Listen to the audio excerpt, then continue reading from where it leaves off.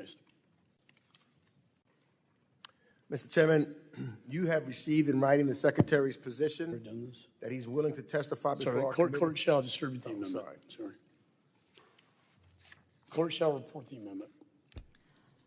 Amendment number 2 to the committee report recommending the House of Representatives find Antony Blinken, Secretary, U.S. Department of State, in contempt of Congress for the refusal to comply with the subpoena duly issued by the Committee on Foreign Affairs. Without objection, further reading the amendments dispensed with. Gentleman is recognized for 5 minutes. Mr. Chairman, you've received in writing the Secretary's position that he's willing to testify before our committee again, and the explanation for why he cannot do so today. My amendment incorporates some relevant language from the Secretary's written communications to you, so that the committee report includes important details to complete the record about his willingness to comply with your subpoena. That I yield back. All right. Gentleman yields back. I oppose this amendment, and I've already stated my reasons why. So any other members seek recognition? There being no further discussion, question now occurs on the amendment offered by Representative Meeks, number 2. All those in favor signify by saying aye. Aye. All those opposed signify by saying no. No. And the opinion chair, the noes have it. Amendment's not agreed to. That I ask for a roll call. Roll call vote's been requested. Pursuant to the chair's previous announcement, this vote will be postponed. Okay. Any further amendments?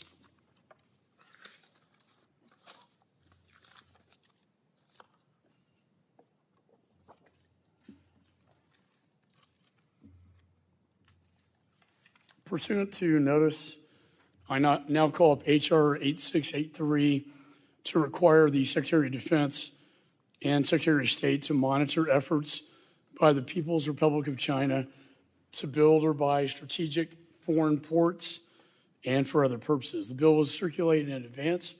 The clerk shall designate the bill.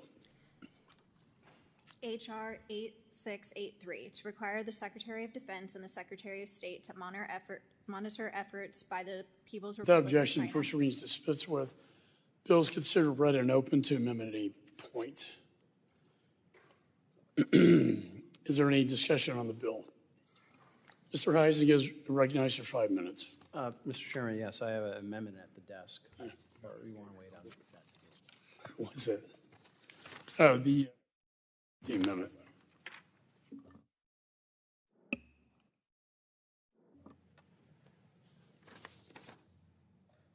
Is there any further discussion?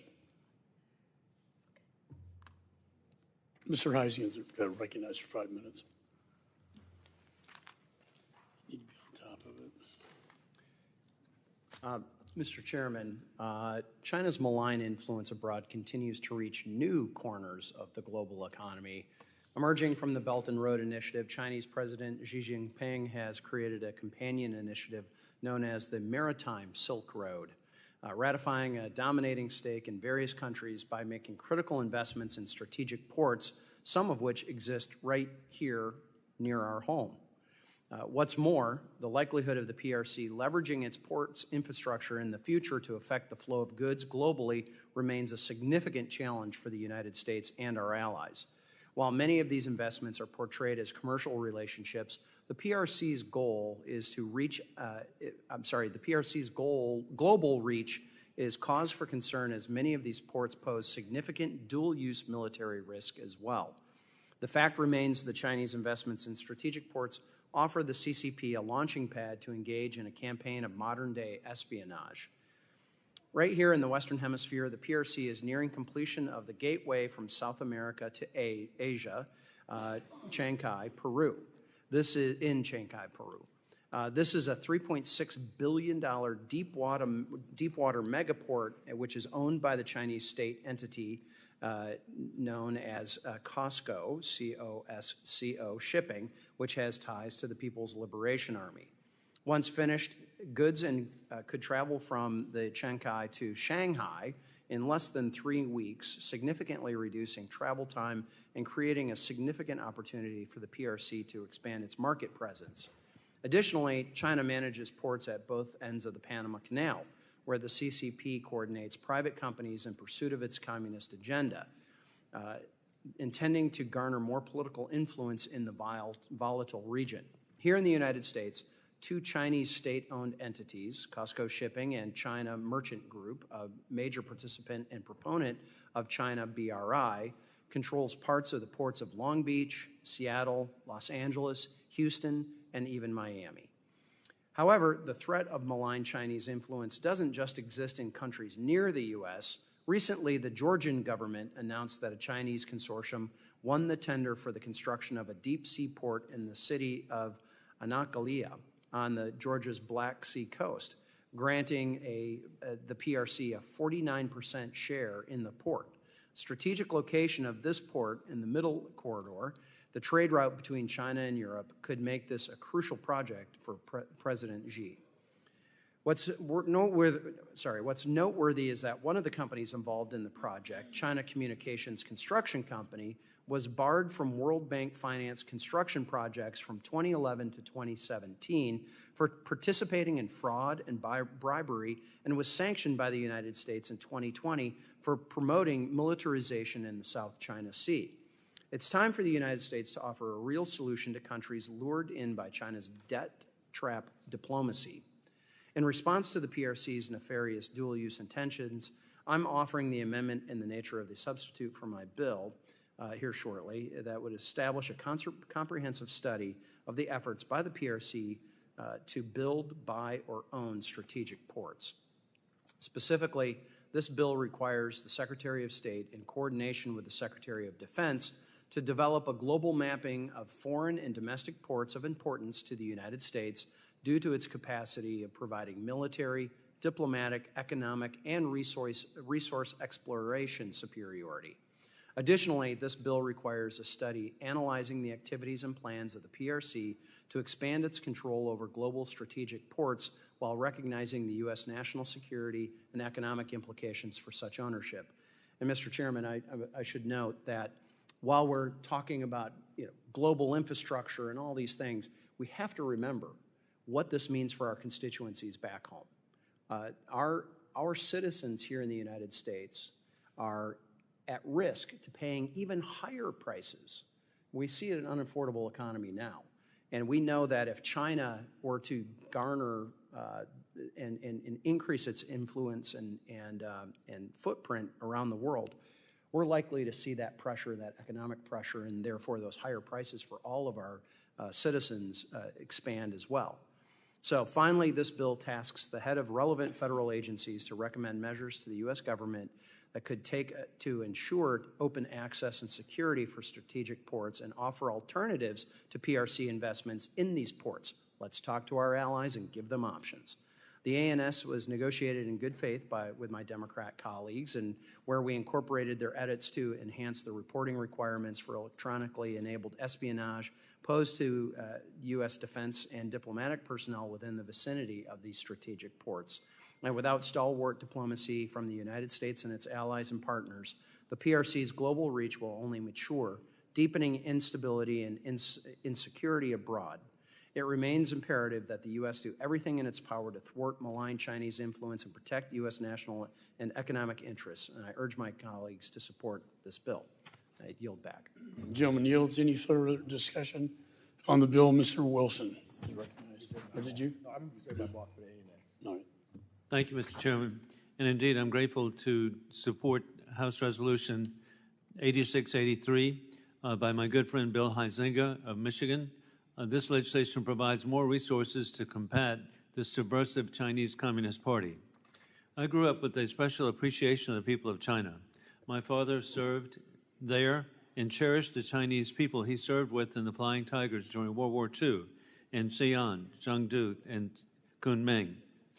But we now see that, indeed, the Chinese Communist Party oppressing the citizens of China are creating a global strategy, and it must be addressed by a global mapping study of the CCP brought about to determine the ports that have been bought or strategically built by the Chinese Communist Party for itself. And it's absolutely critical we have the more situational awareness on the military, diplomatic, economic, or resource capabilities of the Chinese Communist Party. In my birthplace of Charleston, South Carolina, I grew up with a special appreciation of the building of the Panama Canal. The canal is so vital to American families. The Republic of Panama, with its talented people, and I have family who live in Panama, we know that they are under stress due to Chinese influence. And Congressman Huizenga is correct again that Chinese influence into Panama actually affects American families. With that, I urge all of my colleagues to support this legislation. Gentleman yields. Any further discussion on the bill? There being no further discussion, the committee will move to consideration of amendments. Does any member wish to offer an amendment? Mr. Huizenga. Mr. Chairman, I have an amendment at the desk. Clerk shall distribute the Huizenga amendments in the nature of a substitute, number 111.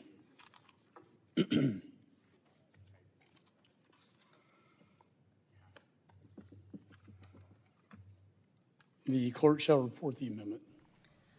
Substitute for the amendment in the nature of a substitute to H.R. 8683 offered by Mr. Huizenga of Michigan. Strike all after the enacting clause and insert the following. Section 1, short title.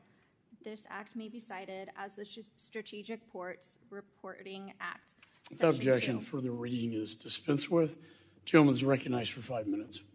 Well, thank you, Mr. Chairman, and I won't take the 5 minutes. I just wanted to reiterate that this ANS was negotiated in good faith with our colleagues across the aisle, and we incorporated a number of their edits to enhance the reporting requirements for specifically electronically enabled espionage that many in our defense and diplomatic corps have been subject to.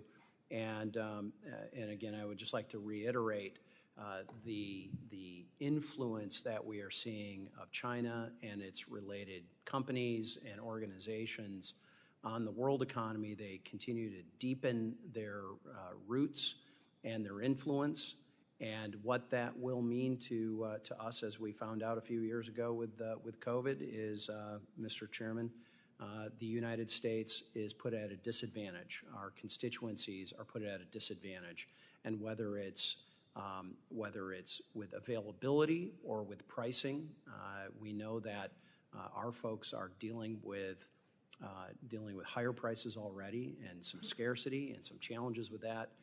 Let's not help the Chinese corner the market. And so with that, I'll yield back the balance of my time. Gentleman yields. Any other members seek recognition? Mr. Meeks is recognized. Thank you, Mr. Chairman. In 2013, when Xi Jinping launched the Belt and Road Initiative and Maritime Silk Road Initiative, China embarked on a coordinated state effort to finance, acquire, access, enhance, and build ports around the world. Today, China is the world's largest trading country, and nearly all of its commerce, 95%, moves by sea. Control of foreign ports provides Beijing with greater access and influence in the host country and region where the port is based, and presents a challenge to the United States' presence and interest there. And although China's Navy has only one overseas naval base, its naval ambitions are clear. China is actively seeking additional basing locations, including on Africa's Atlantic coast, which would pose a significant threat to major shipping routes. China already has the largest Navy in East Asia, and the U.S. Defense Department acknowledges China's Navy is the largest in the world. H.R. 8683 calls for a mapping of strategic ports and Beijing's attempts to gain control of them.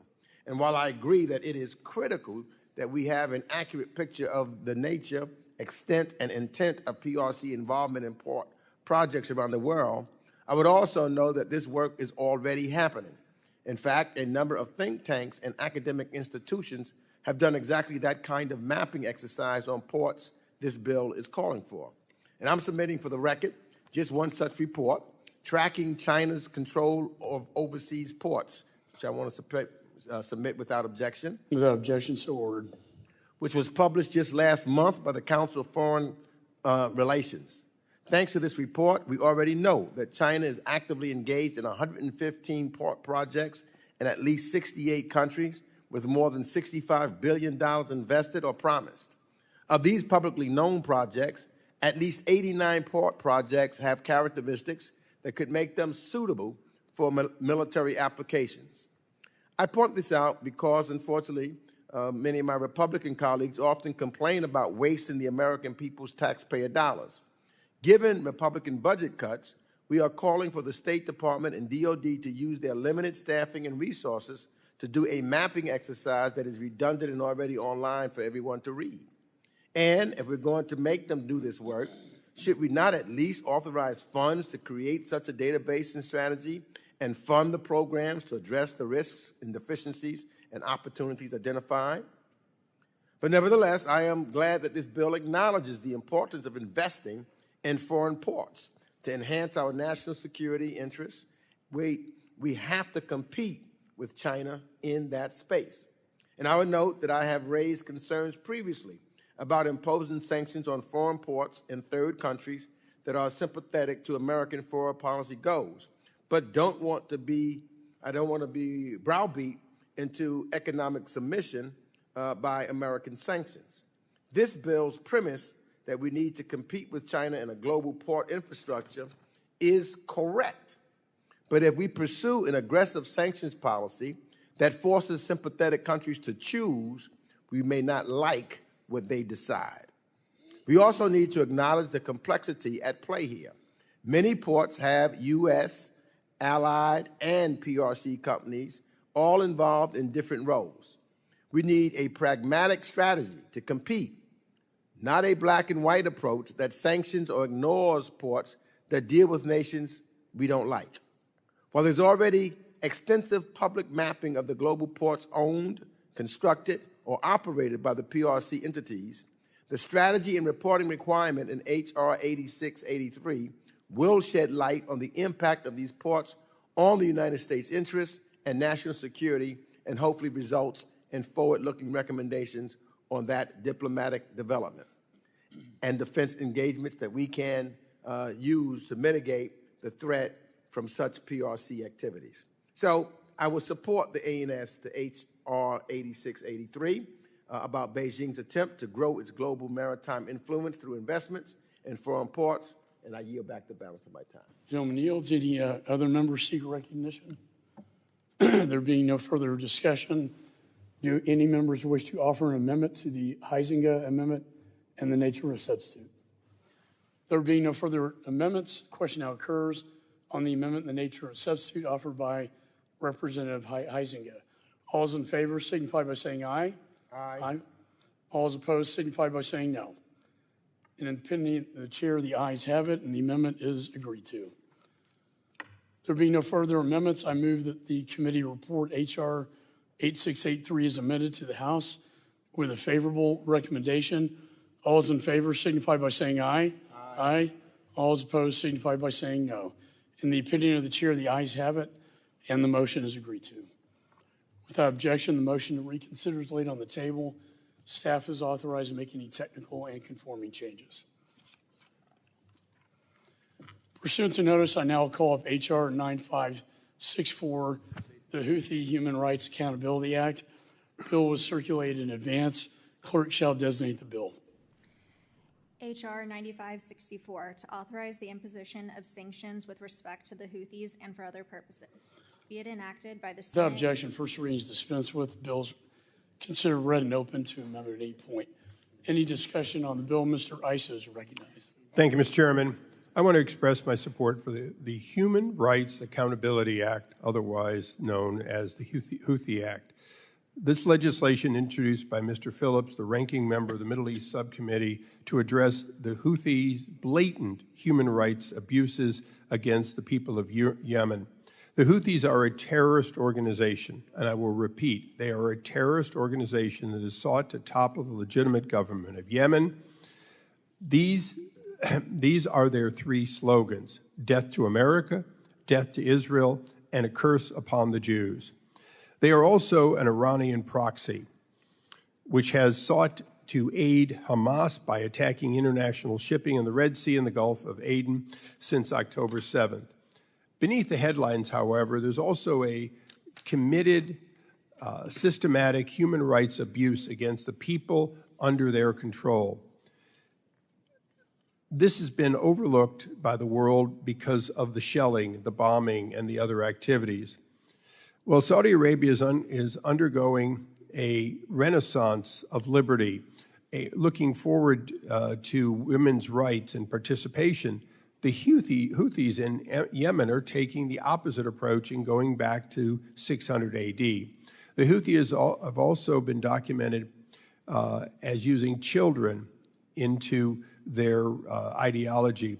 This is the same ideology that caused October 7th.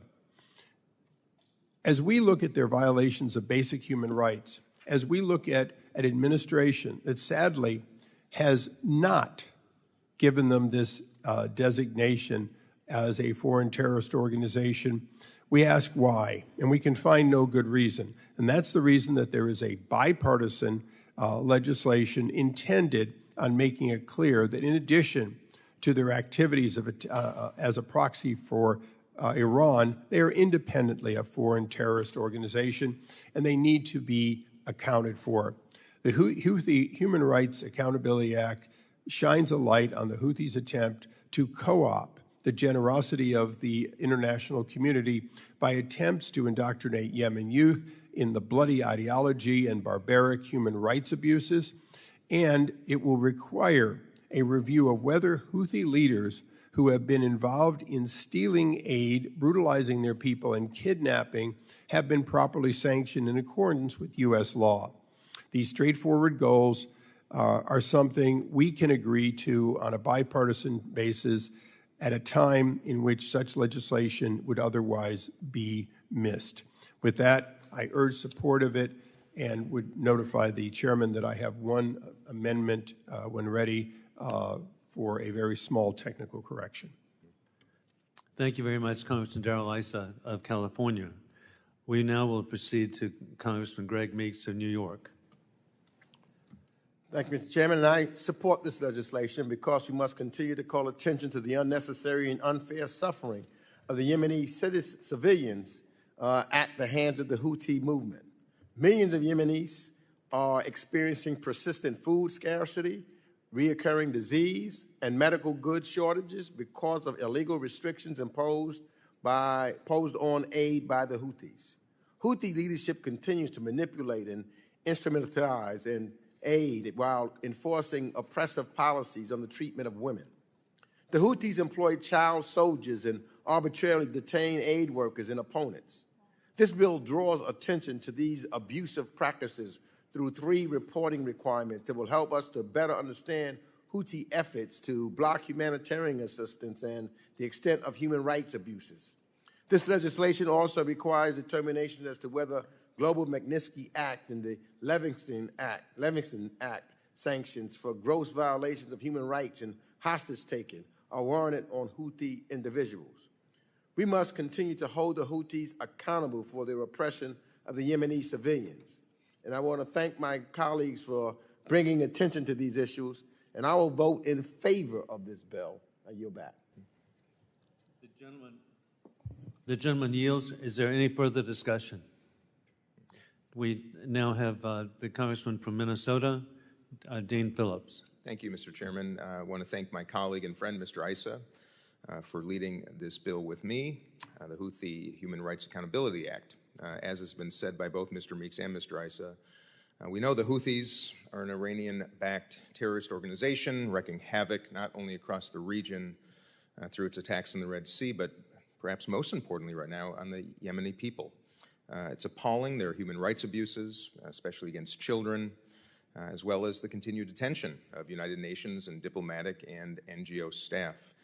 Furthermore, they continue to detain U.S. locally employed staff from our embassy in Sana'a who've been held without justification for more than 2.5 years. Americans held for more than or local embassy employees for more than 2.5 years. As has been said, the bill requires 3 reports from the Department of State. First, a report on Houthi efforts to indoctrinate Yemenis to their extremist and anti-Semitic worldview.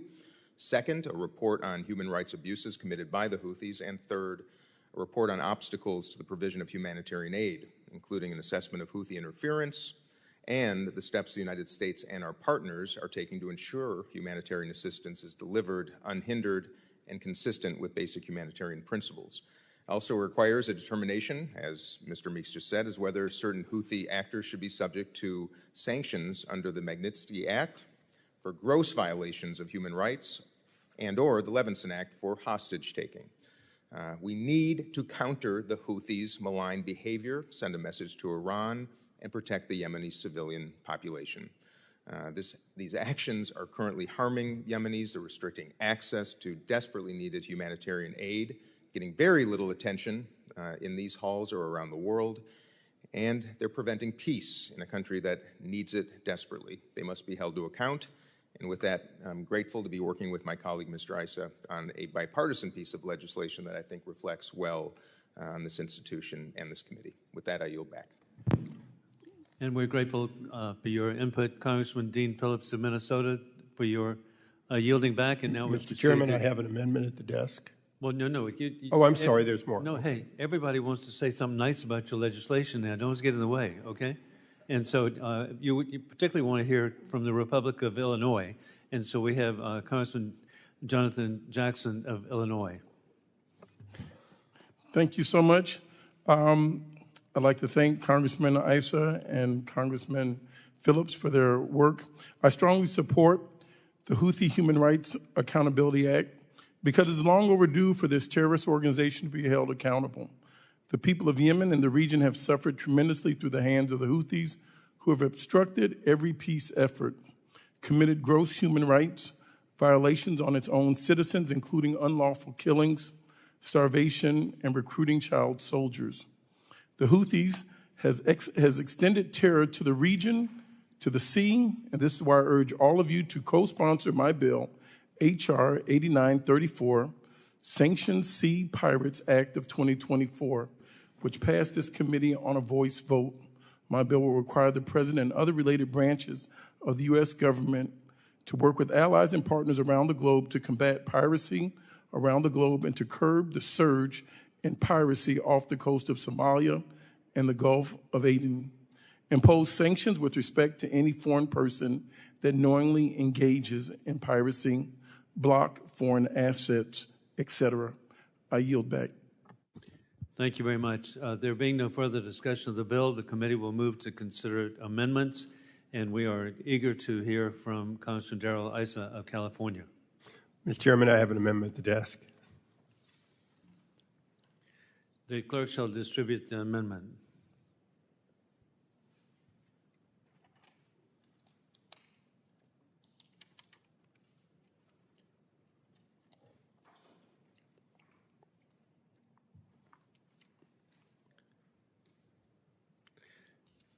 The clerk shall report the amendment. Amendment to H.R. 9564 offered by Mr. Issa of California, page 2, line 13, after a report, insert in unclassified form with a classified annex if necessary. Page 4, line Mr. Chairman, 1. I'd ask unanimous consent that be considered as read. Without objection, further reading of the amendment is dispensed with. Congressman Darrell Issa is recognized for 5 minutes on the amendment. In 30 seconds or less, Mr. Chairman, this amendment simply designates that the reports are unclassified. It makes no other technical changes, and I urge its adoption. The gentleman yields back. Do any other members seek recognition?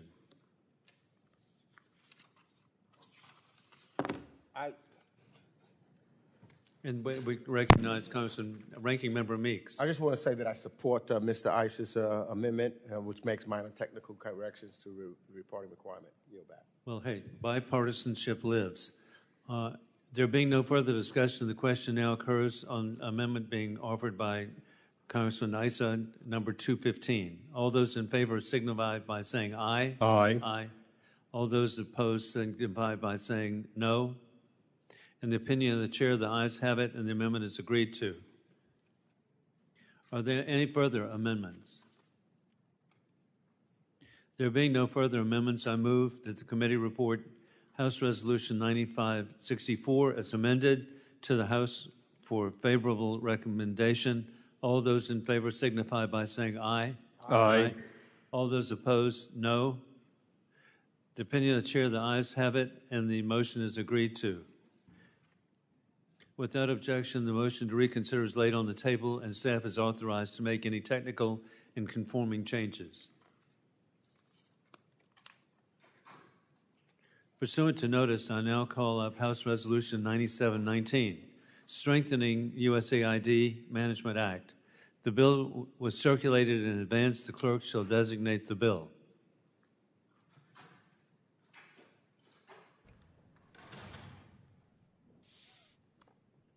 H.R. 9719, to amend the Foreign Assistance Act of 1961 to modify requirements regarding management of the United States Agency for International Development and for other purposes, be it enacted by the Senate and the House of Representatives to the United States of America in Congress assembled, Section 1, short title. This act may be cited as the Strengthening USAID Management Act. And without objection, the first reading is dispensed with, and the bill is considered read and open to amendment at any time. Is there any discussion on the bill? And at this time, will recognize Ranking Member Greg Meeks. Thank you, Mr. Chairman, for moving this bill up to markup. This bill, the Strengthening USAID Management Act, does just what the title suggests. Oh, thank you. It gives USAID additional authorities to manage its programs and workforce as global events demand more from this critical government agency. I'd like to start by commending Administrator Samantha Power for the work she has done over the last 3.5 years to ensure that the USAID is fully equipped to respond to both international disasters and global development needs. She has prioritized locally led development. She has championed USAID's Global Development Partnership Initiative to build back the ranks of the Foreign and Civil Service.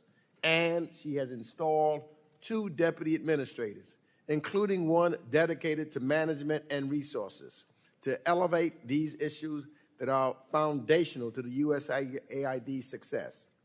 This bill permanently authorizes crises operations staffing that allows USAID to flexibly hire in response to disasters and crises. These events are by their very nature impossible to predict, and they do not lend themselves well to the typical U.S. government hiring process. This authority permits USAID to hire subject matter experts quickly. For example, global health workers to respond to the current Mpox outbreak and deploy them to the field for maximum impact in stemming the health emergency. This bill also authorizes USAID to use what's known as Personal Services Agreement Authority. This will help USAID treat its workforce more equitably by enabling the agency to promote foreign service nationalists without requiring them to recompete for their jobs. FSNs are the local staff in each country's mission that form the backbone of USAID's work abroad. Finally, the bill enabled the State Department, USAID, and other foreign policy agencies to continue overseas comparability pay for foreign service officers posted abroad. Without this extension, foreign service officers will see their wages cut by 22%, which would harm both morale and the United States' national interests. The Strengthening USAID Management Act ensures the agency has the tools necessary to fully support its workforce in the 21st century. And by making these necessary improvements, we will position USAID to better carry out its mission to promote a free and prosperous world.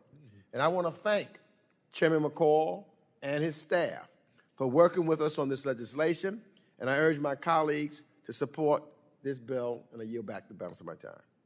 The gentleman, Ranking Member, yields back. Is there any further discussion? We now recognize Congresswoman Young Kim of California. Thank you, Chairman. I have an amendment to H.R. 9719, the Strengthening USAID Management Act. There being no further discussion of the bill, the committee will now consider the amendments, and we now recognize Congresswoman Young Kim. Thank you, Chairman. I want to thank my colleague, Representative Joaquin Castro, for working on this. The clerk shall distribute the amendment. Oh, thank you.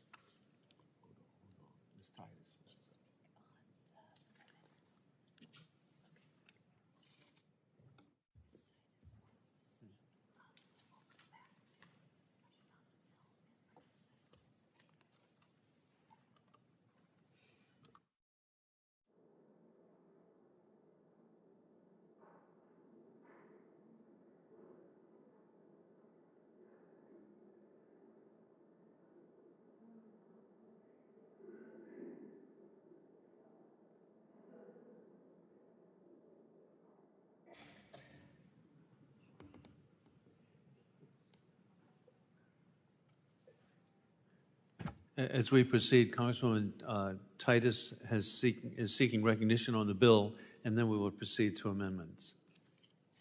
Thank you, Mr. Chairman. I appreciate that. I just want to speak in support of the Ranking Member's Bill 9719 because it includes several important authorities that have been requested by USAID and that will make it stronger. These include the flexible staffing mechanism so the agency can appropriately and effectively respond to global crises as they arise, and also promoting Foreign Service nationals at post. But I especially want to voice support for the Overseas Comparability Pay Authority that this bill extends for 2 years.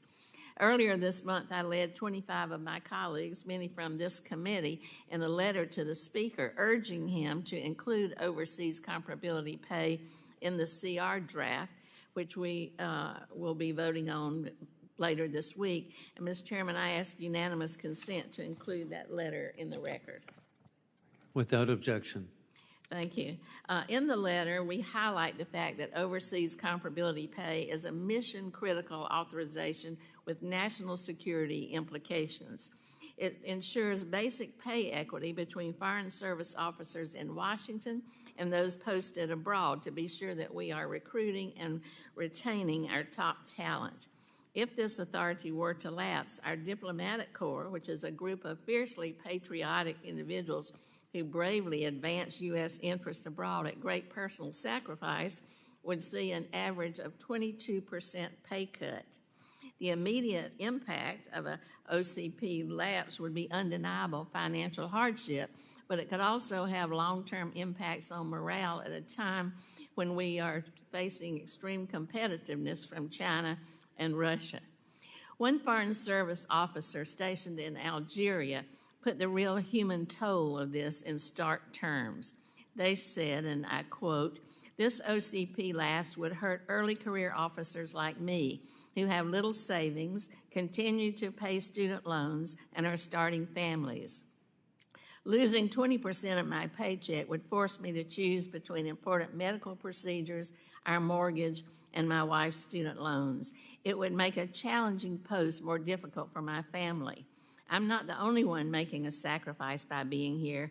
My spouse is also sacrificing career opportunities, comfort, and safety in order to support the mission. If we couldn't make ends meet, I can't justify asking her to continue to make that sacrifice." Now, our advocacy on this issue through the letter was successful, and an OCP authority extension was included in the CR, but it only lasts until December 20th. So the Ranking Member's Bill is very important so that FSOs can rest assured that come December, that pay will be included for the next 2 years and they won't face that potential pay cut because of inaction.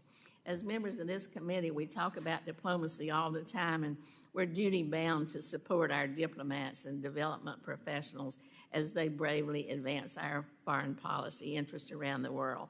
So I support the bill, and I strongly urge my colleagues on the committee to do so. Thank you, and I yield back. Congresswoman Titus. And we now shall resume with the consideration of amendments with the amendment by Congresswoman Young Kim of California, and the clerk shall distribute the amendment. The clerk shall report the amendment. Amendment to H.R. 9719 offered by Mrs. Kim of California. At the end, add the following. Section 8, Office of the Chief Economist. In general, the administrator is authorized to establish within USAID an independent office to be known as the Office of the Chief Economist. In this subsection referred to as the office, that shall, 1, use economic theory, evidence, and without tools. objection, further reading of the amendment is dispensed. The gentlelady is recognized for 5 minutes on the amendment. Thank you, Chairman. And I want to thank my colleague, Representative Joaquin Castro, for working on this common sense amendment with me. My amendment authorizes USAID's Office of the Chief Economist, or OCE. It does not provide any new funding, but simply codifies OCE's underlying legislative authorities to strengthen USAID's function. Since 2011, OCE has supported USAID's mission to achieve the greatest impact with the fewest taxpayer dollars as well as help USAID respond to global challenges such as changing market conditions, economic shocks, and severe debt distress. OCE promotes the use of cost-effectiveness evidence in agency decision-making and provides macroeconomic analysis, software solutions, and research to inform policy and program design and implementation. Codifying authorities for OCE would help prioritize efforts to integrate best practices for USAID's work across all sectors through post-project performance measurement. We need to make sure that USAID resources go towards efforts that have the greatest and most sustainable impact. This amendment ensures that economists and technical experts continue to play a key advisory role in the agency's programming and decision-making. I urge my colleagues to support this bipartisan amendment, and I yield the balance of my time. The gentlelady yields back. Do any other members seek recognition? We now recognize the ranking member, Congressman Greg Meeks of New York. I want to thank Representative Kim and Castro for offering this amendment to my bill. This amendment would institutionalize the Office of the Chief Economist at USAID, which was created 2 years ago to take an innovative approach to incorporating evidence and behavioral economics into USAID's programming. Since its establishment, the office has amplified the agency's efforts to ensure programs are cost-effective and achieve measurable outcomes, all while taking into account economic analysis across multiple factors. I am encouraged to see bipartisan support for their efforts, and I look forward to future innovations from the Office of the Chief Economist. And I'm pleased to support this amendment. Yield back the balance of my time. Do any other members seek recognition? There being no further discussion, the question now occurs on the amendment offered by Congresswoman Young Kim, number 75. All those in favor signify by saying aye. Aye. All those opposed signify by saying no. In the opinion of the chair, the ayes have it, and the amendment is agreed to. Are there any further amendments?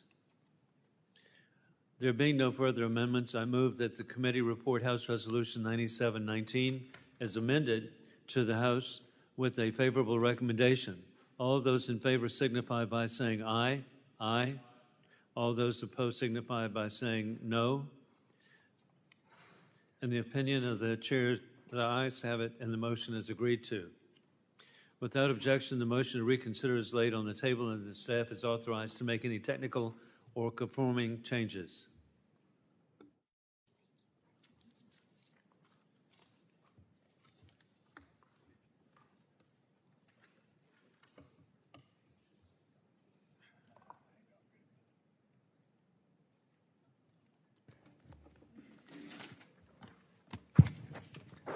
Pursuant to notice, I now call up HRes 1348, urging the government of Nigeria to immediately release Tigran Gambaryan from imprisonment. The resolution was circulated in advance. The clerk shall designate the resolution.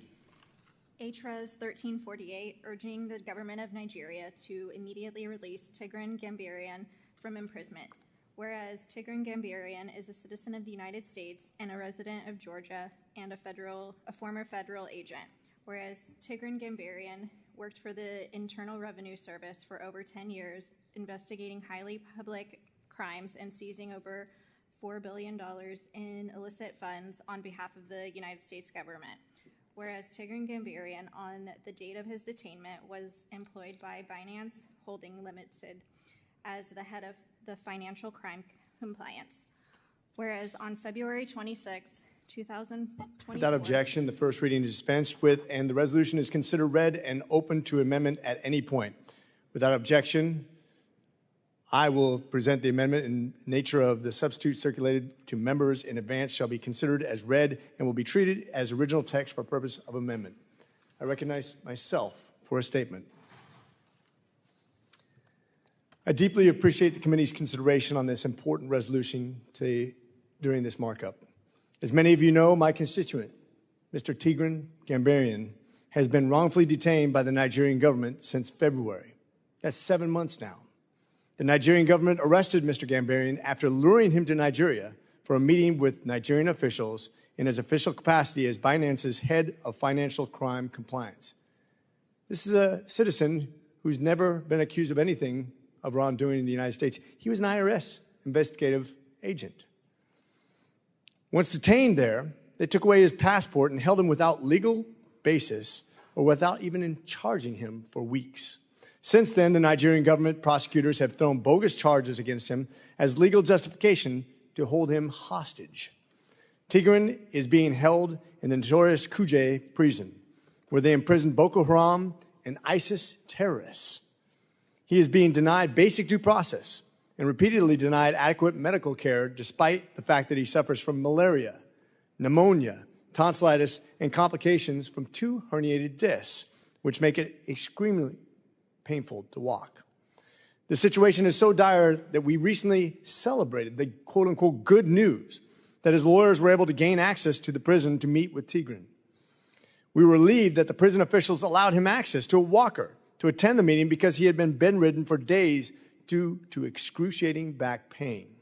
I could go on forever showing stories of inhumane treatment Tigran is suffering, not to mention his wife and 2 young children waiting at home for his return. This is no way for an American citizen to be treated by custody of a foreign government, especially one that's supposed to be our ally and partner in the region. I've been to Nigeria. I'm actually the godfather to 2 children of Nigerian descent. This means a lot to me, and Tigran is my constituent. My resolution, H.R. Res. 1348, does 4 things. 1, it calls out the Nigerian government for their blatantly false claims of wrongdoing by Tigran Gambaryan and their inhumane treatment of an American citizen in their custody. 2, it urges the Nigerian government to release Tigran and provide him unfettered consular access, unrestricted medical care, and full due process to his rights.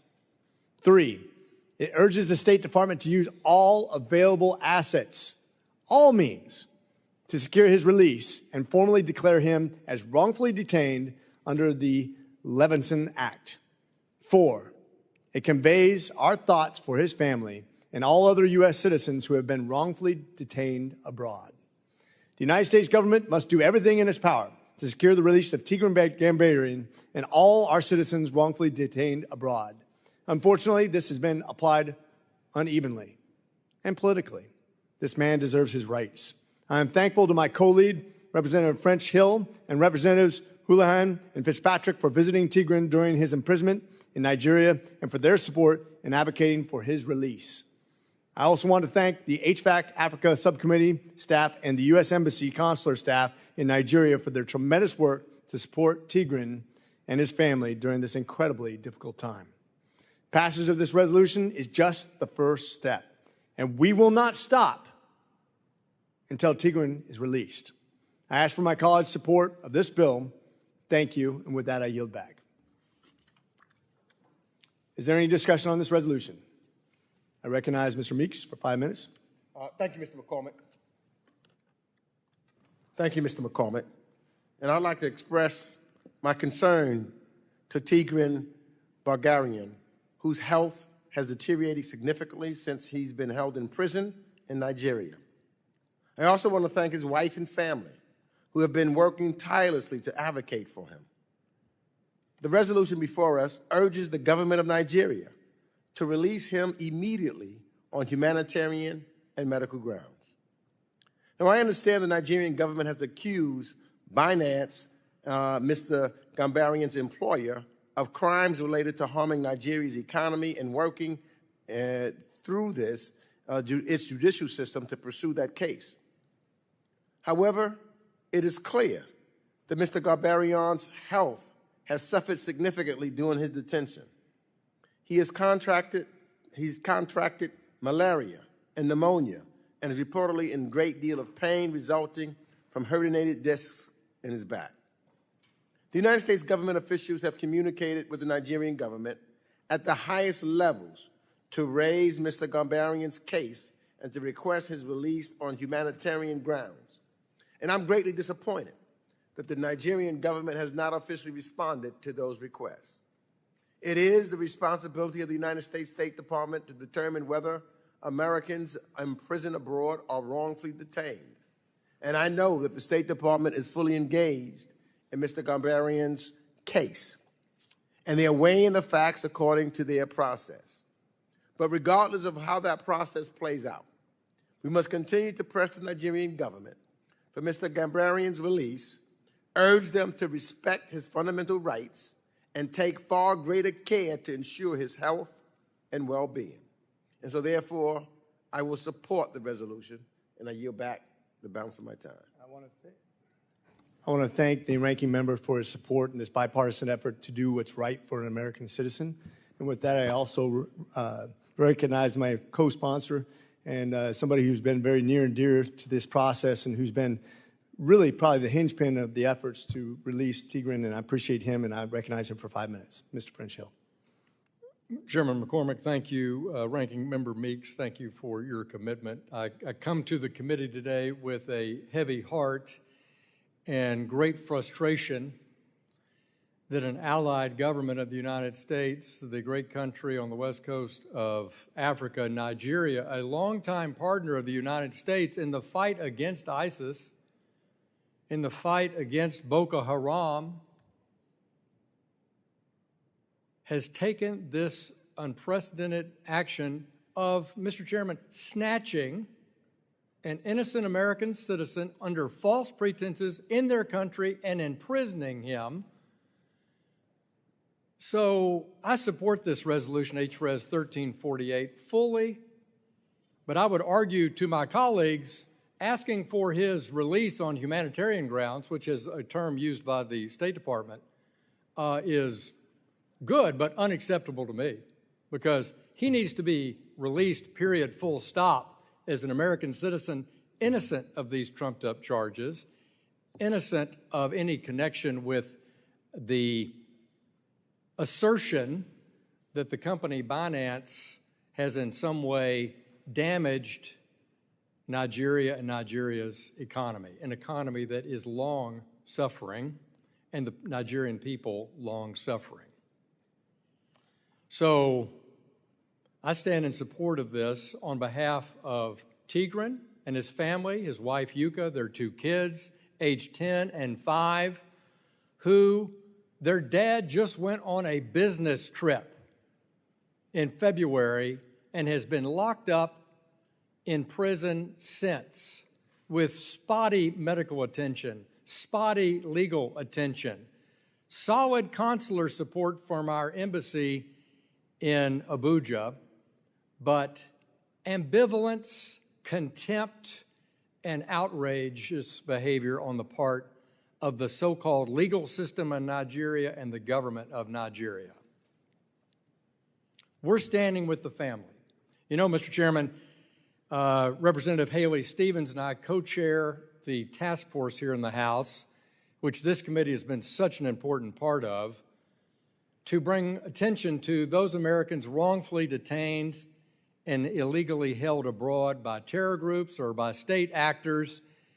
And it's one thing when we talk about Syrians or Iranians or Russians, but what a disappointment that we sit in this hearing and we talk about our friends in Nigeria. So I hope all members will not only support this resolution, but I hope all members on this committee will write the ambassador to Washington from Nigeria and express your utter dismay about putting our partnership for peace, prosperity, public health at risk because they wrongfully detain an American citizen.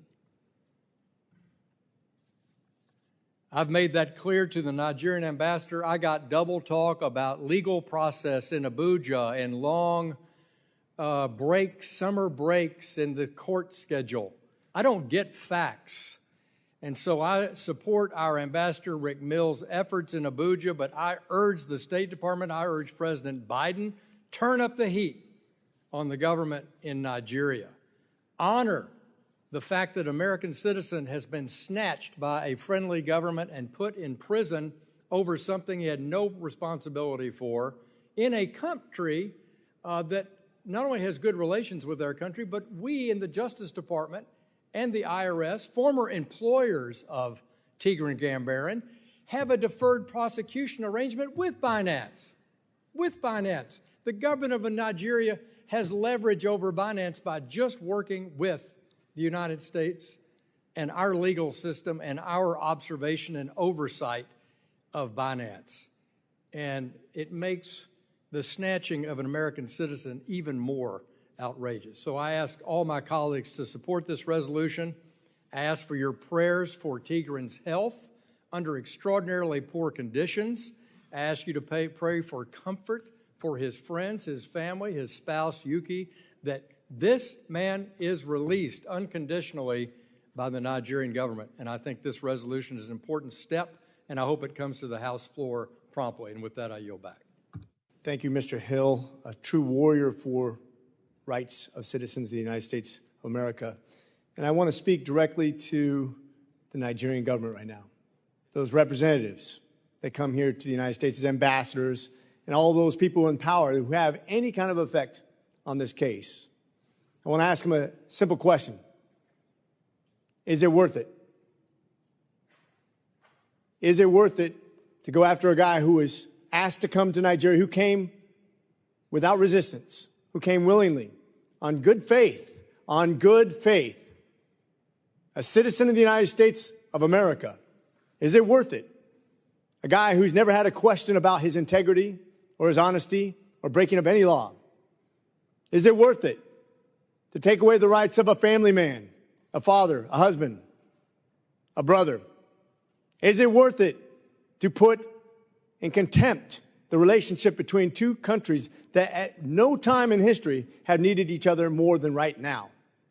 Is it worth it to continue to prosecute this guy for something he didn't do? Is it worth it to take away his health? Would you do this to your family? Would you do this to your friend to try to prove a point that's not going to be proven by this?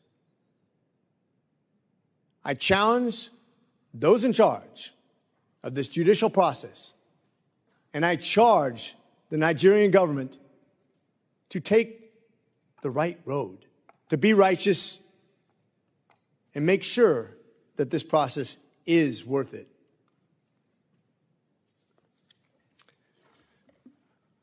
Are there any further questions or discussions on this topic?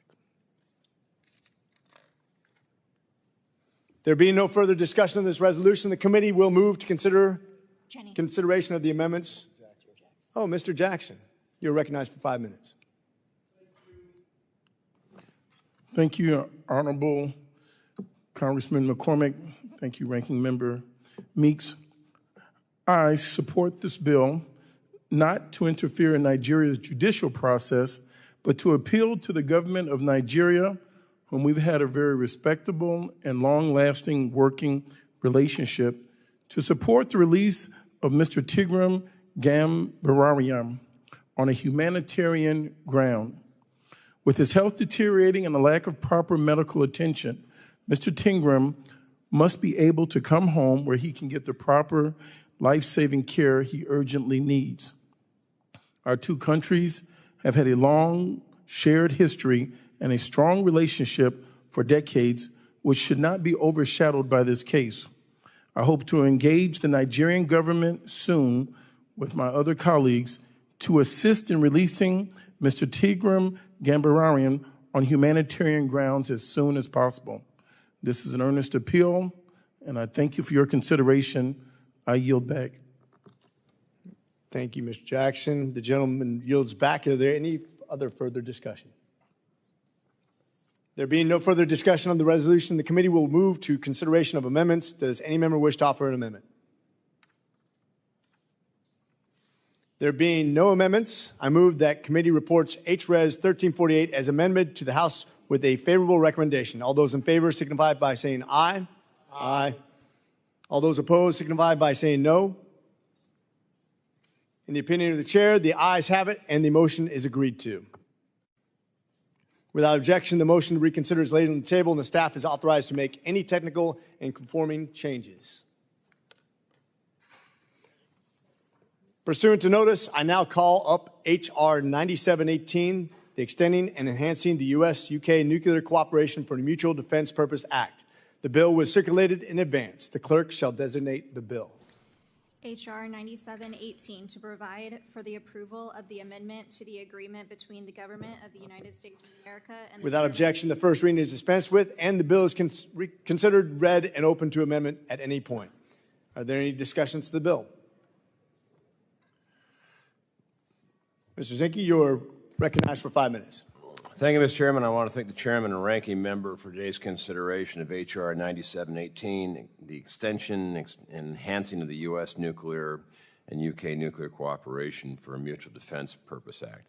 Short history, it began in 1958. This Congress renewed it in 2014.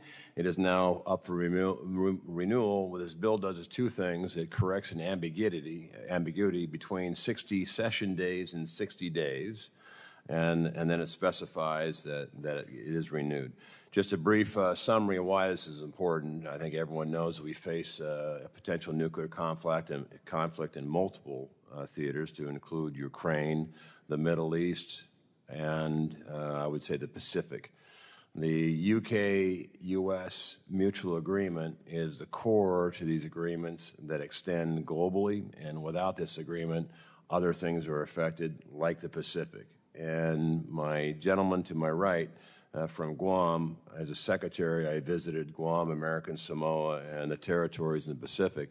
And I can tell you, they're in the front line, and having an extension of this on a very important and critical piece is absolutely essential to the defense of our country in the Pacific.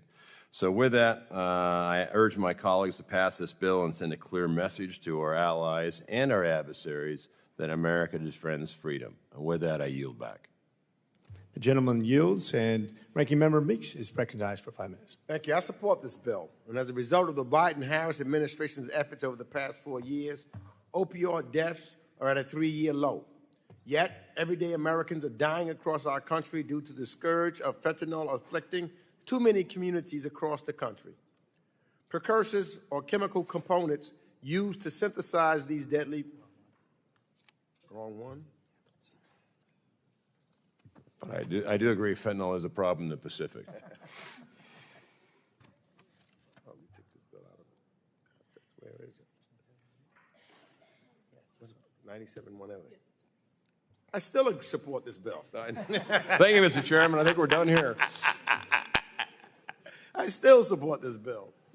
The special relationship between the United States and the United Kingdom is among the most important bilateral relationships for U.S. foreign policy and U.S. national security, a relationship that has only grown stronger under the leadership of the Biden-Harris administration.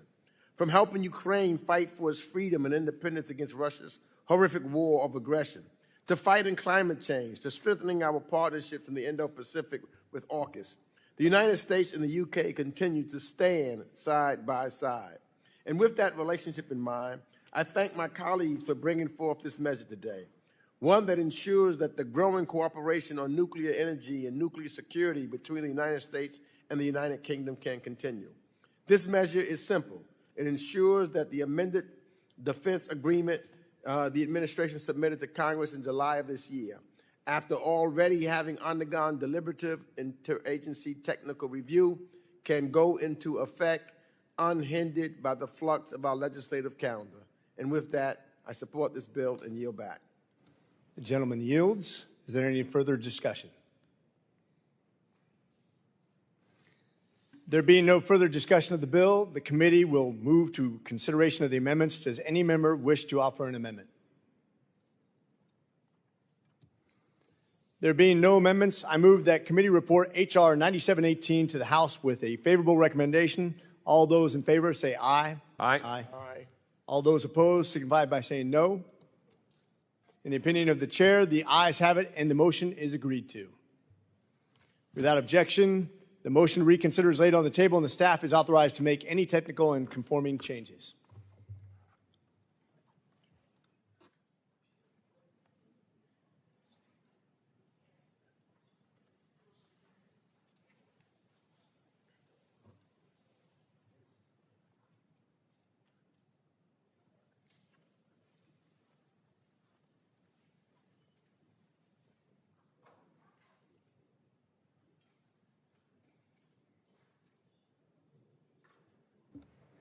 Pursuant to notice, I now call up H-Res 1449, condemning global rise of anti-Semitism and calling upon countries and international bodies to counter anti-Semitism. The resolution was circulated in advance. The clerk shall designate the resolution. H-Res 1449, condemning the global rise of anti-Semitism and calling upon countries and international bodies to counter. Without objection, the first reading is dispensed with, and the resolution is considered read and open to amendment at any point. Is there any discussion on the resolution? Ms. Manning, you're recognized for 5 minutes. Thank you, Mr. Chairman. And I want to personally thank you and Ranking Member Meeks for your leadership, as well as your staff for working with me to advance this important bipartisan resolution to markup. I am proud to speak in favor of H-Res 1449, a bipartisan House resolution I introduced with my dear friend Congressman Chris Smith, supporting global efforts to counter anti-Semitism. It has been an honor to serve alongside him as co-chair of the House Bipartisan Task Force for Combating Anti-Semitism. Mr. Chairman, we know that anti-Semitism is on the rise around the world. We know what a threat that is, not just to the Jewish community, but to democracy and to the very fabric of our societies around the globe. Today, not even 80 years since the liberation of Auschwitz, anti-Semitism has grown, taken on new forms, and spread to more parts of the world. And as we have seen since the Hamas terrorist attack of October 7, 2023, the single deadliest day for Jews since the Holocaust, anti-Semitism around the world has skyrocketed. And let me state, the anti-Semitism skyrocketed on October 8th, before there was any IDF response to that horrific terrorist slaughter and capture of innocent Israelis, including American citizens. Here in the United States, FBI data shows that anti-Jewish hate crimes increased in 2023 by nearly 63% from 2022, totaling the highest number recorded in almost 3 decades. Jewish Americans make up around 2% of the U.S. population, yet anti-Semitic hate crimes accounted for more than 15% of all hate crimes reported by the FBI and 2/3 of all religion-based hate crimes. Yet even though we face a significant global challenge, we should not despair.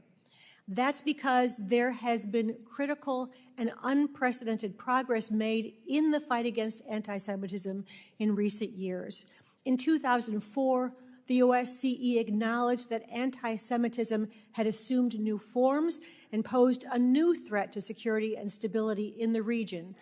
In 2016, the International Holocaust Remembrance Alliance built international consensus around a valuable working definition of anti-Semitism.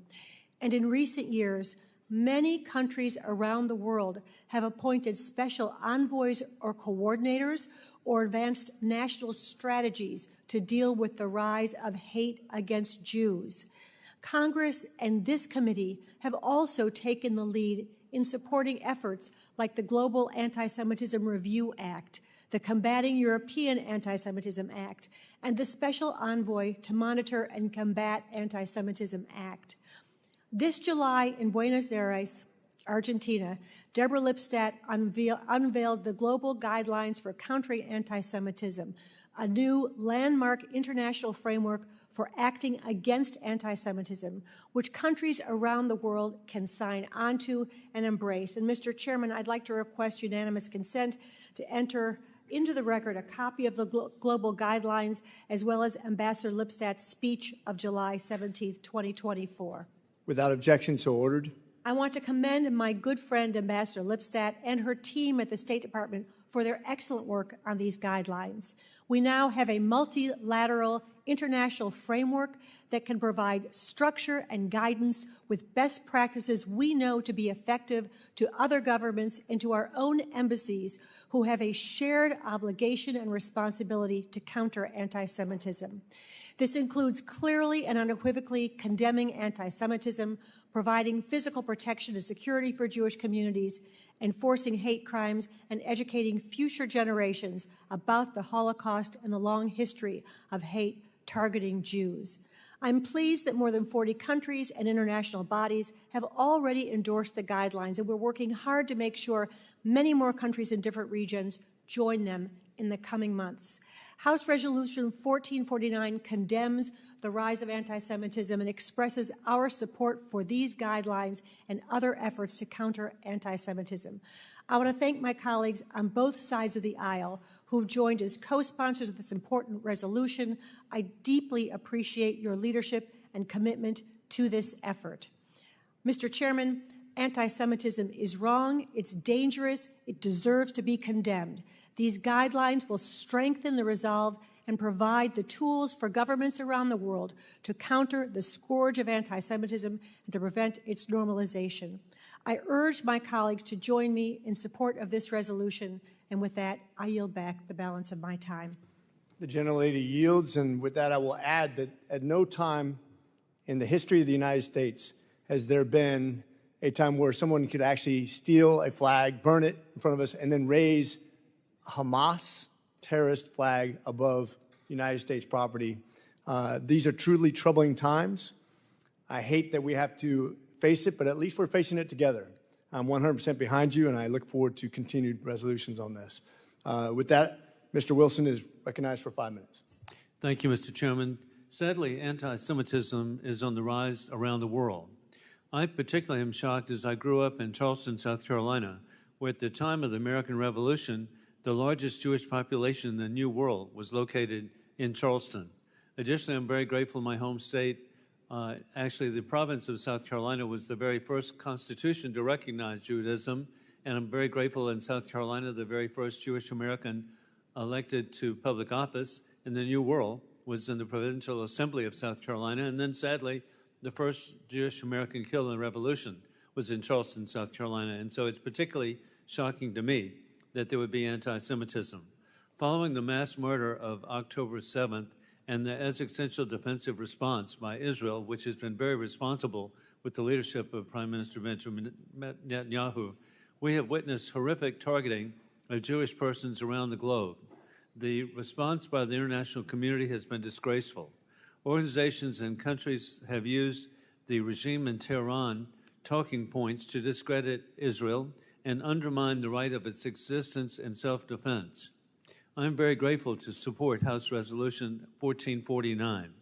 Author Congresswoman Kathy Manning of my neighboring state of North Carolina is to be commended as she has determined not to run for her reelection, and she will be missed by her Republican colleagues for her bipartisan service, as she so eloquently just stated, both sides of the aisle.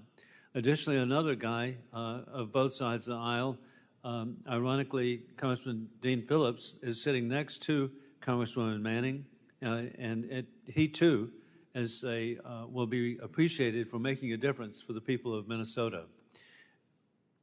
I will continue my service of working for accountability in international organizations to combat rampant anti-Semitism fueled by those intent on destroying Israel and America and Western civilization. They truly do mean death to Israel, death to America. Every American family is at risk, and we can address this by addressing anti-Semitism now. I yield back. The gentleman yields. Ranking Member Meeks is recognized. Thank you. I strongly support this resolution. Historic levels of anti-Semitism continue to rise at home and abroad.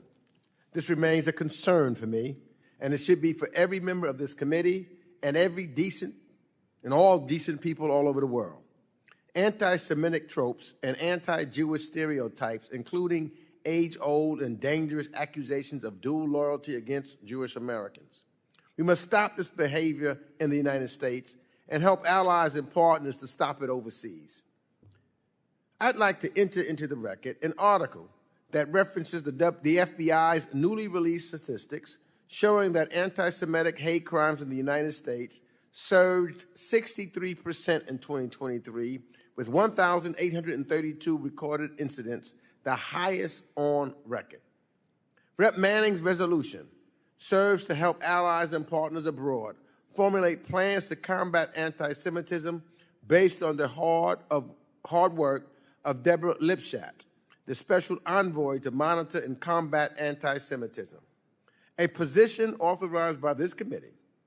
I also want to thank Rep. Manning, Vice Chair of the Foreign Affairs Committee and the sponsor of this resolution. She has a decades-long track record of fighting to combat anti-Semitism and standing up for Jewish people.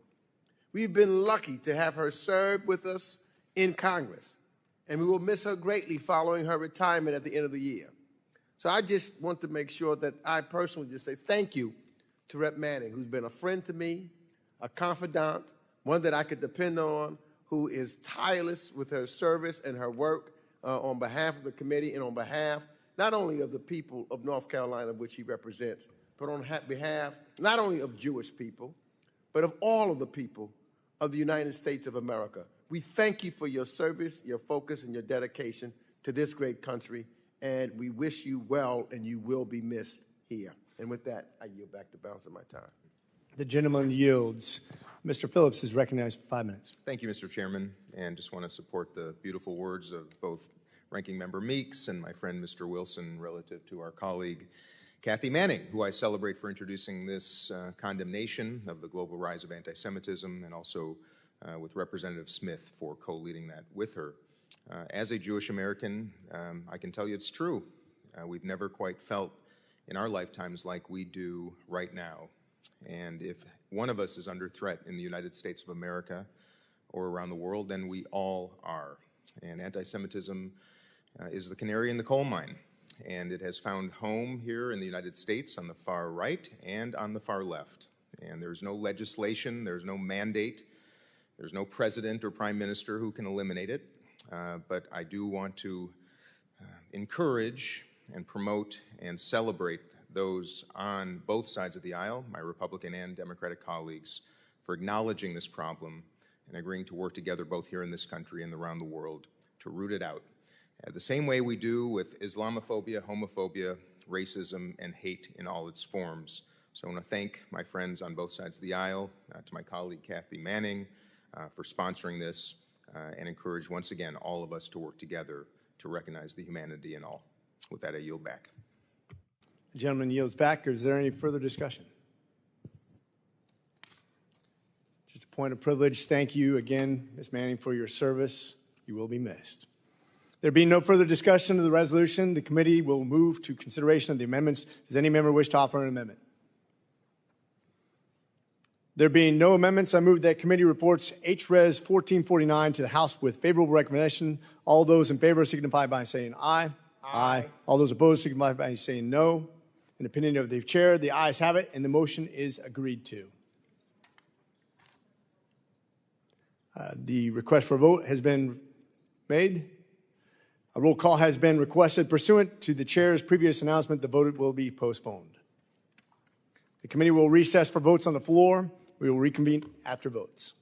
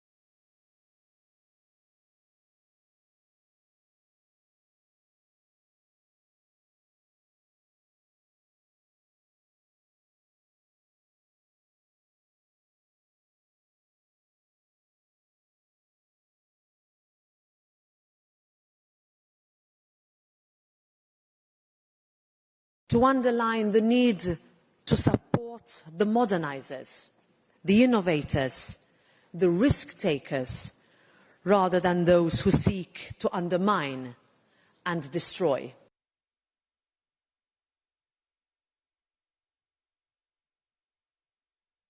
Community leaders, the business communities, local grassroots groups, and activists to lead the shift away from the comfort of easy cynicism towards looking at politics as a force for positive change, to beat back against complacency. This will require patience, it will require leadership, but I'm confident that we will get there. Thank you.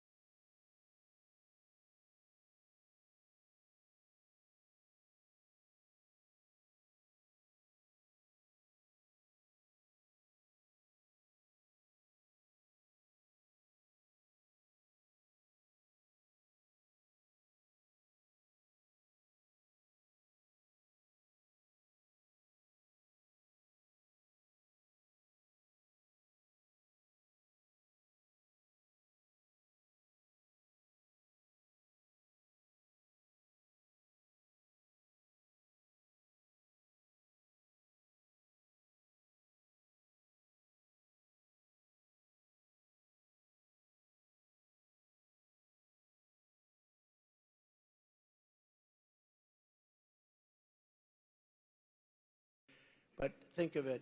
So we gave her the check. She's never seen anything like it. They live a very nice life, but no money, no money. And now she has $1 million. I said, that's only the beginning, because we did a GoFundMe, and they raised about $6 million. And so the other two men that got hit were really hit hard. They were not going to make it. First question I ask is, how many people were killed? Because with so many people, no matter where a bullet goes, going to hit somebody. They said 3 are probably dead. Well, the 2 were taken immediately to the hospital. The doctors were great. I was taken to a hospital. The doctor was, the whole hospital was fantastic. I mean, just so professional, so good.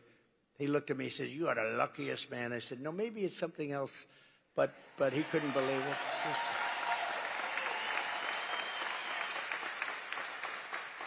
The doctor said, you know, sir, this would be a good day for you to go to the lottery and buy a nice ticket.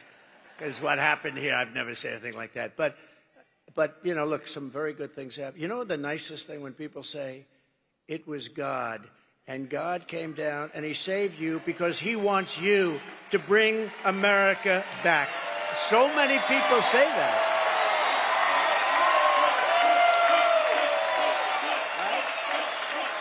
So many people say that. I hope that's true. I hope that's true. Thank you.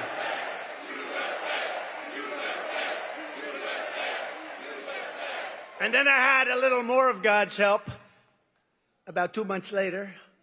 You saw that? Where a brilliant Secret Service agent, that's all you can say. You know, a lot of people, when they walk down grass, beautiful flowers, very thick shrubs, everything beautiful, they could say, oh, what beautiful, oh, isn't this guy nice? He wasn't looking at this guy. This guy was no games, and he was walking down the middle of that fairway, and he's looking over. And what does he see? He sees a rifle, just a small part of a very big weapon. And he sees a small part of a rifle, the barrel, coming out of very heavy shrubbery. Who's going to see that? Not a lot of people. And he didn't say, who's over there, please? May we talk? No, he took his gun and he started shooting them. And the guy dropped his... No, think of that. That's, you know, that's... Nothing's in the category where I have to turn to right. You have about 1/8 of a second where you're safe. But I'm telling you, that's... God was watching there, too. Because you needed somebody really sharp. I give Secret Service a hell of a lot of credit. These are, you know, look, they've been hit hard because of Butler, because, you know, the building should have been taken care of, and they understand that. But when I went down, I had 4, 5, 6 people right on top of me, and there were bullets flying right over our heads. A lot of bullets were flying right over our head. They were not sitting back and taking a pass. They were not saying, well, gee, I'm not going to go over that. That's dangerous stuff. They were on top of me in seconds, and you got to give them a lot of credit. But here you have to give them credit, too, because this agent, I would have been in that location within 10 minutes, right? And right next to the guy, practically. And this guy spotted, shot. But how about this? He then ran. There's a fence in between, cyclone fence. And he then ran across the street, down the block to get his car. Only a woman could do this because men aren't smart enough, I'll tell you. And a woman, pretty busy road, Congress it's called, and pretty busy. But she didn't like the way he looked. Now, I see people running all the time. I don't like the way they look. But I don't follow them. She didn't like the way he looked. He looked very suspicious. He was running like wild because he had to get away from the Secret Service. And his car was about a block away. She followed him, stopped right behind his car, and started taking pictures of his license plate. Who would do that? Who would do that? And I asked our great sheriffs in Palm Beach, I said, so if this happened 1,000 times, how many times would somebody follow somebody and take pictures of the license plate? He said, maybe none. That's right. I mean, that's luck, too. And, or something. But this woman is incredible. And once they had the license plate, they had him in a high-speed chase down the highway. But once they had the license plate, it was over. If they didn't have the license plate, he would still be out there. I wouldn't be very comfortable. I would say, I wonder if he's in this audience. I'd say, where is this lunatic? But this woman was, what she did was amazing. So I've had a very interesting experience for the last couple of months. My profession is a very dangerous one. If you think of it, it's far more dangerous than auto races. 0.1% of the auto races die. 0.1% and a little more of the bull riders, that looks nasty, doesn't it? Die. Presidents, I don't want to tell you the percentage, but it happens to be a very dangerous profession. But you know, the only thing I can say is they only go after consequential presidents. That's true. They only go after consequential presidents.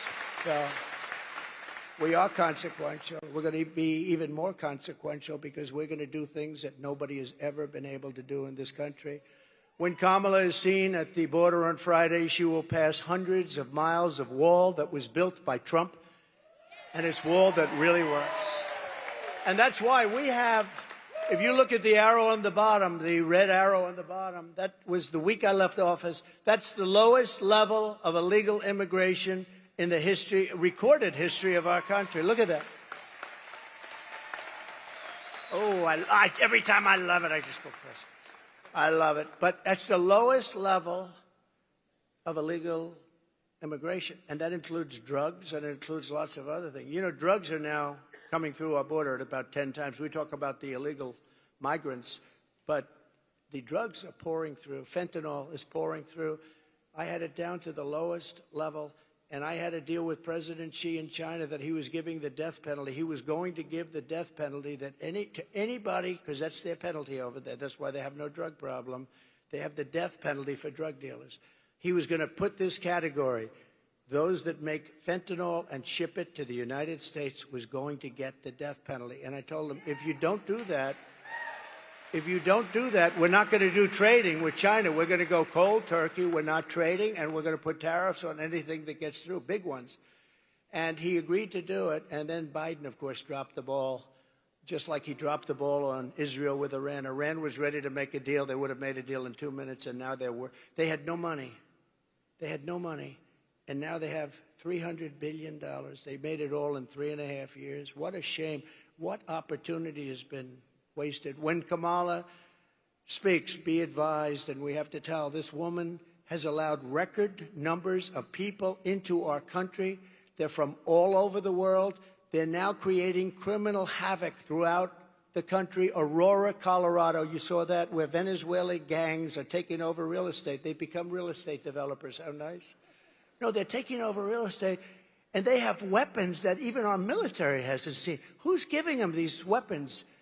But Aurora is a mess. The governor is a mess. You know, the governor is a Democrat, and he's a radical left Democrat, and he's not too popular right now because they're going to take over a lot more than Aurora. They're going to go through Colorado, take over the whole damn state by the time they finish. Unless I become president, they won't last long. And in Springfield, Ohio, so you have a town of 50,000 people. They have 32,000 migrants put into the town almost overnight. And the people are so nice. You know, they want to be nice. They say, well, the mayor is actually looking for interpreters. He's looking all over for interpreters because they can't understand. The language is totally different. What the hell? I'm sorry. You have to move the people back to the country from which they came. You have to. You have to. Every state is a border state now. When she speaks, I hope everybody remembers that she has caused our cities, our towns, and our country itself tremendous damage. Our country is dying. Our country is dying. We're taking all the criminals from all over the world. You know, the crime rates for countries all over the world is way down because they've taken the citizens of their countries have demanded it.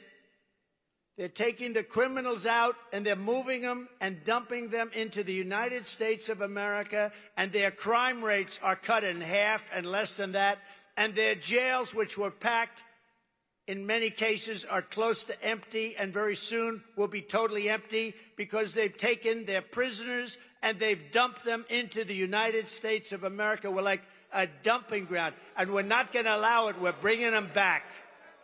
We're bringing them back. And by the way, you know, this is a speech on economic development, but this is a big part of economic development. We can't have factories being built where you have criminals walking down the street with the worst weapons that you've ever seen, with machine guns and everything else. We can't have it. We have to have a safe country, because if you don't have a safe country, everything I talk about today, you can reduce very substantially. So number one, we're going to make America safe, because we have to have a safe country or nobody's going to want to come here. And with her, she doesn't know what the word safe is. You know, she was the head of Defund the Police. Anybody that heads up Defund the Police is not qualified to be a president of the United States. And anybody that lies, like she lies about everything. She changed 15 policies. Now, I've watched politics for a long time. I've been involved on the other side for a long time with helping people out. But I've watched for a long time, and I've seen people change 1 or 2 policies. But I've never seen people change 15 policies. She wants to confiscate your gun. Now she said, oh, I won't do that. She wants to have no fracking. She's 100 times no fracking. There will be no fracking in Pennsylvania, right? No fracking. Now she's saying, oh, I'd love to have fracking. But, you know, they always go back to where they were. They always go back because that's it. She's a Marxist philosophy. Her father is a Marxist philosopher, and he taught her well. And that's what you got, and you can't have that. Our country is not ready for this and hopefully never will be. Kamala's, remember one other thing, and I think it's terrible. She lied about McDonald's. She said, I was a worker in McDonald's. And I stood over the French fries. I'm going to a McDonald's over the next 2 weeks. And I'm going to stand over the French fries because I want to see what her job really wasn't like, because she never. I stood over the French fries, and that was tough. It was hot outside, and it was hot over. She never worked there. It was a lie. And when I asked her at the debate, I said, I want to talk about this. ABC said, you know, ABC, which is the worst of them all, by the way. Did you see that David Muir's ratings are way down? I love that, because he lost his credibility. I love it. Kamala's illegals are also crushing your wages and stealing your jobs. Last month alone, think of this, American-born workers lost 1.3 million jobs, and migrants gained 635,000 jobs. So we're putting our migrants to work at a much higher level than our own people, our own citizens. So as we create millions of new manufacturing jobs here in Georgia and nationwide, we will make sure that these jobs go to American citizens, not illegal citizens, people that came into our country illegally. Your wages will rise, your costs will fall, your job opportunities will grow, because we will conduct the largest deportation operation, sadly, in American history. We have no choice. This is not sustainable. And we got to get the criminals out first. We're going to get the criminals, the murderers, the drug dealers. We're going to get them out of here first. And we're going to work with local police. They know everything about them. They know their names. They know their serial numbers. They know everything. Our local police are phenomenal. We just have to let them do their job.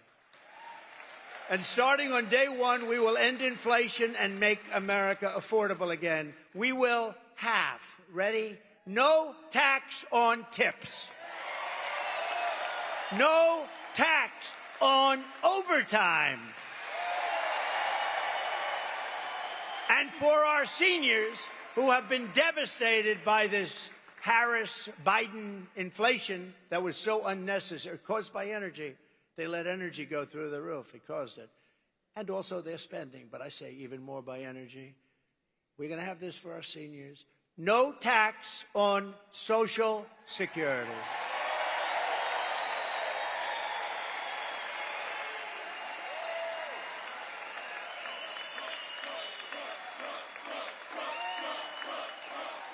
They deserve it.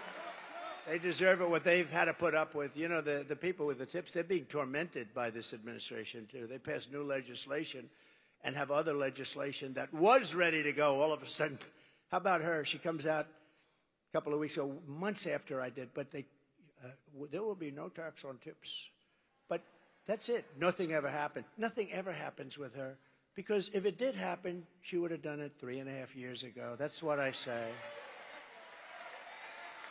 And to finish, she lied about McDonald's. She lied. And she lied about almost everything else. And she doesn't understand a question, and she can't give an answer. If you watch Oprah, I knew Oprah very well. She loved me before politics. She was down at Mar-a-Lago. Donald, this is the most beautiful place I've ever seen. Can we have the funeral of Roger King? He was King World, great guy, great guy. Could we have the funeral at Mar-a-Lago? Yes, Oprah, you can. We had his funeral. He's the most important guy and one of the most important people in her life. She was the one that worked it out. But she was there a lot.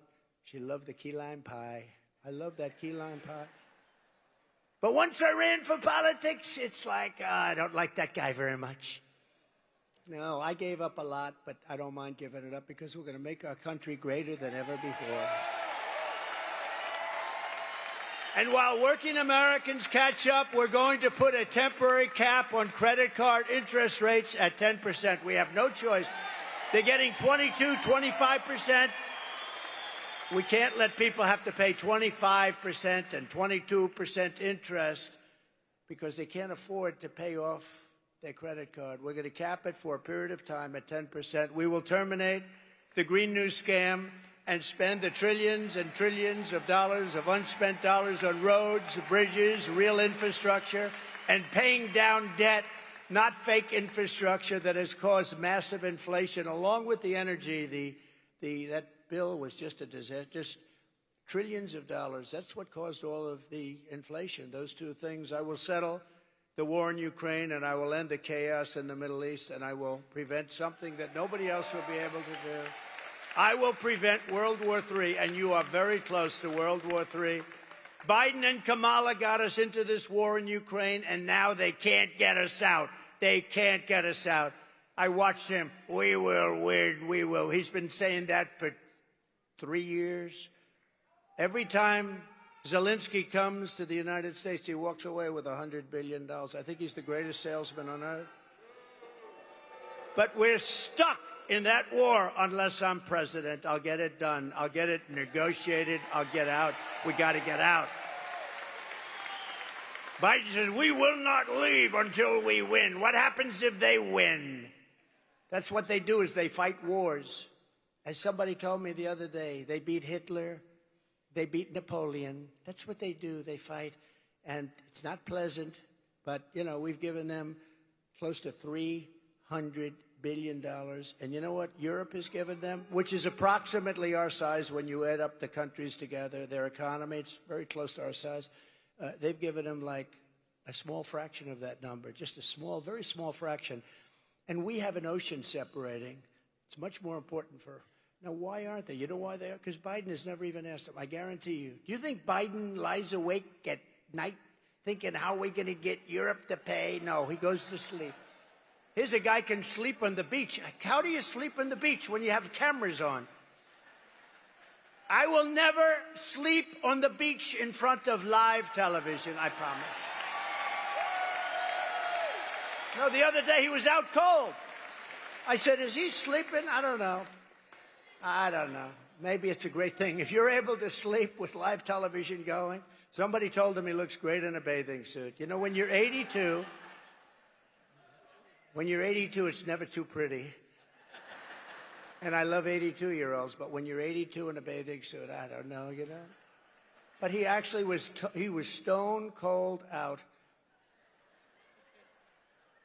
You got to give him credit, though, you know, because anybody that can do that, I find it very hard to sleep. I get so many ideas I'm thinking all the time. This guy just goes out.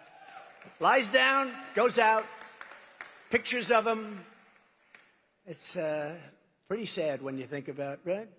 We will, we laugh, but it's sad. And nobody told us he was cognitively impaired.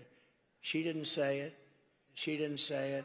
And that puts our country at great danger because President Xi is at the top of his game. All of these guys that we're competing against are all at the top of their game. He's not. He hasn't been for a long time. And that puts us at great risk and great danger. We will rebuild our cities, including Washington, D.C., making them safe, clean, and beautiful again. And we will keep the U.S. dollar as the world's reserve currency.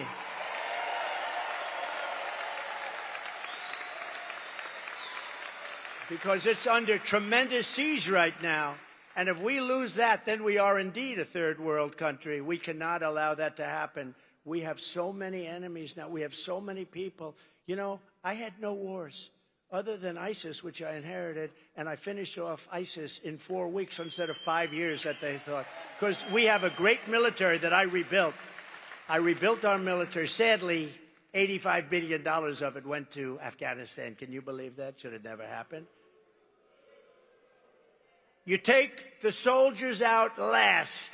You don't take the soldiers out first. Took the soldiers out, and then after they took the soldiers out, the Taliban had a field day.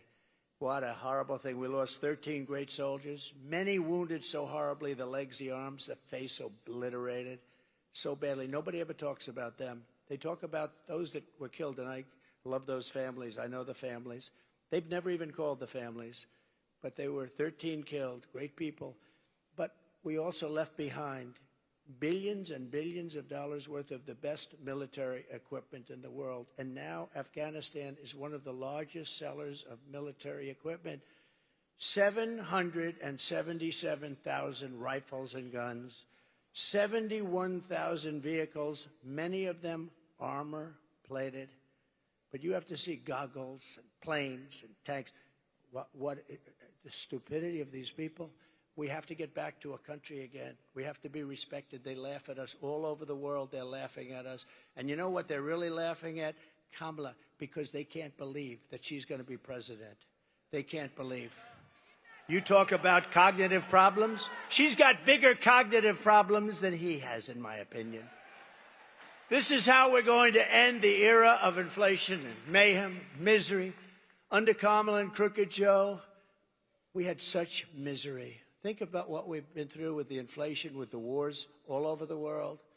Prime Minister of Hungary, Viktor Orban, strong man, really a great leader, didn't allow anybody into his country. He said, no, I don't want people blowing up our shopping centers. I don't want people killing our people.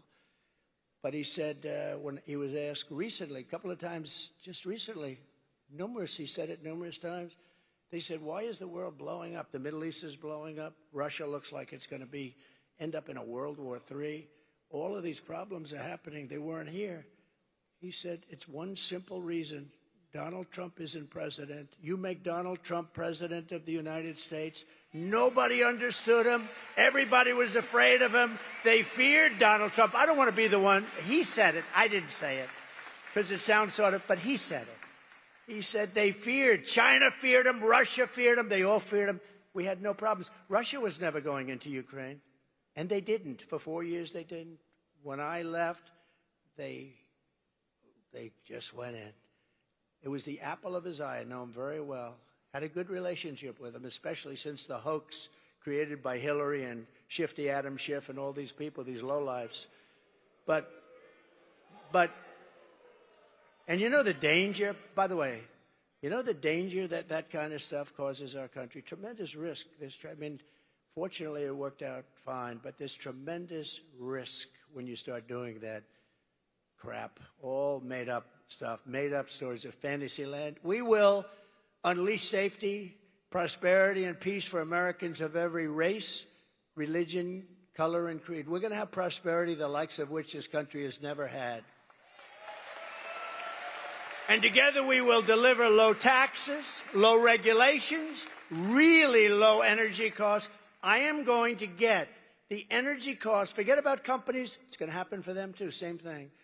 we're going to get your energy bills reduced by more than 50% within the first 12 months of my administration. And I'm talking now house owners and renters and everybody. Your car, everything's going to go way down, and that's going to lead a wave of bringing some of these horrible prices down, because interest rates are now, think of it, 10%. We had them at 2%. But low interest rates, low inflation, you're going to have all of this. You're going to get really low interest rates again, because when the energy goes down, the interest rates are going down too. It's honestly not that complicated. Not easy to do, but I know how to do it. And I did it once, and it was incredible. Just go back and compare your prices with what you're paying for things today with what you were paying 4 or 5 years ago. You won't even believe the difference. So that everyone can afford, I want to make sure that everybody can afford groceries, a car, and a home, the basics. I want to make sure that our young people can experience the potential, at least, of the American dream. We will stop the invasion. We will end migrant crime. We're going to support our great police. We're not going to be defunding our police. She'll go back to defunding the police. You know, I have the support of virtually every major police group in the United States. I just got the support from the Fraternal Order the other day. 400,000 police, but virtually every, I don't think she has one. I don't think, because she's horrible on crime, and she's going to be horrible on crime. She's horrible on the border. She's horrible on business. She's bad on everything. Other than that, she's just fine. What a mess our country's in. And we're not going to have, you know, somebody said the other day, if she won, you literally may never have another election. This could be your last election. And, you know, I used to say it about Venezuela. Remember years ago, I'd say, Venezuela better be careful. And I'll tell you what, we better be careful, because we'll end up being Venezuela on steroids. That's where we're headed. If this communist gets in to be president, if she's the president of our country, we're going to have problems the likes of which this country has never had. And once you have those problems, it never comes back. You don't see them coming back. They never come back. We're going to strengthen our military. I rebuilt our military, but now we have to strengthen it again. We're going to build a missile defense shield around our country. We need that protection, just like Israel has and just like some others have. And it's going to be made largely right here in the great state of Georgia. You do a lot of that. No, we want to have a shield, and we deserve a shield. And you have some lunatics out there that are not loving us too much, and we're not going to let it happen. We're going to build a shield. It's going to be all made in the USA. You know, when we build an airplane, and I changed a lot of it, some of those planes are made with parts from 21 different countries. Do you ever hear of anything so stupid? So in a war, we have a war, we won't be able to get a part from various countries. We can't build the planes. And the steel, too. We need steel for our ships. We have to build great ships. We can't say to China, listen, we're in a war.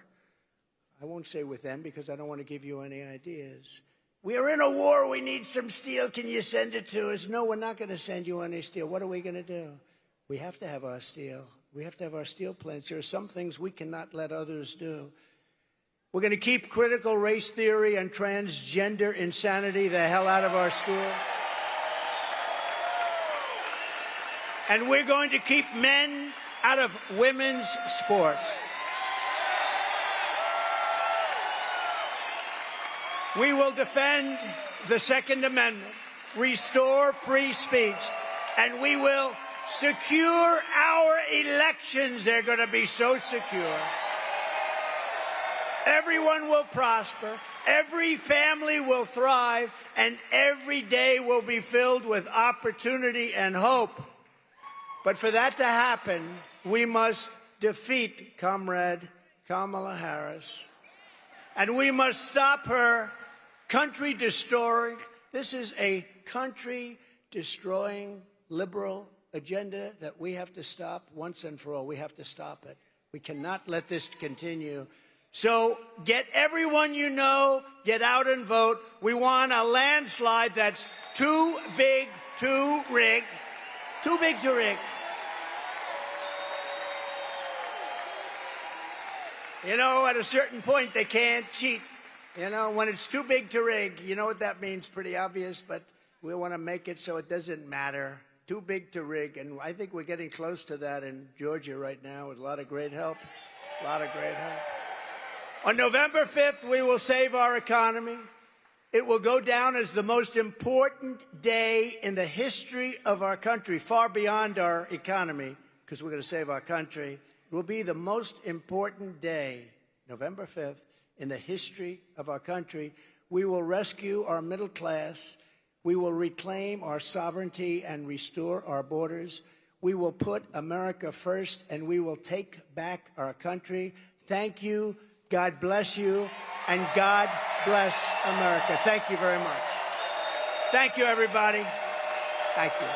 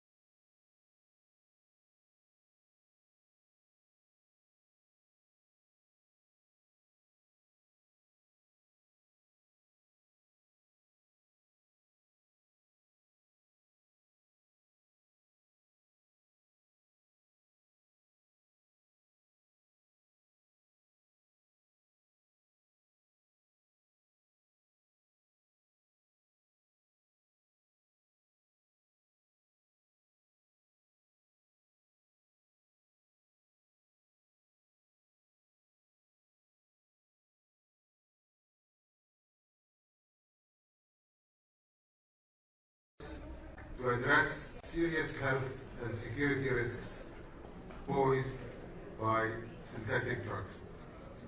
The United Arab Emirates is committed to the pledge and to international cooperation to tackle this pressing crisis.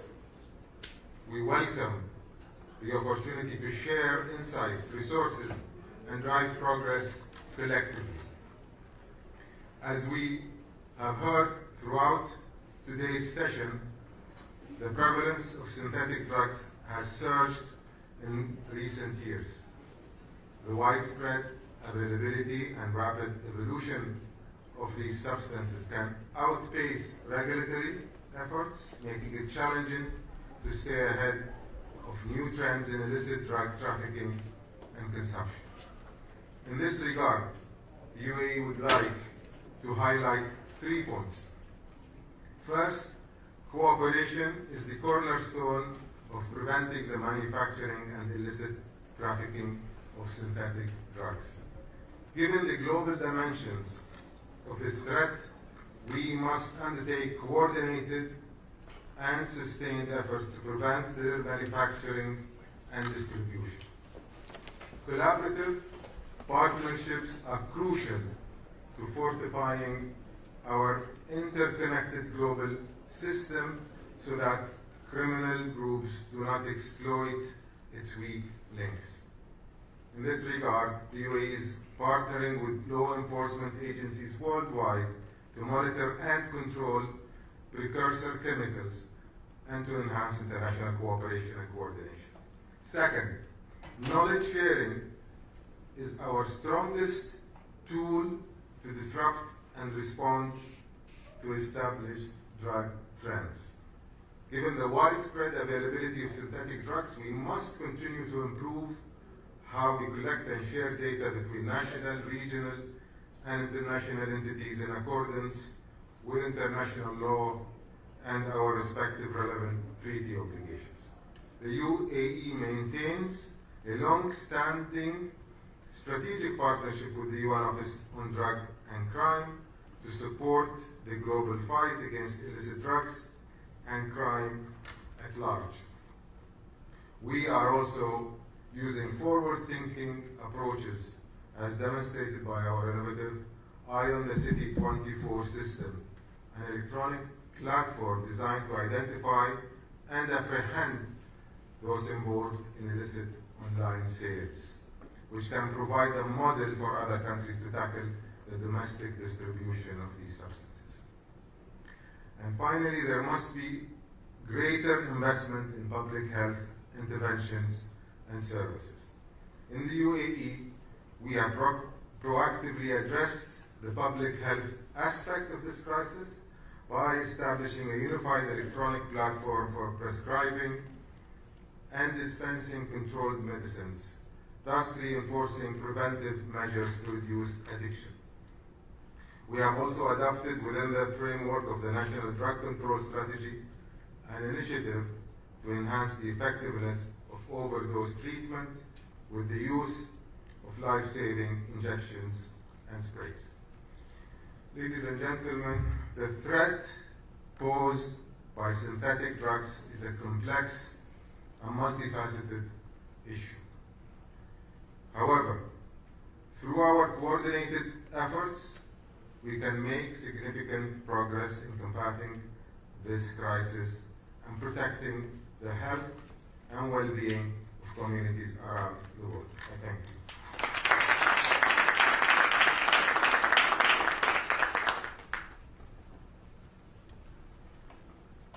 Please welcome the Deputy Minister for Foreign Affairs and Regional Integration of Ghana.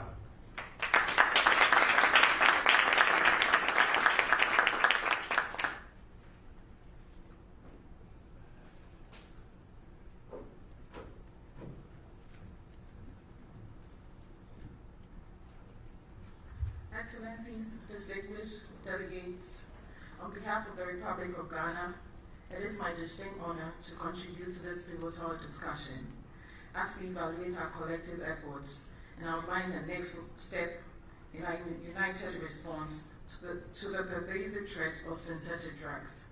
The challenge of synthetic drugs transcends borders, undermines public health, and destabilizes communities worldwide. The exponential rise in the production, trafficking, and use of synthetic drugs have contributed to unprecedented levels of addiction, overdose, and fatalities.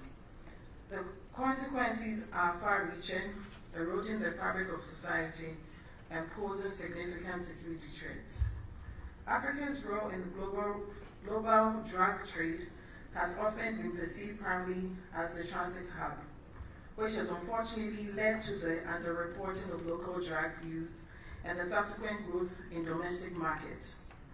This misconception has obscured the reality of emerging synthetic drug markets in the region, where low barriers to entry and flexible supply chains make these markets particularly challenging to tackle.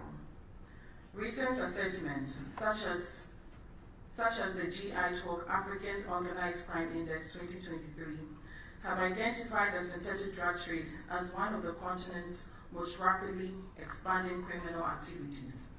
The non-medical use of tramadol, in particular, has emerged as a significant concern, reflecting the growing consumption of synthetic substances across the region. Ghana, like many other African nations, has not been spared from the impact of drug trafficking, drug abuse, and their attendant health challenges. Recognizing these pressing issues, we have taken decisive steps to reform our drug policies to better protect the health and safety of our citizens. With the enactment of the Narcotic Control Commission Act, Act 1019 in 2020. This legislation represents a pivotal shift in our approach, moving from punitive measures to a more humane, public health-oriented model. Under this act, we have replaced mandatory imprisonment for drug possession with non-custodial sentence and financial penalties, prioritizing rehabilitation and the decongestion of our prisons. In line with international commitments and best practices, Ghana is also developing a comprehensive national drug control master plan, which will be finalized by 2026. This plan aims to provide an integrated and multidisciplinary framework addressing the specific challenges we face, such as reducing disappropriate sentencing for drug-related offenses and improving public health outcomes. Our commitment to these reforms was further underscored in June 2024, when Ghana had the honor of hosting the launch of the World Drug Report in collaboration with the United Nations Office on Drug and Crime. This event, held as part of the International Day Against Drug Abuse and Illicit Trafficking, emphasized the need for evidence-based approach to drug prevention and treatment. It has also highlighted the importance of combating stigma and discrimination amongst those struggling with drug disorder. Your Excellencies, ladies and gentlemen, the 2019 Ministerial Declaration on the World Drug Problem, to which many of us are signatories, emphasizes the necessity of a balanced approach, one that effectively combines supply reduction with demand reduction strategies. This declaration further underscores the critical importance of international cooperation and the sharing of experiences and information, principles that form the very foundation of the Global Coalition Against Synthetic Drugs threats. In this context, Ghana recognizes the pivotal role of collaboration between the public and the private sectors, civil society organizations, faith-based groups, traditional authorities, and non-governmental organizations in supporting law enforcement agencies in fighting against the drug menace. This approach aligns with the coalition's pledge to ensure public-private partnership and disrupt drug trafficking through a comprehensive multi-sectorial strategy. As the current chair of the Commission of the Narcotics Drug, Ghana is fully committed to the coalition and to lead efforts to address these pressing issues at both political and technical levels. Central to our collective action must be a steadfast commitment to disrupting the production, and trafficking of these dangerous substances. We must also strengthen our capabilities to detect emerging drug threats and usage patterns, which are increasingly complex and evolving.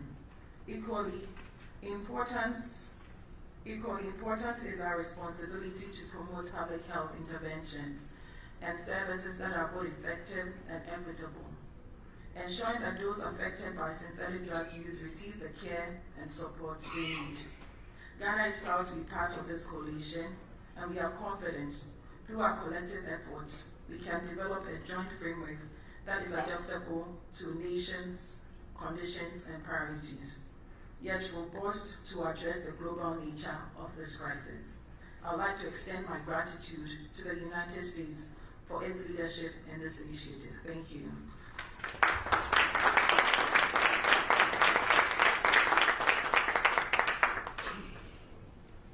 Please welcome the Ambassador of Australia to the United States.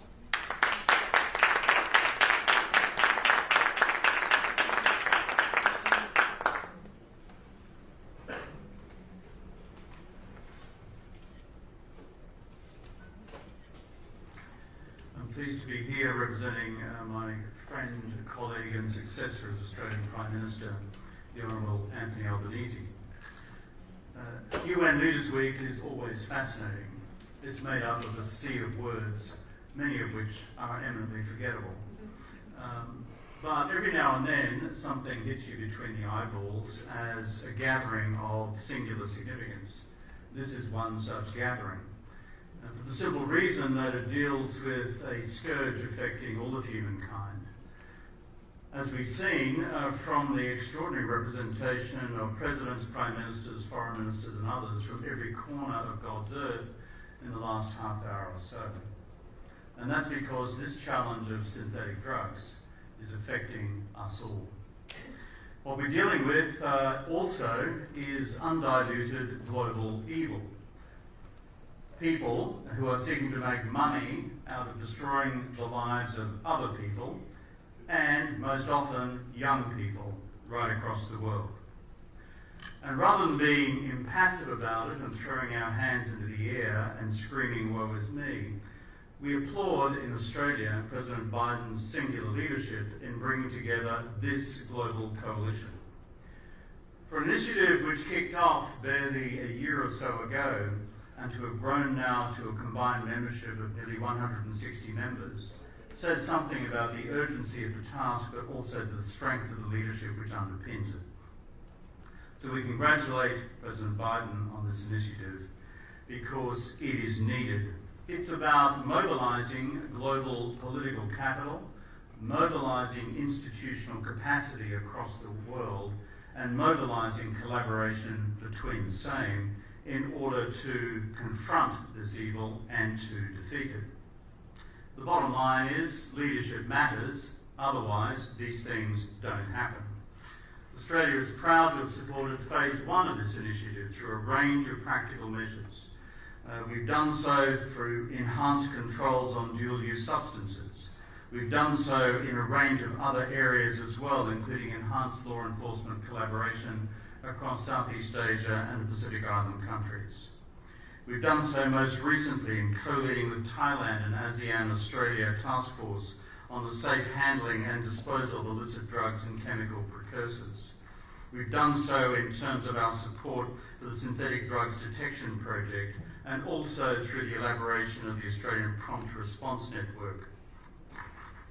Now, as we approach phase two of the work of this global coalition, Australia also is prepared to roll its sleeves up because we think that's the right thing to do.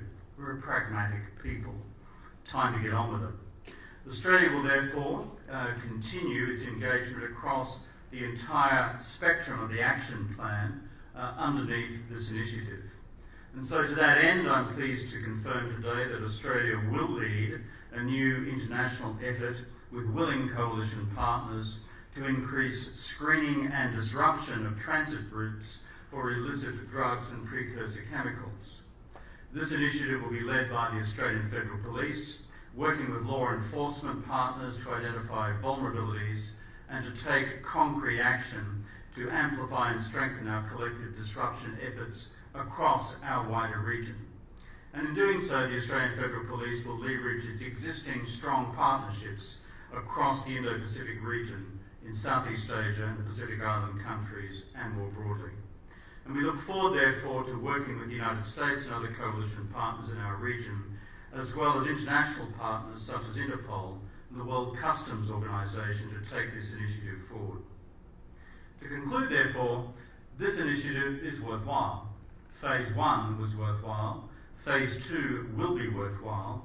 And if you looked carefully and bothered to read the 7 principles outlined in today's pledge document, it's a document worth reading to reaffirm our collective political commitment to make a difference, a substantive difference, and rolling back the tide of this insidious attack on us all.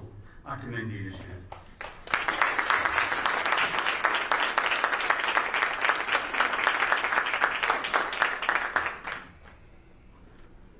Please welcome the White House Homeland Security Advisor. Good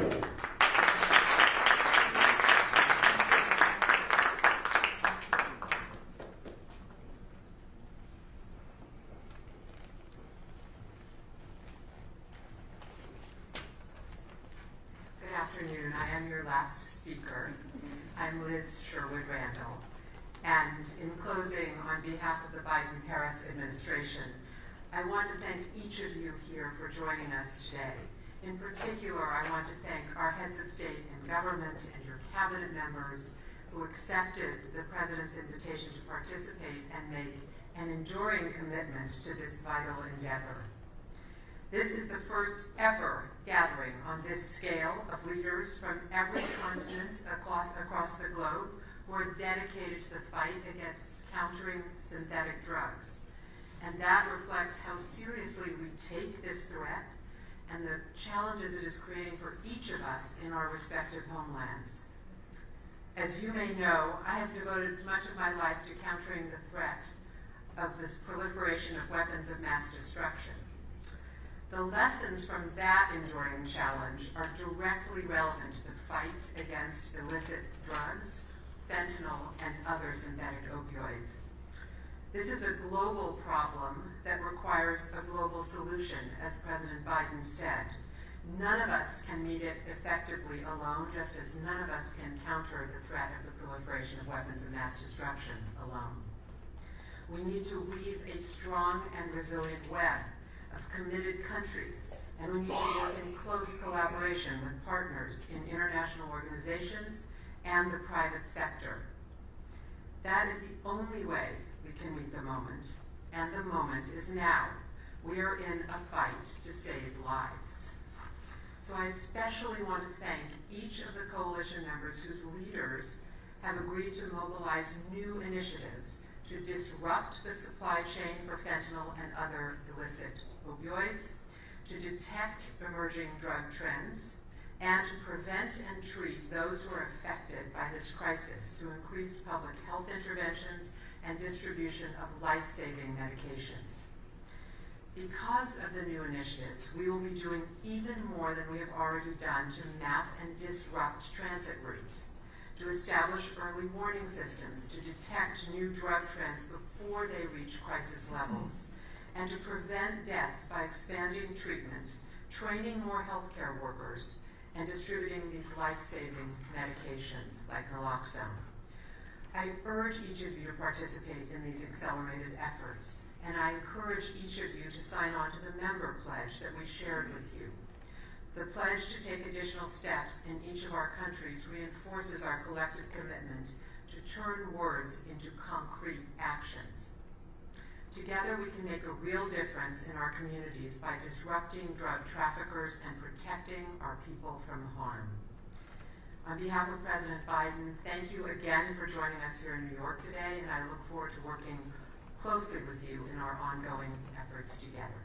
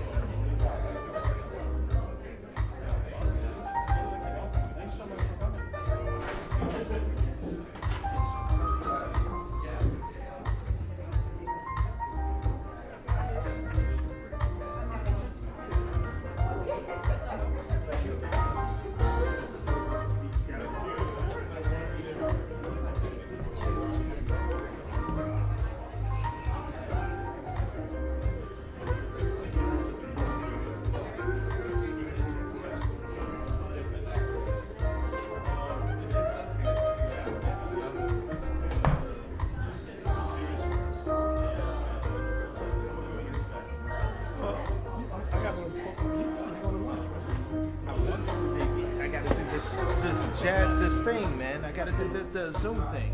I ain't got time to take much yet. But I got. Well, you've been here past your 5-hour union.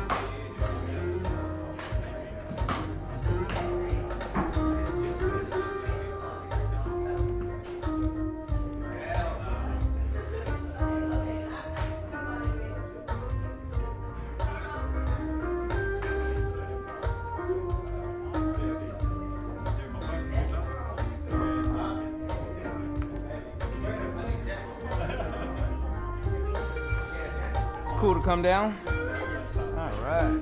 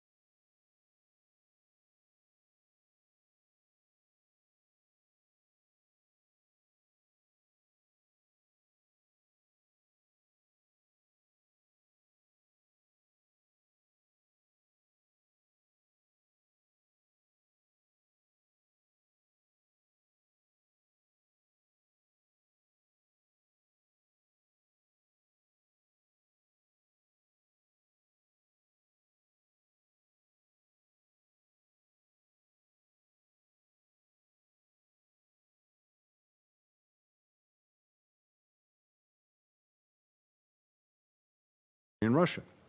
Just a few weeks ago, it transferred hundreds of short-range ballistic missiles to Russia. And Tehran has trained Russian military personnel in Iran how to operate these weapons. Meanwhile, the DPRK has delivered trainloads of weapons and ammunition to Russia, including ballistic missiles, launchers, and millions of artillery rounds. Support from Tehran and Pyongyang is helping Putin inflict carnage, suffering, and ruin on innocent Ukrainian men, women, and children, demolish Ukrainian apartment buildings, grain silos, and ports, ravage Ukrainian power plants, heating, and natural gas facilities, just as freezing temperatures are setting in. These actions by Iran, North Korea, and Russia have violated multiple Security Council resolutions, resolutions that Russia voted for and, as a permanent member, has a special responsibility to enforce. This is also not a one-way street. The more Russia relies on their support, the more Iran and North Korea extract in return. And the more Putin gives to Pyongyang and Tehran, the more he exacerbates threats to peace and security, not just in Europe, but in the Indo-Pacific, in the Middle East, all around the globe. As North Korea ramps up its military support for Russia, Putin has reciprocated with military commitments and with money. The two countries recently revived a treaty pledging to provide military assistance if either is invaded. In March, Russia used its veto to end the work of the UN panel of experts on the DPRK, which for 14 years had monitored the regime's nuclear and ballistic missile programs. Russia's banks are helping North Korea evade sanctions, freeing up more funds for its unlawful weapons programs. All this for a regime that has carried out more than 150 ballistic missile tests since 2022, and whose leader routinely threatens to obliterate South Korea and Japan and other countries. Meanwhile, as Tehran provides Putin with drones, ballistic missiles, and training, Russia is sharing technology with Iran on nuclear issues, as well as space information. The two countries have accelerated negotiations on a comprehensive strategic partnership. Last year, Russia announced plans to send Iran advanced fighter aircraft and attack helicopters. This, as Iran continues to arm, to train, and to fund proxies in the Middle East to carry out terrorist attacks across the region and beyond, including Hamas, whose appalling October 7th attacks killed civilians from over a dozen UN member states, and including the Houthis, whose attacks on international shipping have driven up the cost of food, of medicine, other supplies for people around the world, and have added to the suffering of the Yemeni people. North Korea and Iran are not the only ones aiding and abetting Russia. China, another permanent member of this council, is the top provider of machine tools, microelectronics, and other items that Russia is using to rebuild, to restock, to ramp up its war machine and sustain its brutal aggression. Now, some may ask how the United States or any other country helping Ukraine defend itself can criticize countries for providing military support to Russia. There is a profound difference. Russia is the aggressor, Ukraine the victim.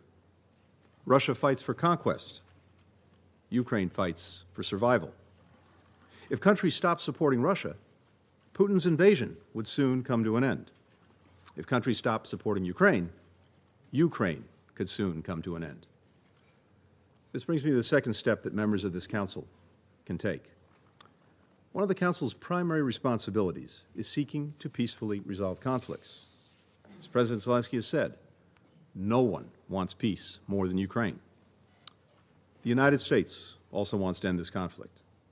And before Putin launched his full invasion, we used every tool we could to try to prevent it, including right here at the Security Council.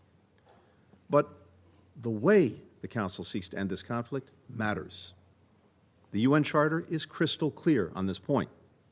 When fulfilling its responsibilities, the Security Council, and I quote, shall act in accordance with the purpose and principles of the United Nations, end quote. In other words, we must seek a peace that upholds rather than undermines the UN's core tenets. That's why all of us here have a responsibility to support Ukraine's call for a just and lasting peace to end Russia's war of aggression. A just and lasting peace must affirm the principles of sovereignty, territorial integrity, and independence.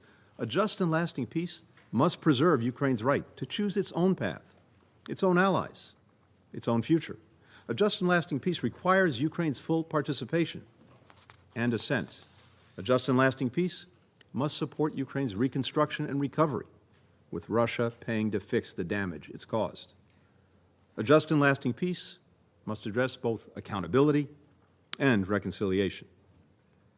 The United States is ready and willing to work with any party dedicated to supporting peace based on these principles.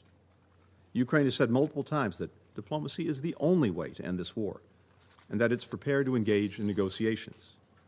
Putin, on the other hand, has no interest in such a peace, recently declaring that Russia would return to the negotiating table only when Ukraine withdraws its troops from Donetsk, Luhansk, Kherson, Zaporizhia. In other words, when Ukraine withdraws from its own territory.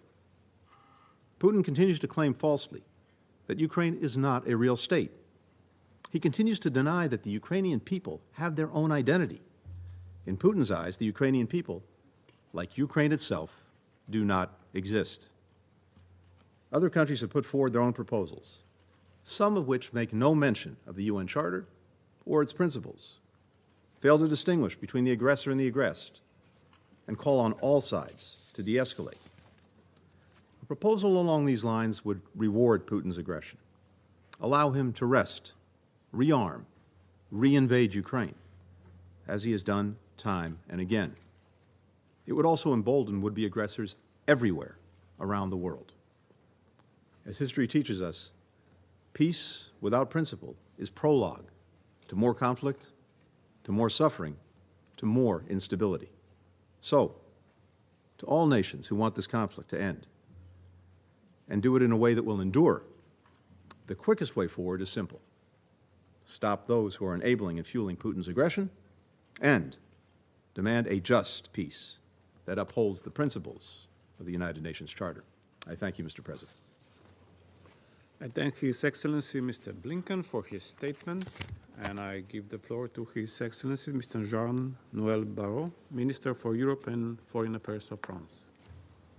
Monsieur le Président, Monsieur le Secrétaire Général, Mesdames et Messieurs, cela fait 2 ans et demi que l'Ukraine, avec un courage qui force notre admiration et nous oblige, exerce son droit à la légitime défense.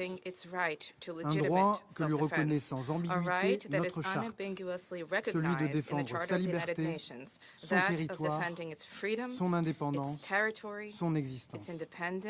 Je salue à mon tour la présence du président Zelensky parmi nous aujourd'hui, qui incarne ce combat mené par les Ukrainiennes et les Ukrainiens. Ce combat, c'est aussi le nôtre.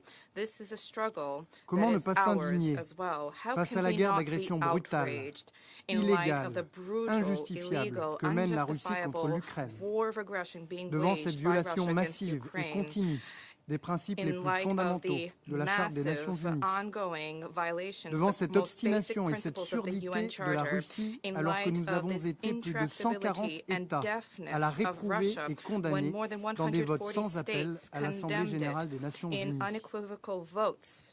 Comment ne pas s'indigner face au pilonnage systématique et délibéré d'objectifs civils, devant cette destruction froide et méthodique des infrastructures énergétiques qui plonge les Ukrainiens dans le noir et dans le froid? Comment ne pas s'indigner en constatant ces exactions et ces violations répétées des droits de l'homme et du droit international humanitaire? Comment ne pas condamner le viol utilisé comme arme de guerre?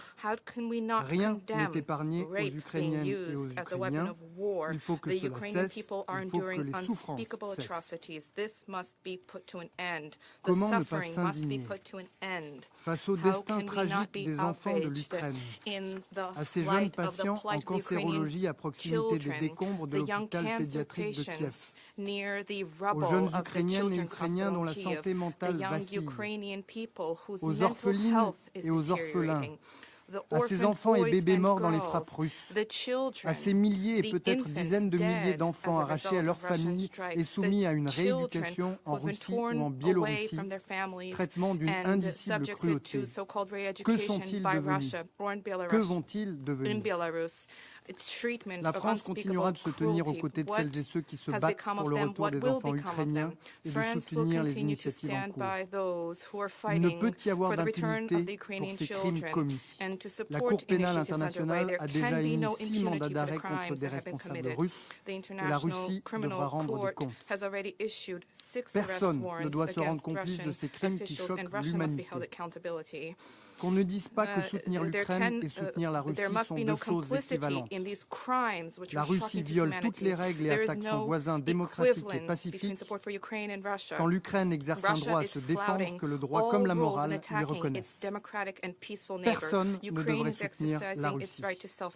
Et la France exhorte donc l'ensemble des États à s'abstenir de fournir à la Russie des armes, des biens à double usage ainsi que des composants qui viendraient alimenter sa guerre d'agression, au premier rang desquels la Corée du Nord et l'Iran. Nous condamnons avec la plus grande fermeté le transfert par l'Iran de missiles balistiques à la Russie, récemment confirmé. Il constitue une escalade importante et une menace directe pour la sécurité européenne. Notre préoccupation est d'autant plus forte que la Russie continue ses manœuvres agressives et dangereuses sur le continent européen de manière de plus en plus désinhibée. L'intégrité territoriale de plusieurs pays européens a été violée de manière répétée cette année et la Russie poursuit son travail de déstabilisation des démocraties telles la Moldavie ou l'Arménie, deux États démocratiques dont le seul tort pour Moscou est d'avoir choisi la liberté. Mais, mesdames et messieurs, la guerre d'agression russe est l'affaire de tous, au-delà du continent européen où elle se déroule. C'est l'affaire du monde entier. C'est une guerre contre la sécurité alimentaire et énergétique.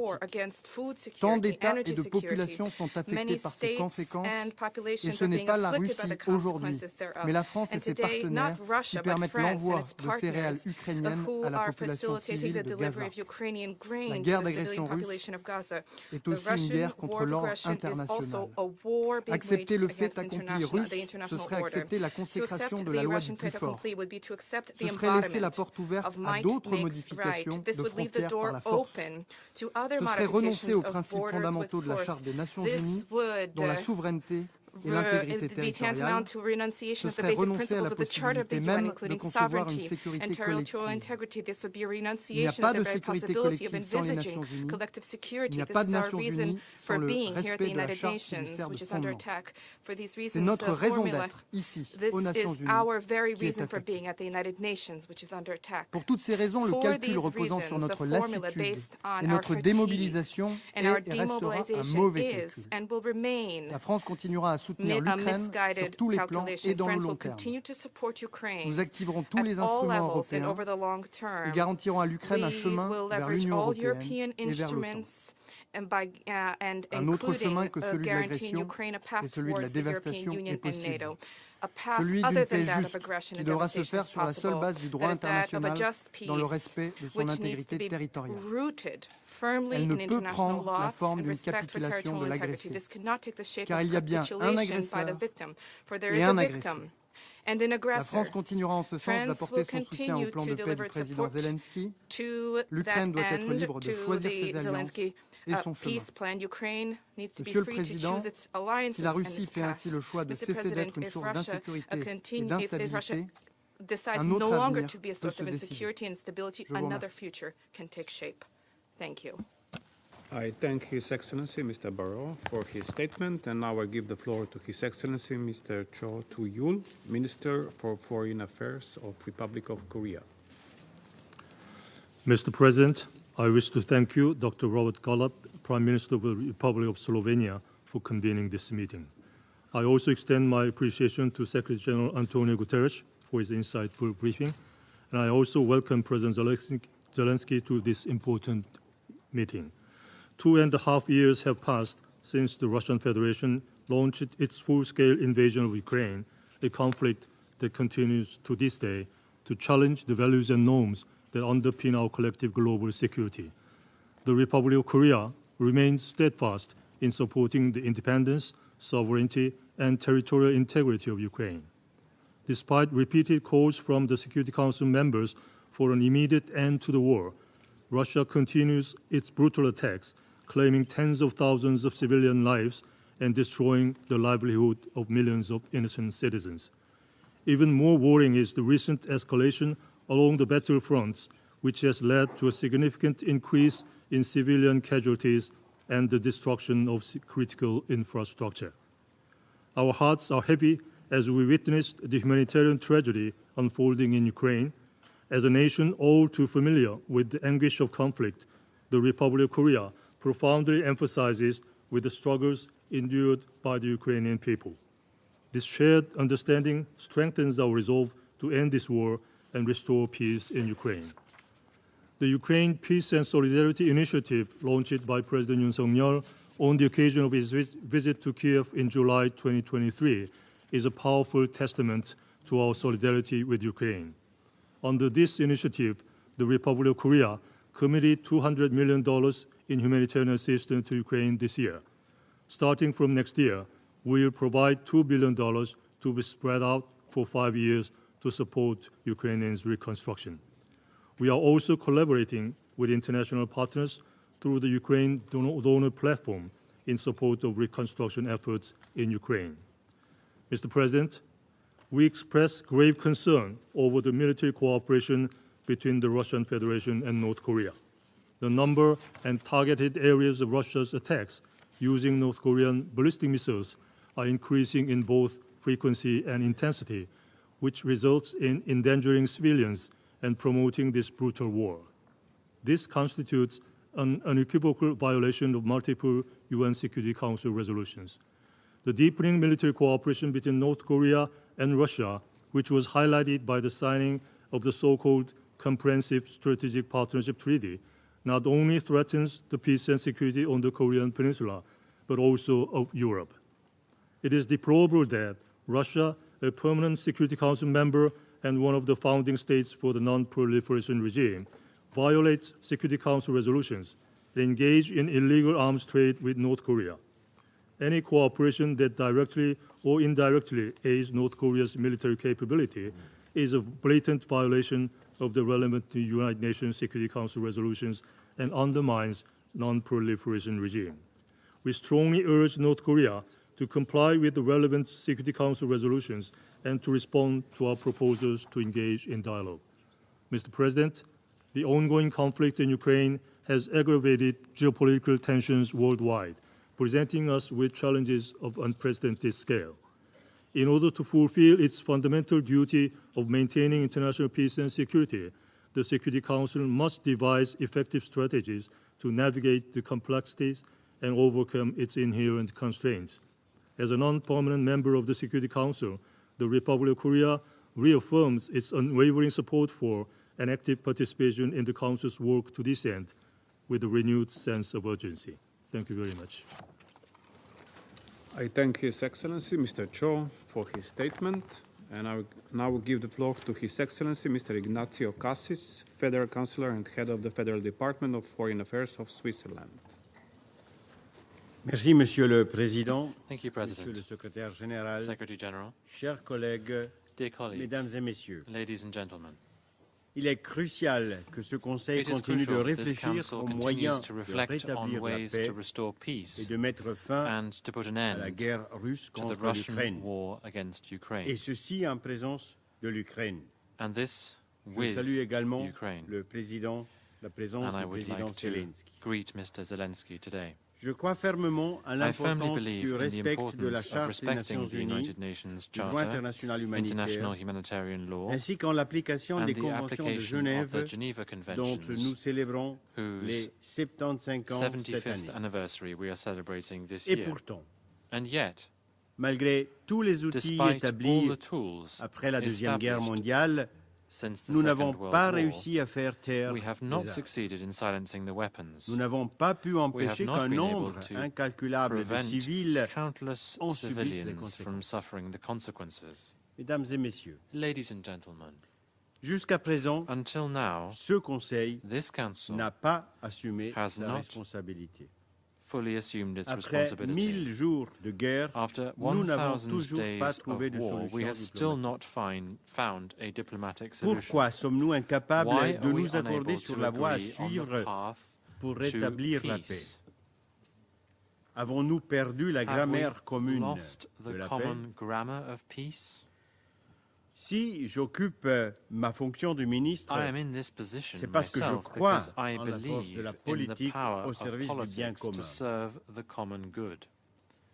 La politique doit toujours remettre en question la maxime du stratège We should von always Clausewitz, question the selon maxim laquelle of the la guerre strategist von est la simple Clausewitz, continuation de la politique who said par war must d'autres not moyens. be, and I quote, the mere continuation of politics Et by l'ONU other est means. la politique.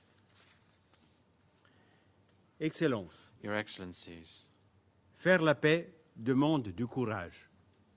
it takes courage to En make organisant peace. le premier sommet pour By la paix en organizing the Ukraine first en summit juin on dernier, la peace Suisse in a eu Ukraine l'audace last de June, placer la paix à Switzerland l'agenda was international, courageous et enough ceci to en put pleine peace guerre. on the international agenda in the midst of war. Des pays issus des 5 continents se sont Countries réunis from 5 près de Lucerne met near pour Lucerne débattre to de discuss simplement trois thèmes essentiels à la construction de la paix. 1. La sécurité nucléaire. 2. Nuclear La safety, sécurité 2. alimentaire. Food security, Et 3. and La 3. dimension the humanitaire humanitarian du conflit. dimension of the conflict. Le communiqué conjoint du Bürgenstock signé The par une majorité joint de participants communiqué issued représentant at le monde entier Bürgenstock, signed a by a permis majority of d'atténuer participants certains from blocages all over révélés par la guerre en the Ukraine world, helped et to de alleviate restaurer some of the un début stumbling de blocks confiance revealed by the entre nous. war in Ukraine and to restore the beginnings of Ce trust premier between pas us. vers la paix ne doit This pas first rester sans step suite. towards peace must Il be est followed by désormais others. essentiel It is now essential de poursuivre to ce continue dialogue this dialogue également avec la Russie. with Russia as well.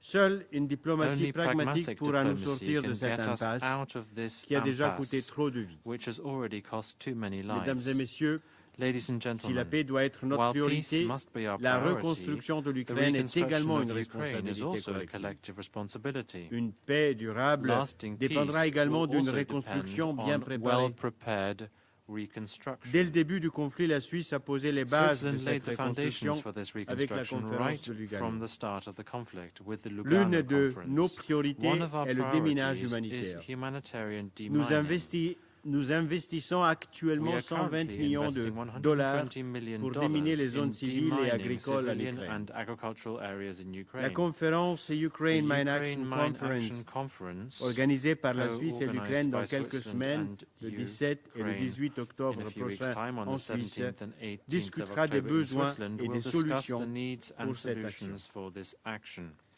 L'Ukraine Ukraine s'apprête is à about affronter to son face troisième its hiver en third temps de guerre. winter of war. Il est de notre It is devoir our duty d'offrir enfin to finally au offer peuple the ukrainien Ukrainian un people printemps a de paix. spring of peace. Je vous remercie. I thank you. I thank His Excellency Mr. Cassis for his statement, and I now give the floor to His Excellency Mr. Hugh Hilton Todd, Minister for Foreign Affairs and International Cooperation of Guyana. Thank you, Mr. President. Please accept my commendations for Slovenia's efficient handling of the Council's business this month.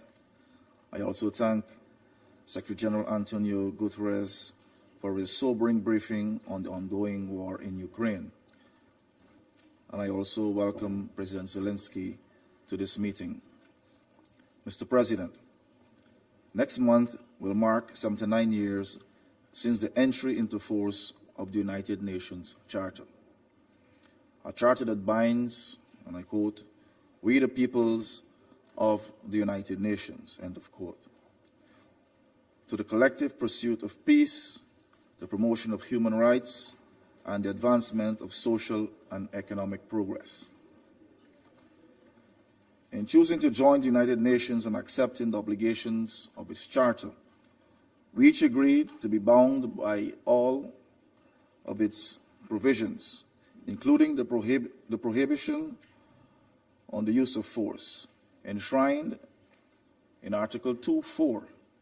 This prohibition is one of the Charter's most explicit provisions and the foremost fundamental principle of international law.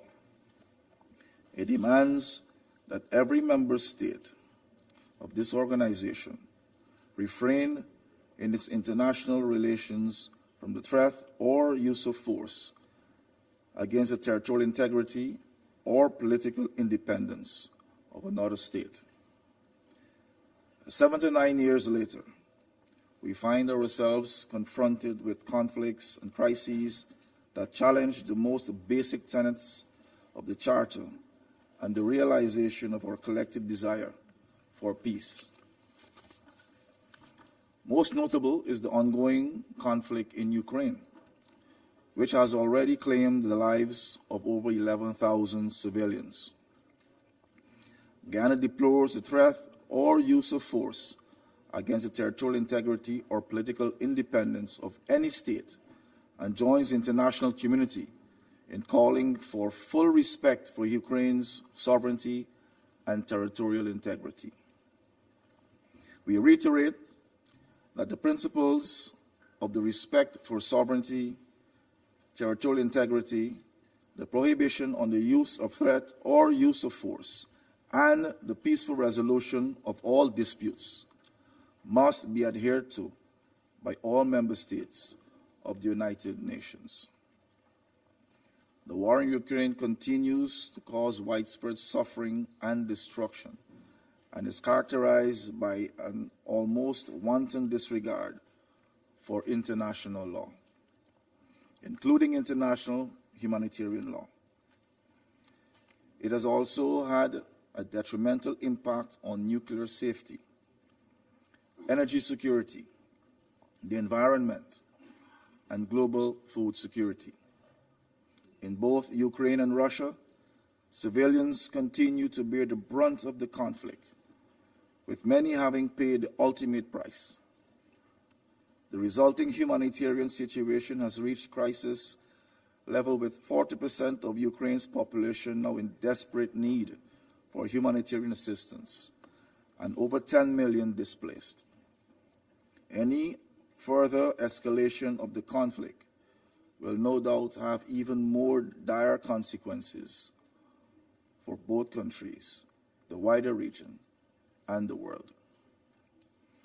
Ghana reiterates its call for the parties to the conflict to comply fully with their obligations under international law, including international humanitarian law and international human rights law. We also call on the Russian Federation to allow full, unhindered humanitarian access to the people in need in the temporarily occupied territories. Mr. President, in seeking a path to lasting peace, Ghana would like to underscore the following 3 points. First, we wish to emphasize that this conflict cannot be solved through military means. Only a serious political and diplomatic process can pave the path to peace. Ghana commends the efforts of those who have committed to finding pathways to peacefully ending the war and stresses the need for this to be a collective endeavor. We therefore encourage further intensification of diplomatic dialogue with the conflict parties toward the de-escalation of hostilities and in the pursuit of sustainable peace. Second, respect for the provisions of the UN Charter and international law must be upheld. The acquisition of territory by force must not be condoned in any way, either individually or collectively. Every state must be able to pursue its national development without an unnecessary and expensive burden of having to arm itself in defense and its sovereignty and territorial integrity. My third and final point is that for the bells of peace to ring, the drums of war must be silenced. In this respect, Ghana reiterates its call for the Russian Federation to immediately withdraw its military forces from the internationally recognized territory of Ukraine and end its invasion of Ukraine. This can be the first step towards finding a lasting and sustainable peace. President, Excellencies, as we prepare to mark the 79th anniversary of the entry into force of the United Nations Charter on the 24th of October, let us use the opportunity to reaffirm our commitment to its purposes, principles, and to international law. Let us also reaffirm the primacy of international cooperation and diplomacy in preventing conflicts and settling disputes. We, the peoples, deserve no less. I thank you. I thank His Excellency Mr. Todd for his statement, and now I give the floor to His Excellency Mr. Ahmed Attaf, Minister of Foreign Affairs and National Community abroad of Algeria. أشكركم السيد الرئيس. Thank you, President. وأهنئكم على تولي بلدكم I would like to الصديق رئاسة congratulate you مجلس الأمن upon your presidency of the Council. We would like to thank you for your stewardship, your effective stewardship of our work. We are gathered here today at a time when war is still raging in Ukraine and is spilling over into the third year without there being a horizon for a solution, a prospect of a solution on the horizon, and without any progress seeming to have been made to contain the effects and the repercussions of this conflict.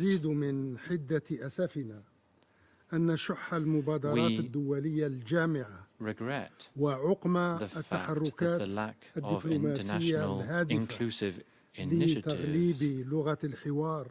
and the lack of diplomatic avenues for peace to prevail seems to have become synonymous with this conflict,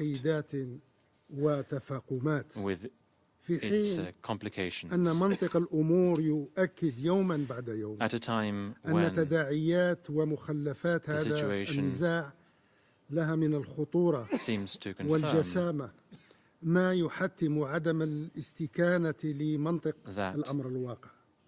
that we should absolutely not accept the status quo and should not accept the stumbling blocks that exist, whatever they may be, and not accept the difficulties. We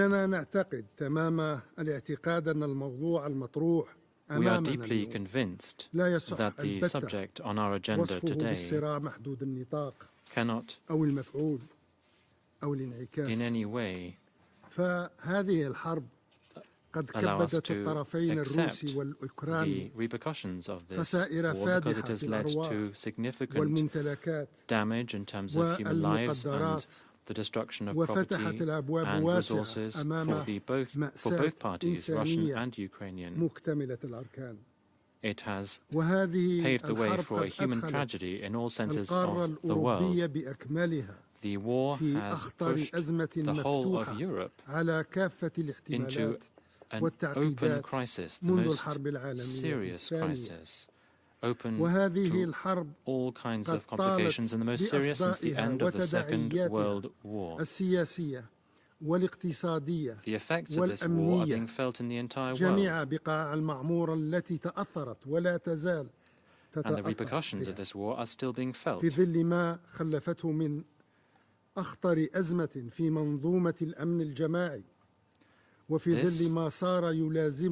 bearing in mind the fact that this is the most serious crisis that our collective security system has faced, and we have also seen major polarization in international relations that are going hand in hand with this crisis.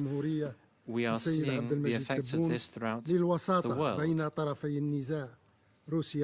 and this is what led His Excellency, the President of Algeria, Mr. Abdelrashid Tebboune, this is what led him to propose mediating between the two parties من علاقات متميزة ومتجذرة في أرضية صلبة من الثقة والتفاهم والتعاون وتوظيف هذه العلاقات في سبيل تقريب وجهات النظر والعمل على تجاوز الصراع بالطرق السلمية. ولذات المقصد انخرطت بلادي بشكل جدي في المسائل الحميدة التي باشرت بها مجموعة الاتصال العربية غدا نشوء الصراع. فقناعتنا تبقى راسخة من أننا أمام حرب لا رابح فيها والكل فيها خاسر ما دام هناك أرواح تزهق وشعوب تهجر وبنى تحتية تدمر واقتصادات تقوض وأمن إقليمي ودولي يتعرض للتهديد المباشر والمضر للجميع على أكثر من صعيد.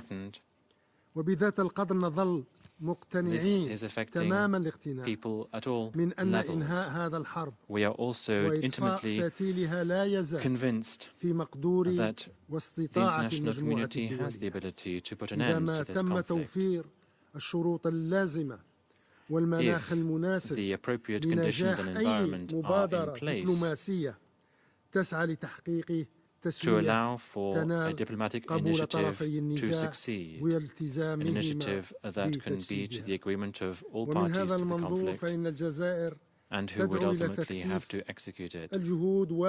Hence, Algeria invites countries to step up their efforts to move towards constructive negotiations together. This path would focus on a peaceful solution to the conflict, because the solution can only be political and peaceful. This path would move the parties beyond the winners versus losers logic, because these countries are linked by a long history of interdependent relations. This path must be based on the principles enshrined in the United Nations Charter and international law, because these principles and international law are the principles that must be respected between member states and which govern relations between states.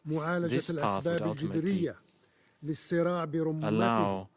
make it possible to address the root causes of the conflict as a whole and to heed the security concerns of both parties. This approach is the only way to guarantee a lasting solution. This is a solution that all countries can aspire to, all countries who wish to see stability between these two countries above and beyond any other consideration, as is the case for my country. Thank you, President. I thank His Excellency Mr. Attar for his statement, and I give the floor to His Excellency Mr. Moussa Timothy Kaba, Minister for Foreign Affairs and International Cooperation of Sierra Leone. Mr. President, I thank you for convening this meeting to discuss the security situation in Ukraine at the request of 6 Council members. I thank the Secretary General, Mr. Antonio Guterres, for his comprehensive and sovereign briefing. I also join to welcome the participation of President Zelensky to today's meeting. As the war in Ukraine enters its 941st day, Sierra Leone remains deeply concerned about the continuous aerial attacks on heavily populated areas in cities and towns, causing untold suffering to civilians who find themselves trapped in this conflict. Sierra Leone takes note of the Ukraine letter of 19th September 2024, reporting on a guided aerial attack on a geriatric home in Sumi on the 19th of September, which was home to 221 elderly people, of whom more than 80 are bedridden, as well as 60 staff members. The attack reportedly killed 1 elderly person and injured at least 13 others. The facility suffered significant structural damage and 147 people had to be evacuated. The Russian Federation has similarly reported that there has been shelling on populated areas over the weekend in the Belgorod neighborhood in Russia and Russian-occupied areas in Ukraine, resulting in at least one civilian death and at least 14 injuries. We also take note of the Russian Federation's letter dated 20th September 2024, together with its enclosure detailing attacks on Russian civilians and civilian facilities. Mr. President, the humanitarian impact of the Ukraine conflict has been devastating, resulting in higher numbers of civilian deaths, injuries, and displacement. There has been reports of massive infrastructural damage to homes, schools, hospitals, and health facilities, businesses, and other civilian infrastructure from aerial strikes in Ukraine over the course of this year. Tragically, several first responders to these attacks also lost their lives and suffered injuries from repeated attacks on the same site. These attacks have also damaged critical water and electricity infrastructure, causing widespread disruptions in services in several areas. For example, according to OCHA, an estimated 16,000 people still residing in Pokrovstown have been without water and gas for weeks since both systems were destroyed from ongoing fighting. Attacks against civilians and civilian infrastructure are particularly heinous and are prohibited under international law. We call on all sides to ensure compliance with applicable international law, including international humanitarian law. Mr. President, it is important for both parties to the conflict to de-escalate and prevent further harm to the lives and livelihoods of their citizens and other innocent civilians. Civilians in frontline communities have had to relocate several times, and humanitarian relief efforts are also being hindered by the extending and shifting front lines. In this regard, we call on the parties to the conflict to exercise maximum restraint. The continued escalation of this conflict presents a clear and present threat of not only drawing other countries in the region into the conflict, but also the possibility of triggering a nuclear catastrophe with an unintended strike on a nuclear facility, all of which will cause irreversible damage to efforts to bring the conflict to an end. Failure to take necessary action towards a political solution for the peaceful resolution of the conflict also presents the Council as ineffective and indifferent in achieving its mandate and addressing the suffering of millions of men, women, and children. Mr. President, the international community, including this Council, must remain steadfast in its commitment to supporting the pursuit of an amicable and sustainable peace in Ukraine. It is equally important for this Council to speak with one voice in the interest of global peace and security and intensify efforts to mediate between the two conflicting parties, as well as encourage measures geared towards de-escalation and cessation of the hostilities and peaceful resolution of the conflict. In closing, Sierra Leone once more calls for an immediate cessation of hostilities, respect for sovereignty and territorial integrity of both Ukraine and the Russian Federation within their internationally recognized borders, and for genuine diplomatic efforts to achieve a peaceful and lasting solution to the conflict, taking into account the legitimate concerns of all parties involved. I thank you. I thank His Excellency Mr. Kaba for his statement.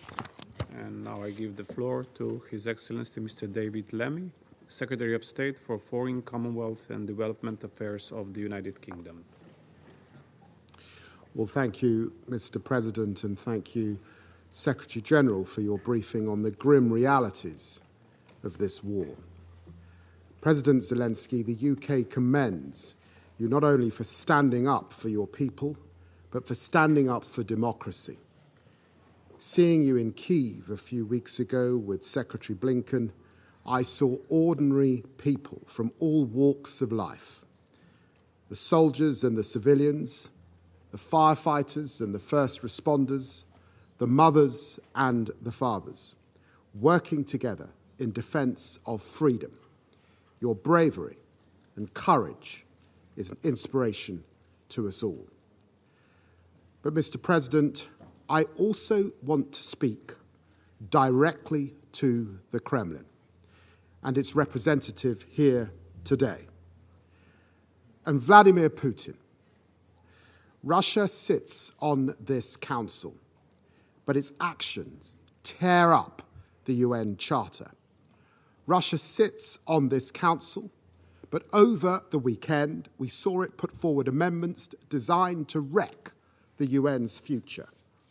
Russia claims to stand for the global south, but it runs roughshod over international law. Vladimir Putin, when you fire missiles into Ukraine hospitals, we know who you are. When you send mercenaries into African countries, we know who you are. When you murder opponents in European cities, we know who you are.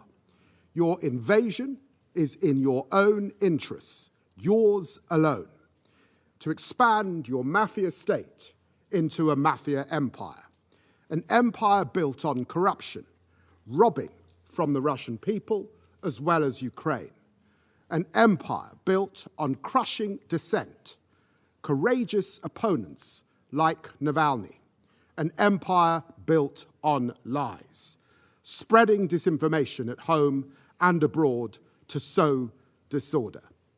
Mr. President, I speak not only as a Briton, as a Londoner, and as a Foreign Secretary, but I say to the Russian representative on his phone as I speak that I stand here also as a black man whose ancestors were taken in chains from Africa at the barrel of a gun to be enslaved, whose ancestors rose up and fought in a great rebellion of the enslaved.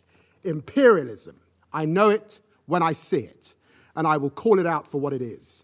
In this week, when I'm here talking to other partners around the world about our shared futures and the future of the UN, Russia is trying to return us to a world of the past, a world of imperialism, a world of redrawing borders by force, a world without the UN Charter. We cannot allow this to happen. Ukraine's fight matters to all of us. The UK will remain Ukraine's staunchest supporter because, Mr. President, these are the stakes. If we let an imperialist redraw borders by force, those will not be the last borders to be redrawn. If we let an imperialist deny a nation its path, Ukraine will not be the last state to be subjected. Maduro will take encouragement and go for Guyana next. So let me be clear. We want peace in Ukraine. We want it for the Ukrainian people. As President Zelensky has said, it must be a peace that respects the fundamental principles that underpin the United Nations, the principles of sovereignty and territorial integrity, as enshrined in this UN Charter, the Charter of the United Nations. Putin's Russia wants to unravel it. We want to uphold it, and we will. As President Zelensky said, the UN Charter will prevail. Slava Ukraini. I thank His Excellency Mr. Lemmy for his statement and give the floor to His Excellency Mr. Yasuhiro Takeshi, Minister of Foreign Affairs of Japan. Mr. President, I thank you and the delegation of Slovenia for organizing this important meeting. More than 2.5 years have passed since Russia launched its brutal aggression against Ukraine. Japan again condemns Russia's aggression in the strongest possible terms and repeatedly demands its withdrawal from Ukraine.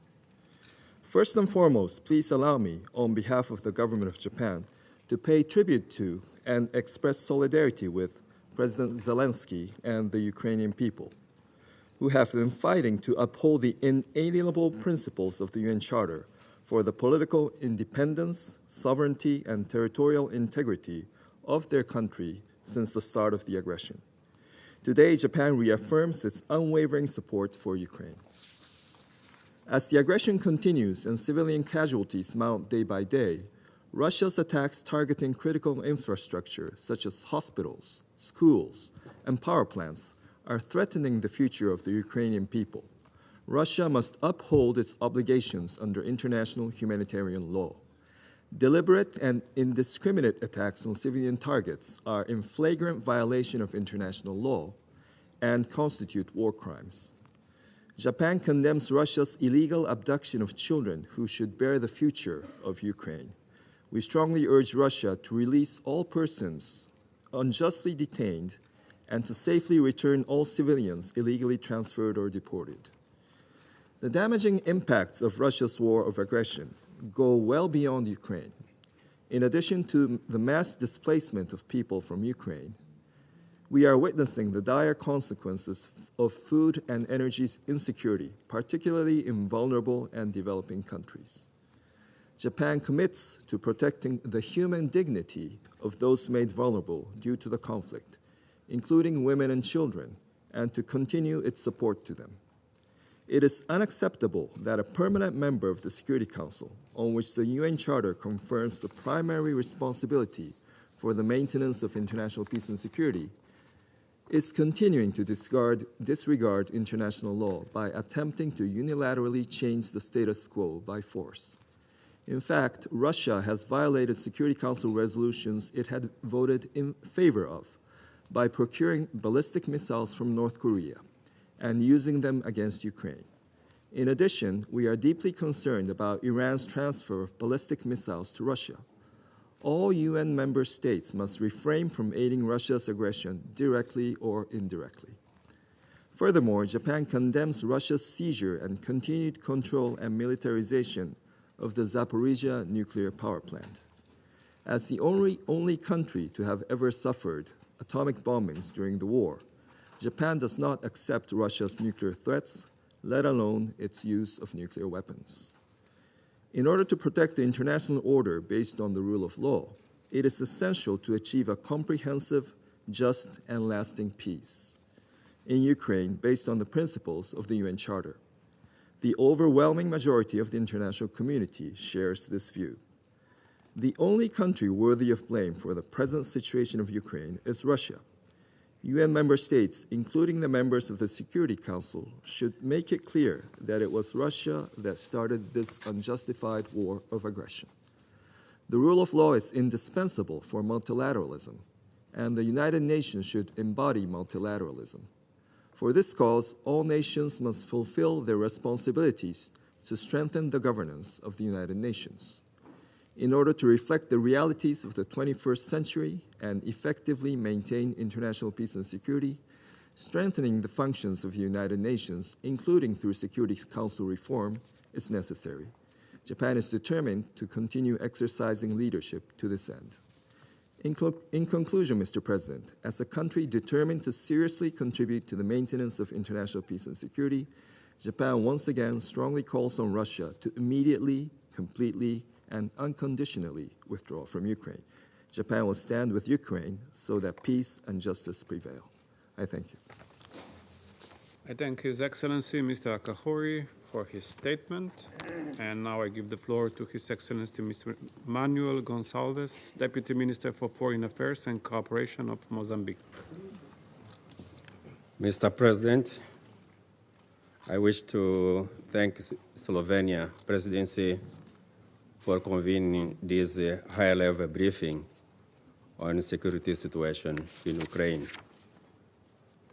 We wish also to thank the Secretary General for his statement and for convening the urgency of the situation in Ukraine. As the conflict in Ukraine approaches its third year, we observe with deep concern that armed hostilities continue to prevail over calls for peace, and the situation remains dire with significant humanitarian impacts. The international community remains apprehensive about the potential for wider conflict in Europe. There is a growing sense of unease regarding the escalation of tension. It is imperative to acknowledge that the world faces a critical juncture where we risk failing in our commitment, I quote, to save succeeding generations for the scars of war, end of quote. The potential consequence of such failure could surpass the devastation witnessed in previous global conflicts. Mr. President, we convene today in wake of a landmark adoption of the Pact of the Future. However, we must recognize that if immediate action is not taken to solve the conflicts, the future will seek to secure for subsequent generations may be imperiled not only for Ukraine, but globally. This conflict between the two nations with an intertwined history and kinship has placed considerably a strain on our global architecture for peace and security, as well as on our shared principle of humanity.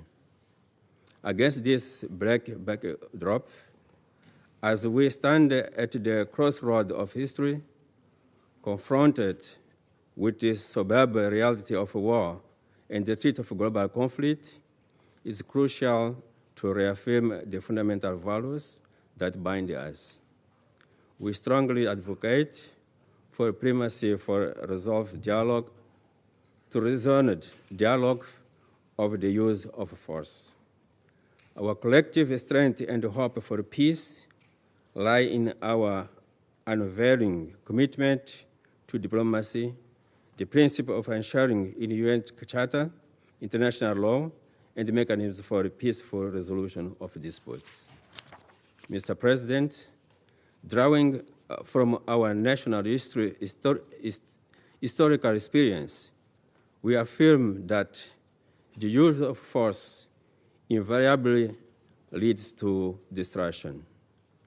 Such actions exacerbate divisions, fuel resentment, and inflict untold suffering on the most vulnerable members of our society. It is our firm belief that violence, regardless of its justification by any part, cannot establish the condition necessary for lasting peace. It is through reasoned dialogue, patient, principled approach, and determined pursuit of justice and mutual understanding that we can build the foundation of a world where the future generations are safeguarded from the threat of armed conflict. The ongoing conflict in Ukraine serves as the stark reminder of the fragility of peace and the immense responsibility we bear to protect it. We are confronted daily with alarming risk of escalation, including unimaginable aspect of nuclear confrontation. We must therefore categorically reject the temptation of counter force with force. Instead, we must rely behind the very principles that have guided us for over 7 decades. Respect of sovereignty, territorial integrity, and peaceful resolution of disputes. Let us reaffirm the solemn commitment made by founders of these institutions to save succeeding generation from scars for the war. This is not an abstraction. It is our collective responsibility and mission. It calls upon each member state to transcend immediate political consideration, to act with reason and restraint, and to recognize that our shared humanity surpassed any reflecting potential gain. Together, we must redouble our effort to facilitate peace, foster dialogue, and support every initiative that seeks to end hostility and restore hope.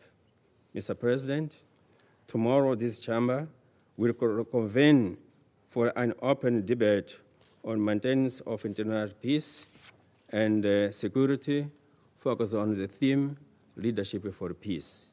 We must remain vigilant against the perils of hubris in leadership and heed the call we collectively endorsed in the Pact for the Future to guarantee a better future for current and future generations. Let us, guided by noble task for ensuring that the legacy we leave behind is one of peace, stability, and dignity for all. Thank you, Mr. President. I thank His Excellency Mr. Gonsalves for his statement and give the floor to His Excellency Mr. Jamie Barberis, Vice Minister for Foreign Affairs of Ecuador. Señor Presidente, President, I begin by thanking Secretary General Antonio Guterres for his tireless efforts for peace, and I recognize the presence here of senior officials in this chamber, whom my delegation has listened to and will continue to listen to respectfully. I appear before this Council with a deep sense of responsibility and mindful of the state of fragility in which global peace and security finds itself. The war in Ukraine, whose impact continues to cause human suffering and growing global instability, once again raises questions about this Council's credibility and ability to fulfill its primary responsibility to uphold international peace and security. The United Nations Charter remains the beacon that should guide us towards achieving lasting global peace. Its purposes and principles remind us of the need to avoid the mistakes and horrors of the past. It is our collective responsibility to defend it. I reaffirm my country's unwavering commitment to the fundamental principles of international law, respect for sovereignty, territorial integrity, and the political independence of states is non-negotiable. Paragraph 4 of Article 2 of the Charter is crystal clear, and there is no provision whatsoever that admits or legitimizes the use or threat of use of force as a way of resolving disputes between nations. That is why, since the conflict erupted in February 2022, my country has maintained a strong, coherent position in line with international law and the UN Charter. We condemned the invasion of Ukraine, and we have consistently supported the resolutions adopted by the UN General Assembly, as well as the provisional measures against the Russian Federation by the ICJ in March 2022. President, the communities affected by the conflict are facing an unprecedented humanitarian crisis. Attacks on civilians and civilian infrastructure continue to devastate people's lives and to destroy means of survival, including beyond Ukraine's borders. Ecuador has called on both parties to protect civilians, to move fighting away from populated areas, to safeguard civilian infrastructure, and to adhere to the principles of distinction, proportionality, and precaution as international humanitarian law stipulates. In addition to this, my country has called for the implementation of Resolution 2730 and those pertaining to the protection of humanitarian personnel and the United Nations personnel. Facilitating unhindered access for humanitarian aid to all areas and to those affected is of critical importance. President, the impact of this conflict is not limited to the borders of Ukraine and Russia. The economic, energy, and food-related consequences of the war are affecting developing countries, compromising global efforts to achieve the Sustainable Development Goals. We should also bear in mind the risk that this war spills over into a broader conflict. The intensification of hostilities threatens to bring us to a state of confrontation which would have unfathomable consequences. Given this, the UN Secretary-General's call for there to be an end to hostilities and the efforts of international actors to put an end to this conflict must be supported. I reiterate Ecuador's availability and willingness to support all initiatives to restore peace and security in Ukraine and in the wider region. Dialogue and diplomacy cannot be viewed as red lines. President, Your Excellencies, Ecuador's experience has shown that even the most long-standing conflicts can be solved through dialogue and diplomacy. Although we are well aware of how complex the situation in Ukraine is and of the geopolitical tensions surrounding it, it is this experience that leads us to the belief that we can find a solution for peace in Ukraine. This Council has the historic responsibility to contribute to the quest for peaceful solutions, rejecting the use of force as a way of resolving disputes and working for a world in which collective security prevails. That is why, to conclude, Ecuador has joined the call for the Russian Federation to end its military operations in Ukraine so that we can move without further delay towards a negotiated solution towards a sustainable peace based on international law and the principles enshrined in the United Nations Charter. Thank you very much. I thank His Excellency Mr. Barberis for his statement. And now I give the floor to the representative of the Russian Federation. Mr. President. Mr. President. The rhetoric, the highfalutin rhetoric of the British foreign minister, who lectured us about imperialism.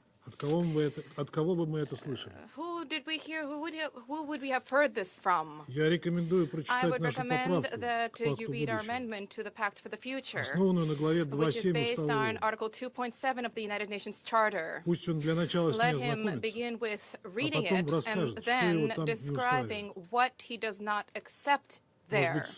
Perhaps the reference to the Charter of the UN? Indeed, he has already departed, but I do hope that this will be conveyed to him.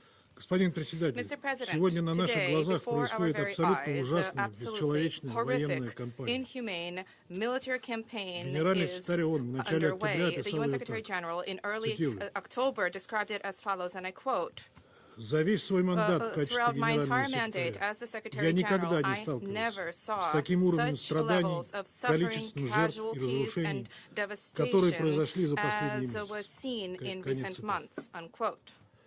This conflict has already claimed the lives of nearly 42,000 people, including more than 300 humanitarian personnel. The territory where 2 million people live now lies in ruins and is now uninhabitable and will remain uninhabitable for many years and possibly decades. Antonio Guterres previously called this area a children's graveyard because so many women and children perished there. Despite all of this, the United Nations Security Council has for nearly 1 year not been able to achieve a ceasefire there, which all humanitarian workers and humanitarian personnel have been calling for, all barring none. And this is due to the position of a single permanent member of the Security Council who, for the sake of this, cast a veto 5 times. I think it is clear to all that we are not talking about Ukraine, we are talking about the crisis in Gaza. For the distinction between them to be even starker, suffice it to recall that 1 year ago, after the start of the Israeli operation in the Strip, several thousand Israelis of Ukrainian origin arrived in Ukraine. They decided that they would be safer there in Ukraine. For the residents of Ukraine are perfectly aware of the fact that Russia is not carrying out strikes on civilian Ukrainian objects if they are not being used for military purposes. And all such incidents that are referred to by the Ukrainian authorities occur due to the operations of Ukrainian air defense systems and the fact that they're being deployed in residential areas in Ukrainian cities. Under these circumstances, it is clear why the whole world expected that the Security Council would convene eminent guests in New York specifically to discuss the situation in Gaza, especially given that the tectonic shifts that they have created are threatening to plunge the entire Middle East region from Lebanon to Iran and Yemen into a large-scale, brutal regional conflict. Only in the past 2 days, Israeli strikes claimed the lives of nearly 600 Lebanese.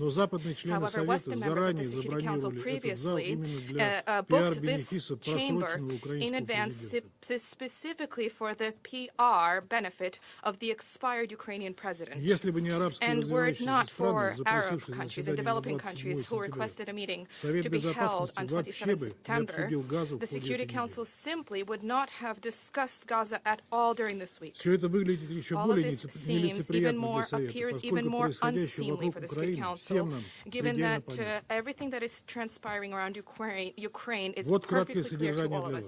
Here's a brief recap for all of you. The Kiev regime, which came to power as a result of a coup which was instigated by the West in 2014, immediately unleashed a brutal civil war against those unwilling to renounce their identity, unwilling to bow to Nazi collaborators, and I refer to the residents of the West and East of the country.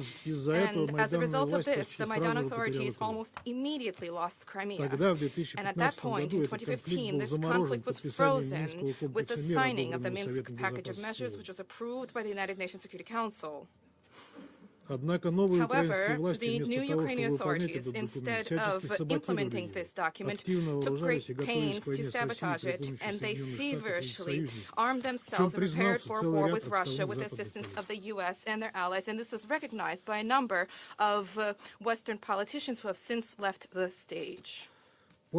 After the regime in Kiev categorically refused to implement the Minsk agreements, and the Western sponsors thereof rebuffed any dialogue with Russia on European security issues, our country, having come face to face with the significant uptick in Ukrainian strikes targeting peaceful cities in the Republic of Donbass, decided to begin our special military operation. This could have begun 1 month in, when the Russian army was at the outskirts of Kiev. However, the West dissuaded Kiev's strongmen from signing the draft peace agreement, which was initialed by Ukraine in Istanbul, promising to do everything possible to support the Ukrainian army, which allegedly in this case would be able to inflict defeat on Russia on the battlefield. However, despite the bountiful deliveries of weapons, including long-range weapons, deliveries of intelligence information, targeting, the deployment of mercenaries and instructors, and effectively the Western direct participation in the conflict with the aim of inflict a strategic defeat on Russia with the hands of the Ukrainians, the Ukrainian army today is at the verge of complete collapse. In order to see this and be persuaded of this, it suffices to read military communiques which show the swift destruction of Kiev's fortification lines on the Eastern Front, which were erected over the course of 8 years. To have the full picture, there's also a need to take into account that the selection of new recruits, which the Zelensky regime is throwing to certain death in the senseless meat grinder, is being carried out almost exclusively with the use of force when people are being rounded up. And this is shown in videos which appalled Ukrainian citizens have posted and flooded the Ukrainian internet landscape with. In other words, the Ukrainians do not wish to go to war. They're doing everything possible to attempt to flee the country. And those who find themselves on the front without being appropriately trained are attempting either to desert or to surrender. And were it not for the barrier troops of deranged nationalists firing at their backs, the number of prisoners would have been in the tens of thousands. And for this same reason, the notorious counteroffensive, last year's notorious counteroffensive, failed, upon which the Zelensky's sponsors and his clique pinned such great hopes. Understanding all of this, the head of the Kiev junta has decided to make use of the sole remaining chance to cling to power and to avoid reprisals from his own compatriots, namely by dragging the West into a direct confrontation with Russia. A large-scale provocation such as Bucha would have fit the bill. However, this was so clumsy, so unpersuasive, that it is clear that a new one would not be persuasive either. The other option would be to provoke a strong response after strikes with long-range Western weapons targeting objects deep within Russian territory, and then to cry wolf. However, Western leaders whose self-preservation instinct has not completely deteriorated have not yet taken this decision, or in any event, they are not eager to announce this. And for this reason, the Kiev strongman decided to go all in, and having lulled everybody with ruminations about peace, decided to engage in the reckless attack on peaceful Russian border regions. However, here too, things did not go as planned. He did not achieve his goals, and he was forced to spend valuable human resources and Western equipment, which is in short supply in Kursk Oblast at the time when the destruction and collapse of the Eastern Front is ongoing at an unprecedented tempo. And here he's in New York, once again with an extended hand, attempting to persuade the West to raise the stakes in the conflict with Russia and to throw their own sons to certain death in Ukraine, thereby becoming a direct party to the conflict with a nuclear power. Zelensky does not have anything to lose, but the U.S. and allies naturally do. And they are perfectly aware of the cost that they could pay for such an attempt to save the Ukrainian deadweight, the suitcase without handles. Mr. President, now the actor, Vladimir Zelensky, is playing a role of the cool guy, the West's ally, and something even of a savior of all humankind against the Russian threat. He has close ties with notorious Russophobes and fervent nationalists who imbibed with their mother's milk the ideas of Bandera and other Hitlerite henchmen. However, the character before us far from always played this role. To understand who we are dealing with, let's consider briefly his political persona over the past decade. In the past, before being elected president, and at the initial stage of the leadership of the country, Mr. Zelensky was actually quite critical about the coup in 2014. He called for an objective investigation into its dark chapters. Himself a Russian-language speaker, in 2014, he uttered the following words, and I quote, "If in the east of Ukraine and Crimea people wish to speak in Russian, back off. Let them be. Let them speak in Russian lawfully. Language will never divide our motherland." End of quote. At the height of his election campaign in 2014, he announced that the oppression of the Russian language was unacceptable. He spoke of the need to guarantee that the Russian language develop on equal footing with others. Furthermore, he promised to ensure a lasting ceasefire in Donbass. It is hardly surprising that this program was appreciated by Ukrainian voters, and he received 3/4 of their votes. Naturally, the fact that he gave interviews in Russia also had an effect. He promised not to impose a cult of Nazi henchmen on those who do not regard them as heroes, and he promised that he would force a silencing of weapons in the east of the country, where the Ukrainian armed forces had for 5 years by that time been shelling peaceful cities, murdering women, the elderly, and children. However, after the presidential victory, he began to play a different role and failed to meet a single one of his promises, to honor a single one of his promises.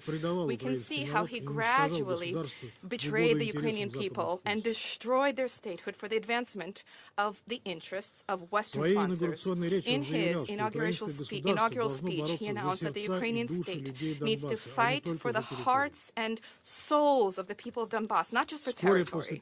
Soon after assuming the oath of office, he began to sabotage the implementation of the Minsk agreements. He supported myriad extremist laws against the Russian language and Russian speakers, and then simply advised that the residents of southeast Ukraine who view themselves as Russians to move to Russia. He called them specimens. And we would like to ask Mr. Zelensky, it won't be possible since he has left, who today called for respect for the Charter of the United Nations. How are these actions in accordance with the Charter of the UN? How is it in accordance with the violations of basic human rights which have been carried out by the leadership of that state?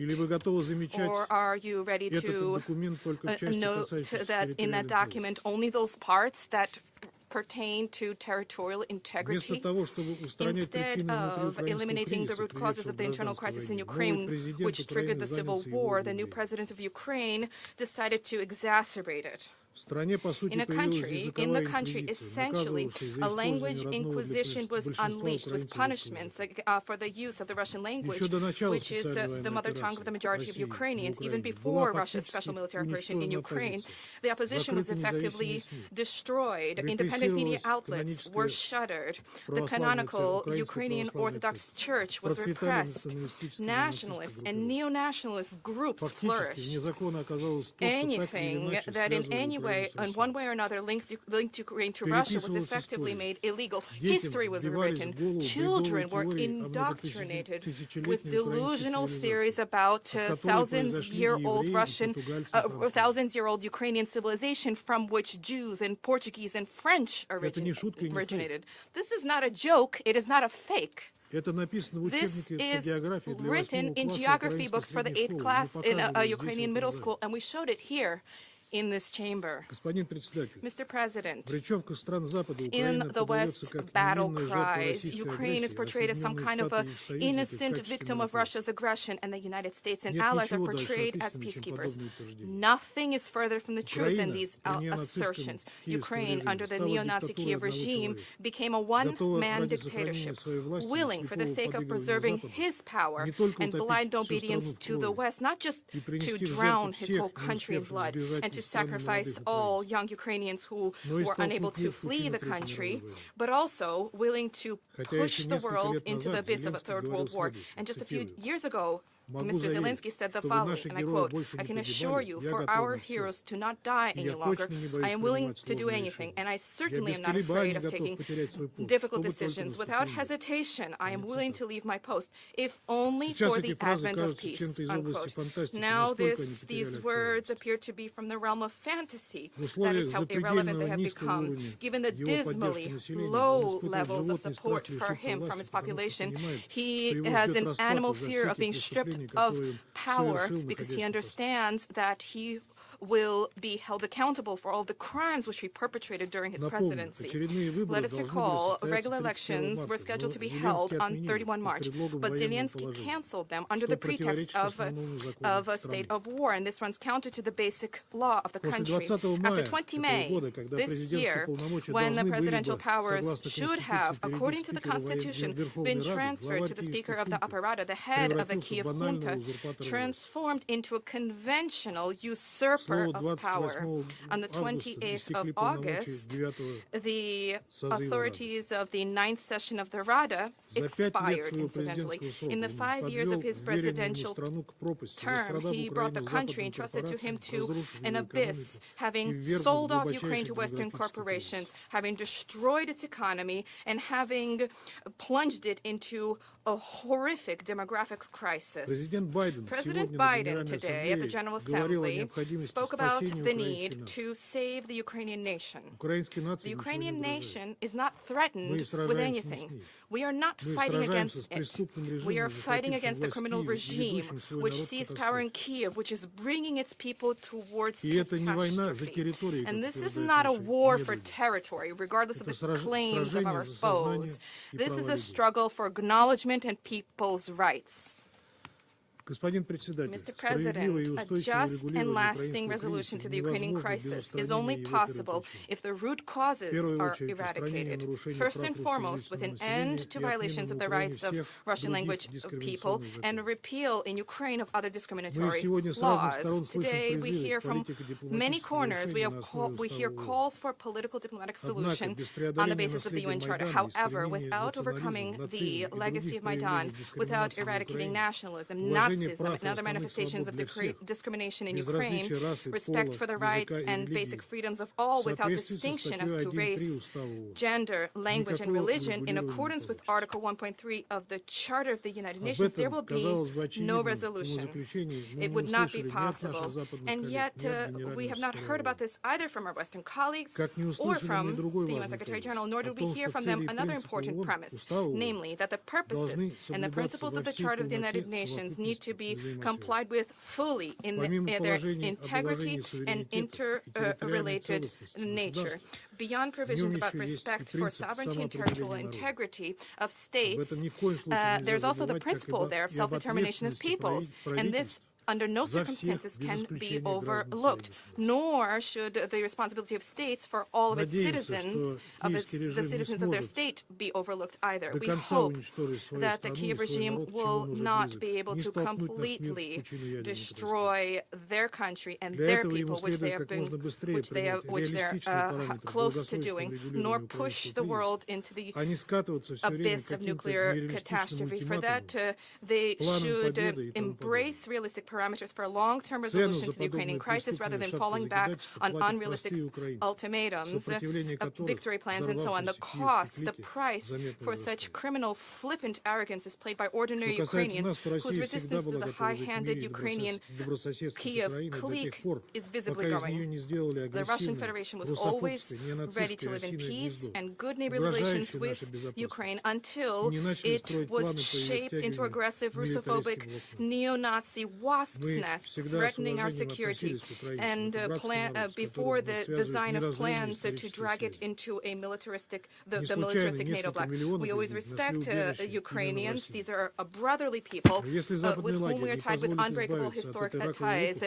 Millions of them found shelter in Russia. If the Western camp does not abandon this, does not excise this cancerous tumor of the current Kiev regime peacefully, if Washington and satellite geopolitical economic considerations do not continue to supersede the salvation of the country, we will continue our SMO until its objectives are met militarily, and there is no other way towards peace. Thank you for your attention. I thank the representative of the Russian Federation for their statement.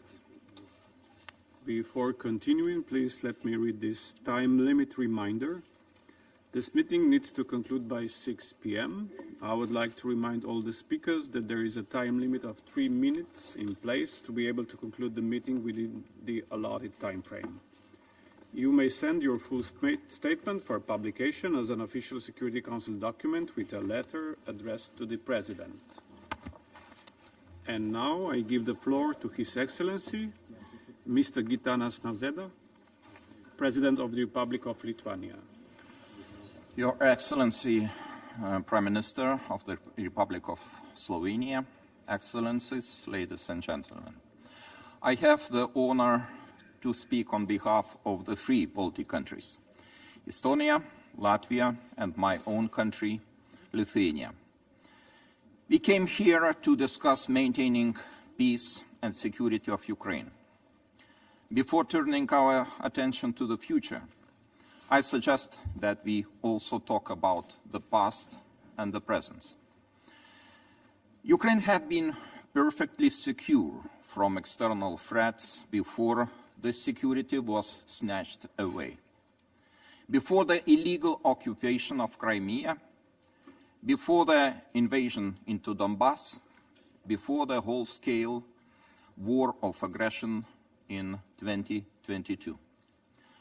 Right now, Ukraine has neither peace nor security. And it is Russia, a permanent member of the United Nations Security Council, that is directly responsible for putting not only European, but global peace and security under threat. Let me remind you that this great organization was created to prevent both wars of aggression and war crimes. The peoples of the United Nations determined to save succeeding generations from the scourge of war. That is how the United Nations Charter begins. And we continue to fulfill that promise to this very day. It is truly the shame that Russia is still able to hide behind the veto power and actively uses this power to cover crimes of its partners. Each and every person in this room knows about Kremlin's many crimes. I won't repeat the whole list now. What the Baltic states demand is accountability. The whole political and military leadership of Russia must be held accountable, as well as their major accomplices. Special international tribunal for the crime of aggression against Ukraine must be established. War criminals must be arrested under ICC arrest warrants by the countries that have ratified the Rome Statute. The Baltic states acknowledge that there will be no true accountability without Ukraine's decisive victory. Peace can only be achieved through the full restoration of Ukraine's territory within its internationally recognized borders. Security can only be guaranteed by Russia's acknowledgement that it will never prevail over the brave Ukrainian people. Therefore, it is the duty of the international community to support Ukraine for as long as it takes, until its final victory. Thank you so much. I thank His Excellency President Nauseda for his statement. And now I give the floor to Her Excellency Ms. Luminița Teodora Odobescu, Minister for Foreign Affairs of Romania. Thank you. Mr. President, Russia's aggression against Ukraine undermines with every passing day the effective and rules-based multilateralism with UN at its core. We are here today in the Security Council to stand by our neighbor Ukraine, by the UN Charter and international law, and echo again that there is only one way to end the aggression against Ukraine. Here is how. Russia must abide the rules of international law. It must unconditionally cease the use of force and withdraw completely and immediately from the territory of Ukraine within its internationally recognized borders. Ukraine's independence, territorial integrity, and its sovereign right to freely choose its own pathway should be respected by all UN member states. Ukraine has the legitimate right to defend itself against the Russian aggression. During the current illegal military aggression, innocent civilians were killed.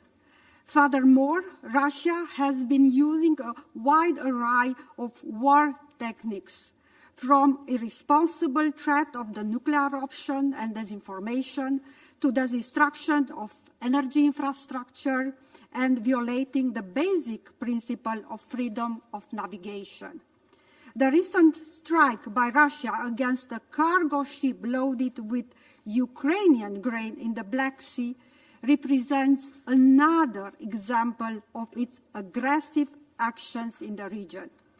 Romania will continue to remain committed to enhance the transit capacity of Ukrainian goods via its Danube and Black Sea ports. In these grave circumstances, we have to make sure that justice is being served and accountability is duly pursued for all crimes committed against Ukraine, including the crime of aggression. The ongoing war is severely affecting the security of the wider Black Sea area, challenging the resilience of the neighboring states. We recall that Republic of Moldova's stability is critical for the entire region. Mr. President, peace in Ukraine cannot be restored by inaction. Romania tirelessly advocates for a comprehensive, just, and lasting peace in Ukraine in line with the UN Charter.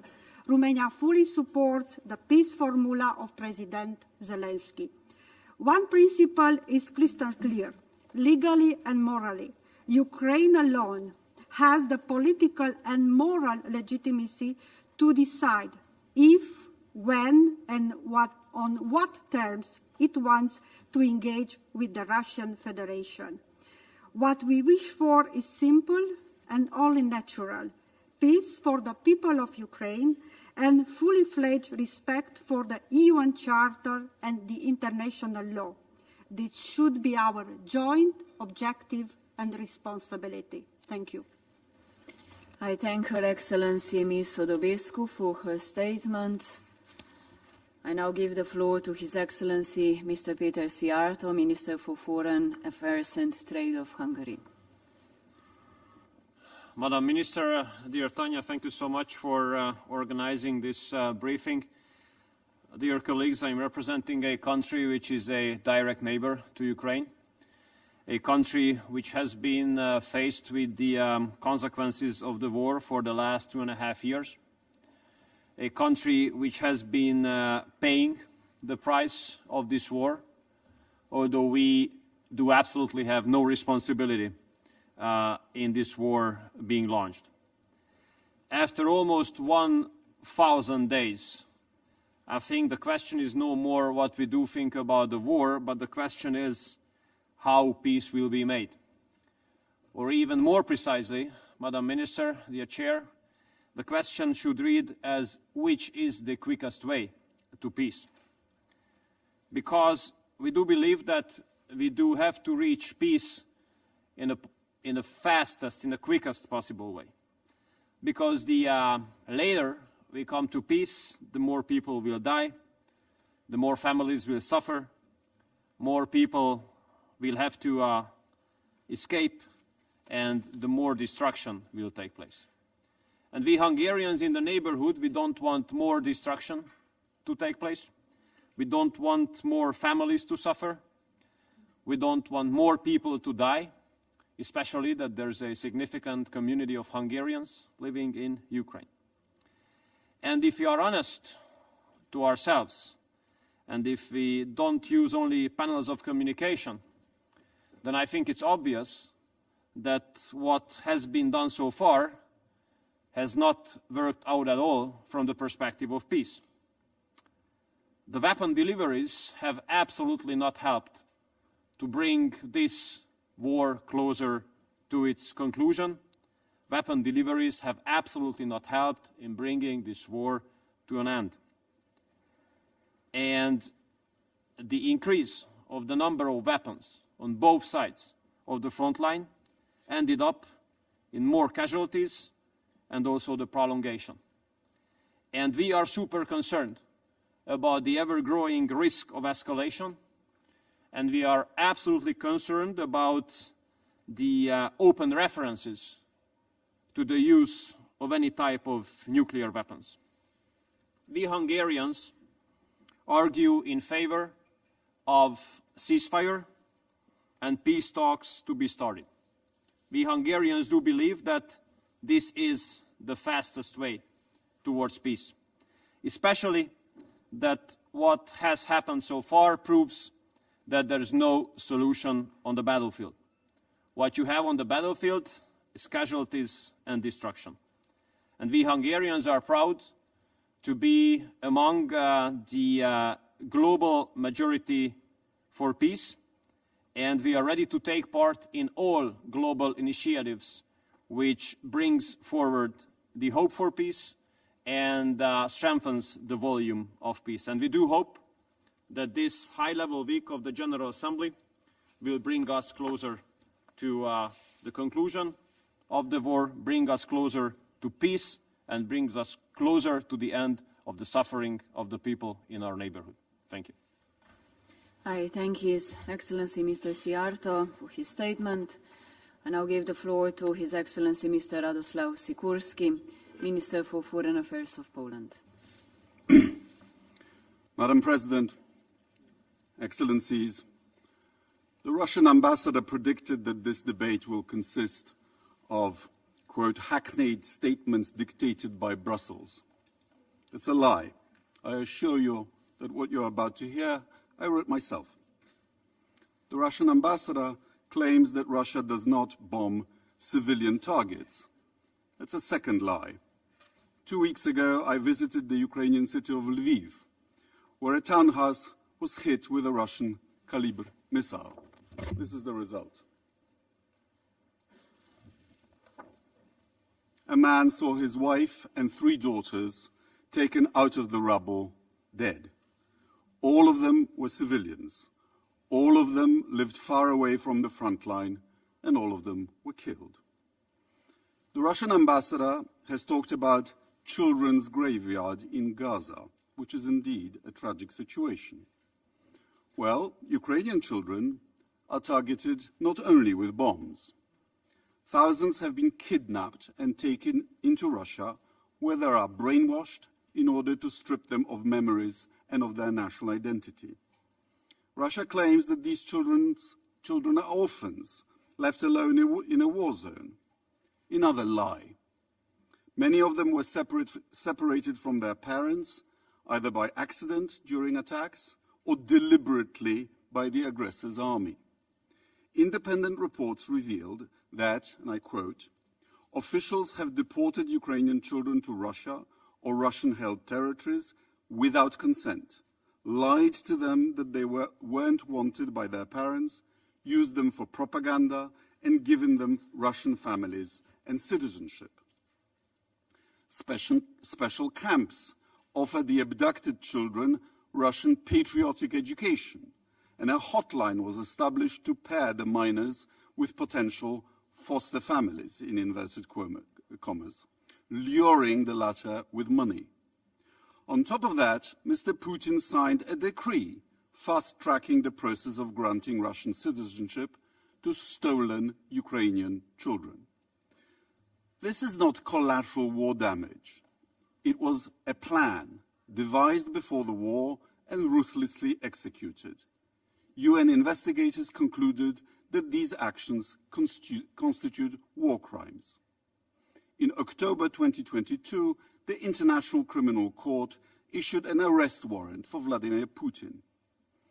Ambassador Nebenzia and Russian propagandists like to refer to the democratically elected government of Ukraine as Nazis, as you've just heard.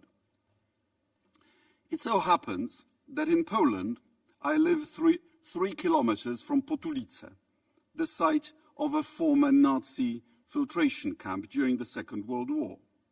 It's known for the fact that thousands of children were imprisoned there, from Poland and the Soviet Union, from around Smolensk and Vitebsk.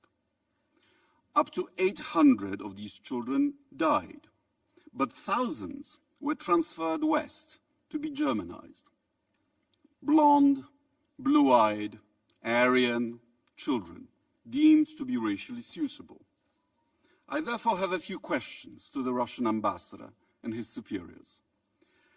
How does what you are doing to Ukrainian kidnapped children differ from what German Nazis did to your children and ours?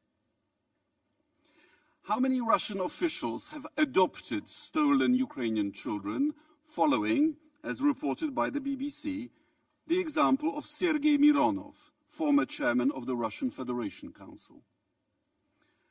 When will you return the remaining thousands of stolen Ukrainian children back to Ukraine? Do you know that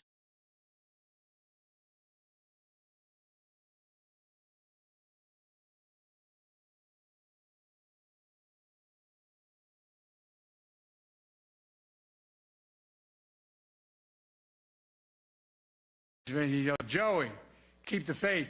My grandmother would, no, Joey, spread it. Let's spread the faith. Thank you.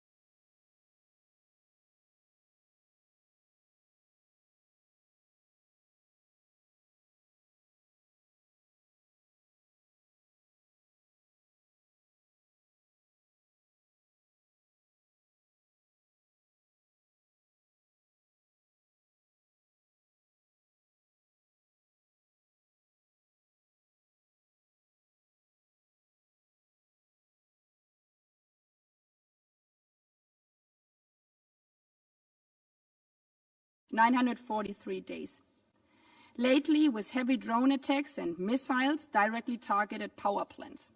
2/3 of electricity and heating is being destroyed right now, even though we try to protect it with air defense. 2/3 being destroyed. Not by coincidence, but because winter is coming again. Minus 15 degrees means that electricity doesn't work, heating doesn't work, and water is being frozen. This is a crime against humanity. People freezing to death. And this is why, again, I would like to call on all the friends around the world. We can totally understand that some of you think maybe if there is no weapon support anymore for Ukraine, maybe if we just call neutrally on all sides, this can go better. But I mean, the truth is, if there's no air defense left around the remaining electricity hubs, there's no electricity in Ukraine anymore. Then everything is being destroyed. And yes, we can call on both sides neutrally. But Vladimir Zelensky invited the Russian president to the negotiation table in summer. He offered a dialogue. And Vladimir Putin has responded with new levels of aggression. In June, Ukraine invited Russia to a second international peace conference. Putin's response? He bombed a children's hospital in Kiev. And this is why we believe we have to send further air defense to protect children's hospitals.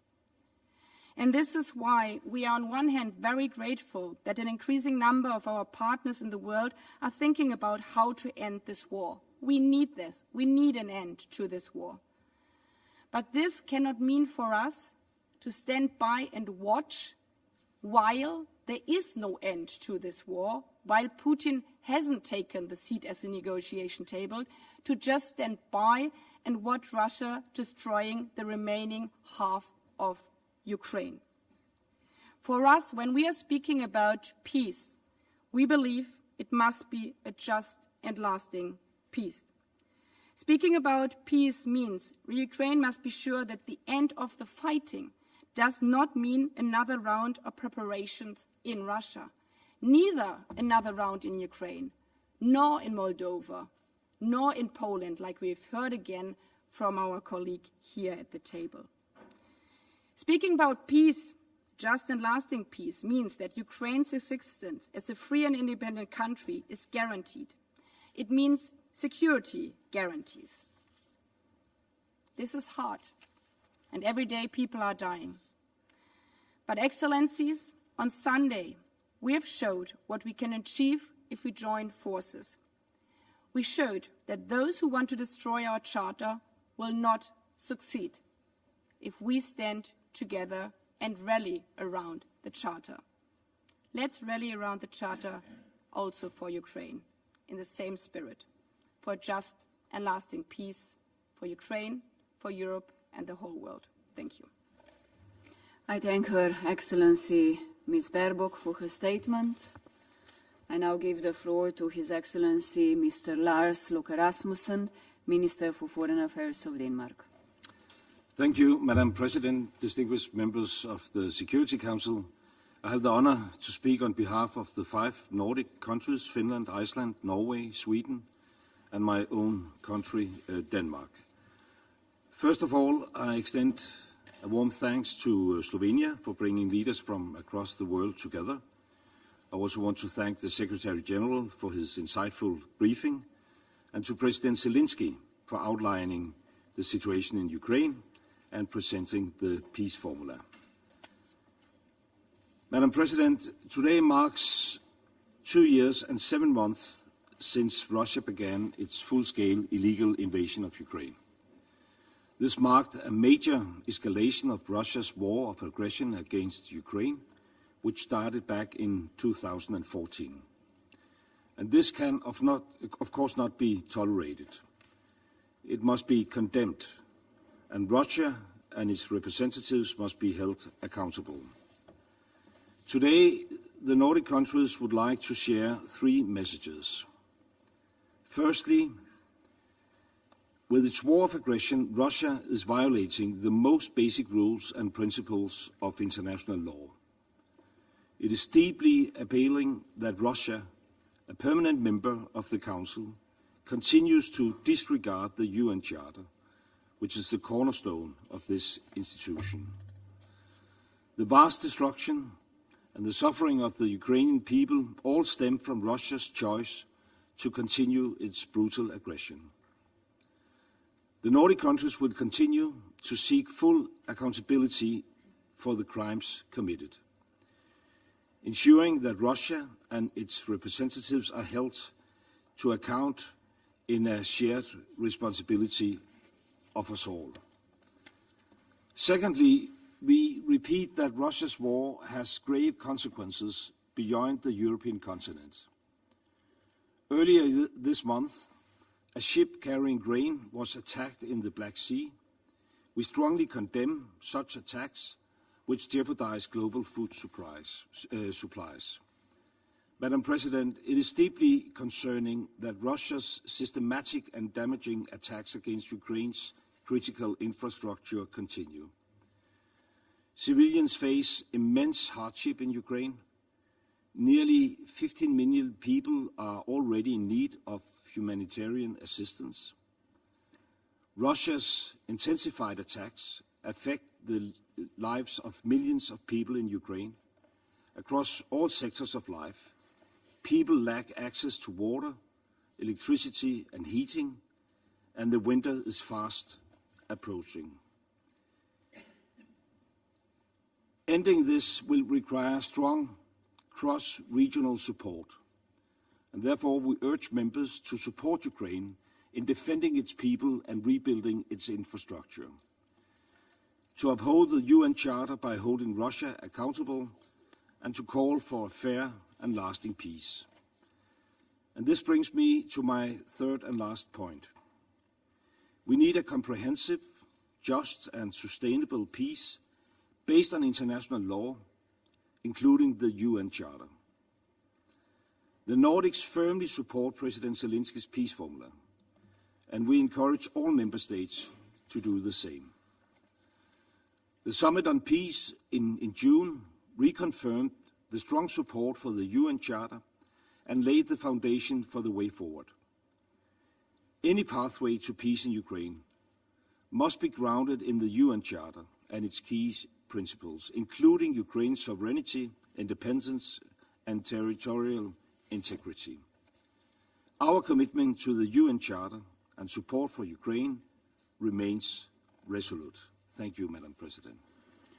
I thank His Excellency Mr. Rasmussen for his statement. I now give the floor to the representative of Turkey. Thank you, Madam President. At the beginning, I would like to thank also Secretary General for the comprehensive briefing. As we gather today in the Council, we confront the grim reality of the ongoing war heading towards its fourth year. This conflict inflicted profound suffering on millions in Ukraine and beyond. Unfortunately, since the beginning of the war, each day has taken us further from the peace. After almost 3 years of hostilities, hopes for an end to the conflict is low. Besides, risk of an uncontrolled escalation is still a fact. Escalation poses a threat not only to Europe, but to global stability. International community has so far tried to end the war primarily through coercive measures, but unfortunately these methods have yet to deliver. Whereas the UN Charter mandates peaceful resolutions to disputes, thus we must advocate for a just peace rooted in international law. We must reaffirm again and again our commitment to Ukraine's sovereignty, territorial integrity, and independence. Security Council can bring its influence to bear to encourage the two sides, back to the negotiating table. Ultimately, a just peace can only be achieved through direct dialogue and mutual understanding. This basic principle has shaped our approach to the conflict since the beginning. We maintain our position that diplomatic efforts and dialogue should constitute the focus of our endeavors. We continue to stand in full solidarity with the Crimean Tatar Turks in supporting their efforts to claim their rights. Madam President, above all, we must prevent at all costs the emergence of a new geopolitical fault line that will run through Ukraine and trigger a long-term global confrontation. It remains important to encourage the two sides to consider revitalizing the diplomatic track despite the current circumstances. Madam President, as all know, some Turkish initiatives in coordination with the UN yielded some important results, such as Black Sea Grain Initiative, exchange of prisoners of war, capturing sea mines, and some other initiatives are still pending, but we never give up trying. Thank you. I thank the representative of Turkey. I now give the floor to His Excellency Mr. Antonio Tajani, Minister of Foreign Affairs and International Cooperation of Italy. Thank you very much, Mrs. President. The Italian government, led by Prime Minister Giorgia Meloni, has on many occasions, also in this room, started our clear position on the Russian aggression on Ukraine. Italy stands with Ukraine with the goal of a just peace. We stand with an invaded people fighting to defend their freedom and sovereignty. This is a key priority. At the United Nations, in the European Union, and as President of the G7 this year. Just in the last few days, here in New York, I chaired 2 G7 meetings on Ukraine. Supporting the defense of Kiev is crucial, but also is crucial to protect its infrastructures. Our support is focusing on the defense of Ukrainian territories. We are not at war with Russia. Our goal is to achieve peace. We are in favor of a conference of peace, also with Russia, also with China, for achieving a good agreement that peace is not a defeat of Ukraine. Peace is the freedom and integrity of Ukraine.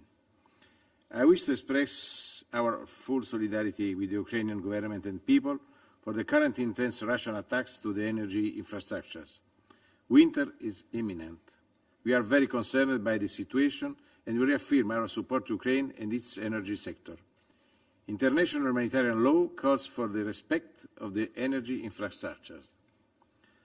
As I started in our G7 Plus meeting on energy just yesterday, since the start of the war, Italy provided several hundred tons of materials, including generators. The Italian government, together with our companies, contributed with important donations.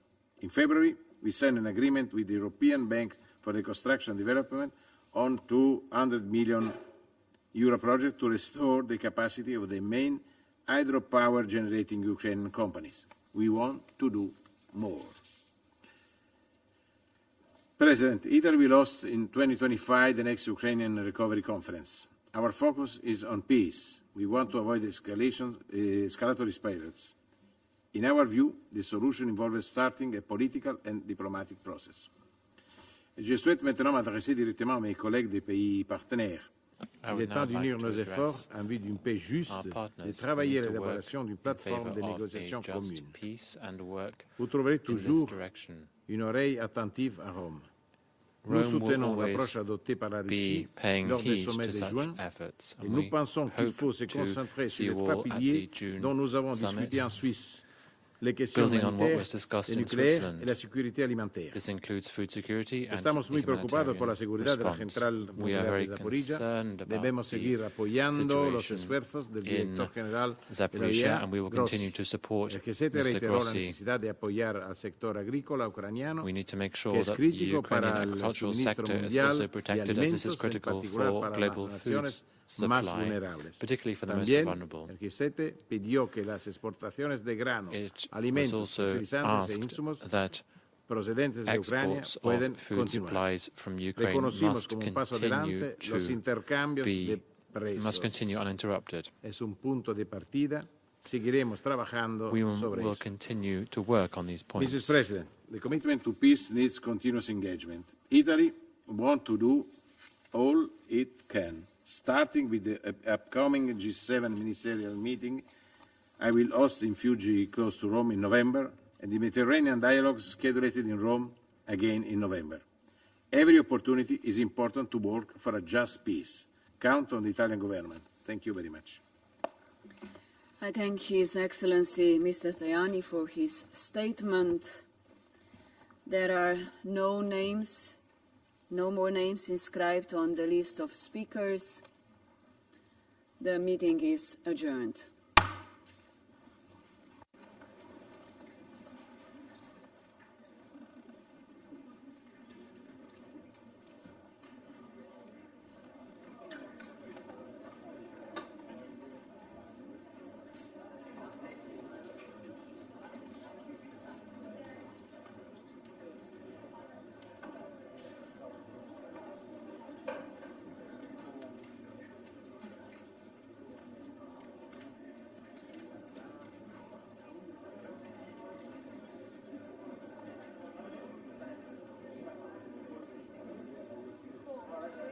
To leave, because nobody expected Ukraine to resist.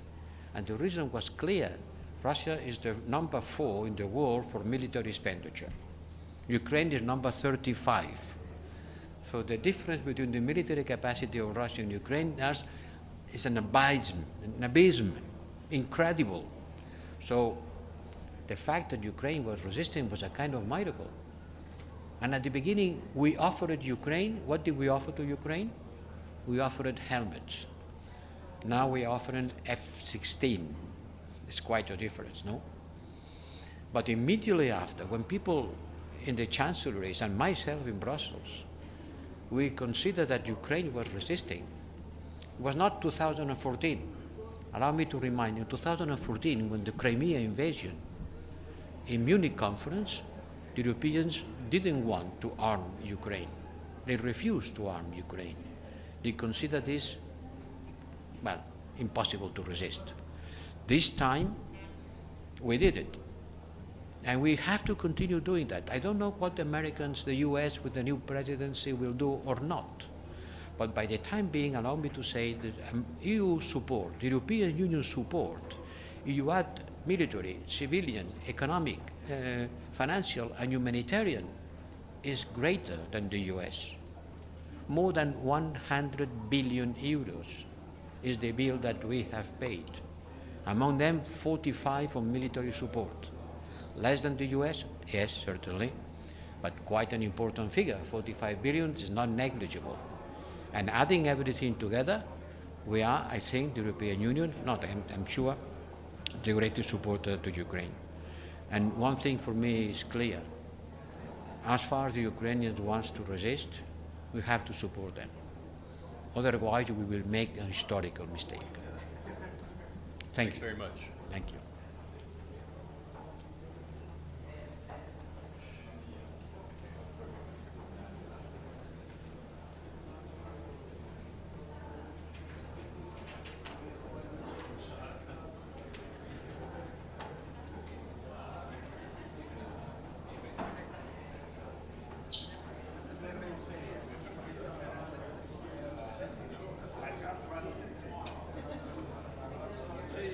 Yeah.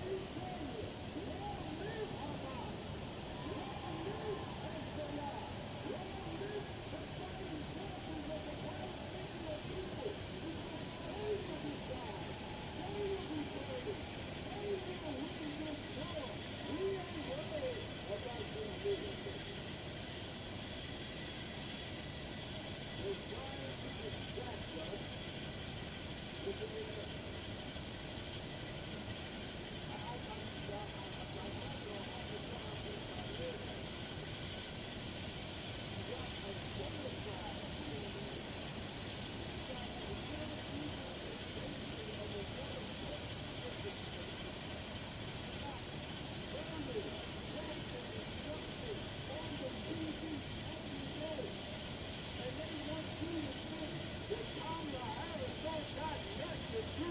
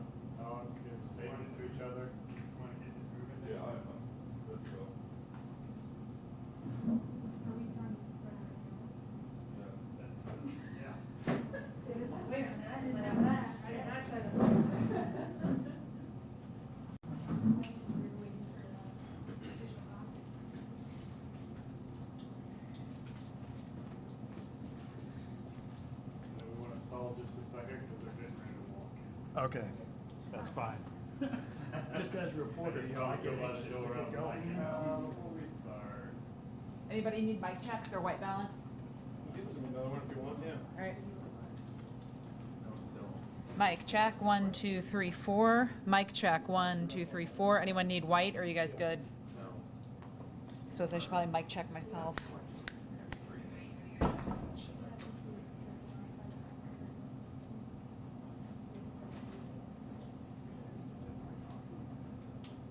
Everyone ready?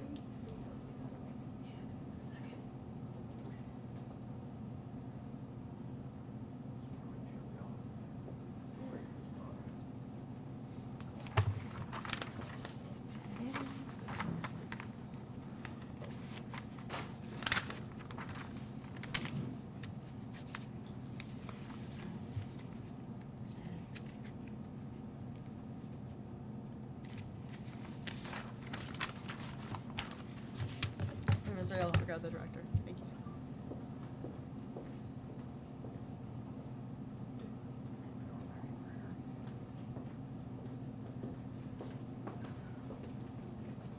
Hi everyone, I'm Karen Pojman, spokesperson for the Missouri Department of Corrections. In a few minutes I'll brief you on the events of the last couple of hours, but first Missouri Department of Corrections Director Trevor Foley will read a brief statement from Governor Mike Parson. Director Foley. Marcellus Williams was executed for the 1998 murder of Felicia Gale on Tuesday, September 24, 2024, at Eastern Reception and Diagnostic Correctional Center in Bonne Terre, Missouri. We hope this gives finality to a case that has languished for decades, re-victimizing Ms. Gale's family over and over again. No juror nor judge has ever found Williams' innocence claim to be credible. 2 decades of judicial proceedings and more than 15 judicial hearings upheld his guilty conviction. Thus, the order of execution has been carried out.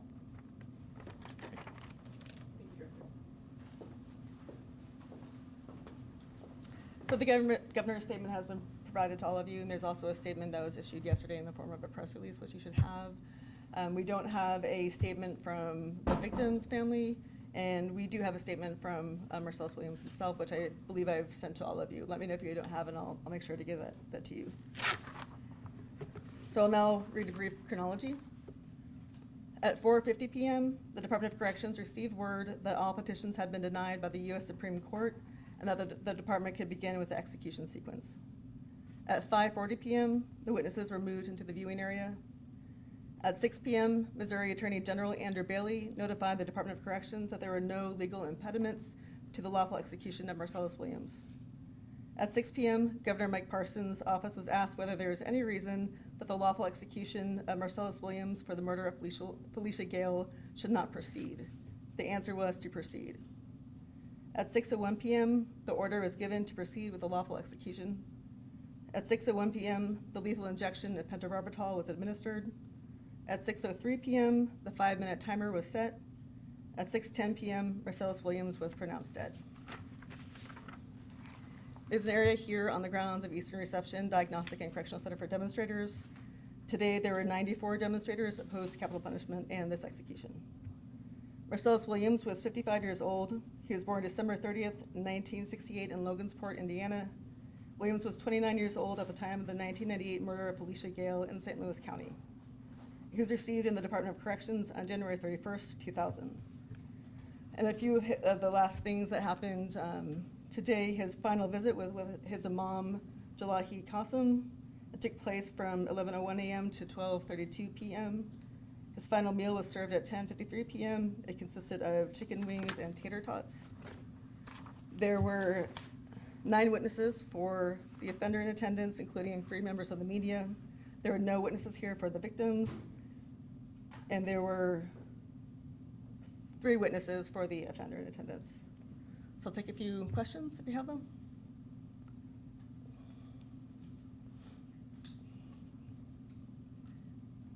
The witnesses for Marcellus were son and the 2 attorneys? Yes. Can you share their names? I don't have them with me, but I can give that to you later. What happens to the body? Is it going to be cremated? His body is going to be picked up by the Islamic Center of Greater St. Louis, and his attorney will be picking up his property.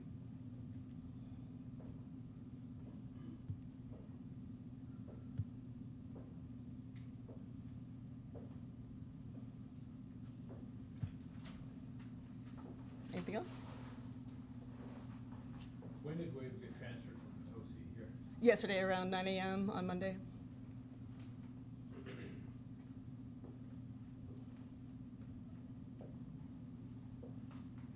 Was there anyone with him during the execution? Yes, his spiritual advisor was with him. You said no witnesses for the victim were present and that the family did not provide any statement to Correct. be read? Okay.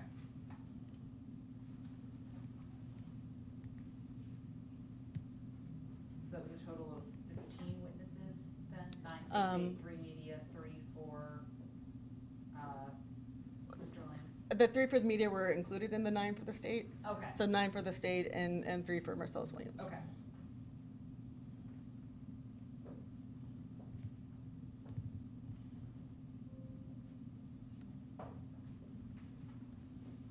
Anything else? All right. If you need anything else, let me know. You have my email and phone number, and I can get you whatever information you need. So thank you for coming.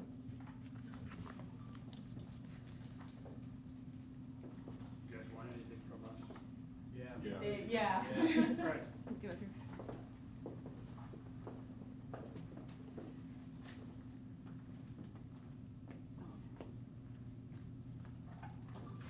So I'm David Lieb with the Associated Press. I'm the correspondent in Jefferson City. So when the curtain was pulled back from the viewing room, Marcellus Williams looked like he was engaged in a conversation with his spiritual advisor. We can't hear what they're saying because it's soundproof. At one point, he appeared to wiggle his feet, which were underneath a white sheet that's pulled up to his neck, and moved his head slightly. Then I could see his chest heaved about a half dozen times. I didn't see any movement after that. And after a while, the spiritual advisor, continued to talk for a bit, eventually bowed his head. And there was no further movement going on. I mean, that was pretty accurate of what happened. You guys have questions? Were you in a room where you were able to see reactions of others in there, such as from his family or attorneys, or you guys kept separate? So Dana Reek with the St. Louis Post-Dispatch. So his son could be seen in the window across from us, as well as the 2 attorneys. He didn't appear to move very much, I don't think, and he just kind of sat there, mostly stoic. But they are in a separate room from you. You could not hear. Okay. Anthony Morabith with MissouriNet, based in Jefferson City. The only thing I was going to add is, on top of what David said, Marcellus Williams did not appear to struggle at all.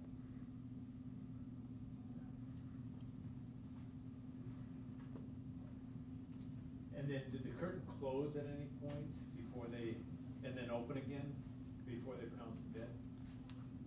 Yeah, their normal procedure is they close the curtain and they tell us that while it's closed, they're checking on them. When they reopen the curtain, the spiritual advisor is no longer in the room. It's left open for a little while, closed again, and then they pronounce his time of death. And who makes that pronouncement? One of the Department of Corrections people in the room. I don't know a name. And are the people, who else was in the room along with the imam and Marcellus? That's it, the two of them. Just the two of them? Yeah. And so the line's remote, right? It goes into another room that they feed the drugs from? Correct. And so you can't see who's administering the drugs? Correct. It's intentionally designed that way. You're not supposed to see who administers the drugs. And they do that before the curtains on the inside of the rooms we are in, as well as the room they are in. Right. They administered that before those curtains open. Yeah, yeah. And so it looks like the procedure had already started by the time the curtains open and you started the therapy? We don't know when the lethal injection starts to flow, but I don't believe they started before the curtains open. Maybe Karen can answer that. I have the time, of course, I'm not a witness, I'm not a protocol spokesperson to be a witness, but the lethal injection was administered at 6:01 p.m. Anything else remarkable about this situation? Nothing else to add. No.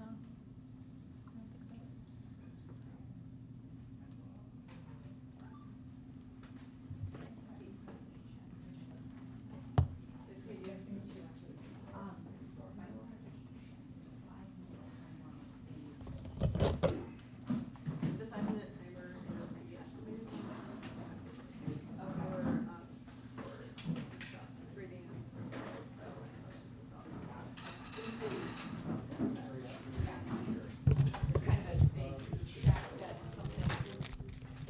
Kind of a check that something.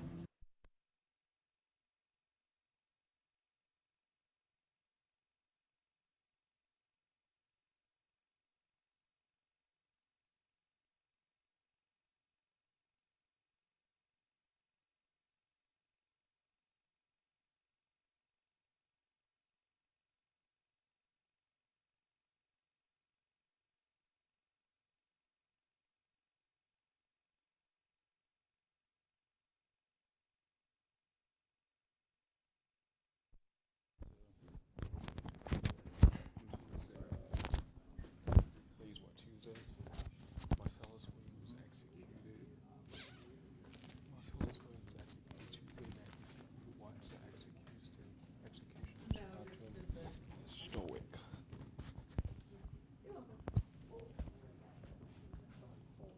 As Trevor Foley, he's the director of the fund. Is he still acting? Y'all said that his son was stoic. Would you describe Marcellus Sr. as stoic as well? Who did I? You said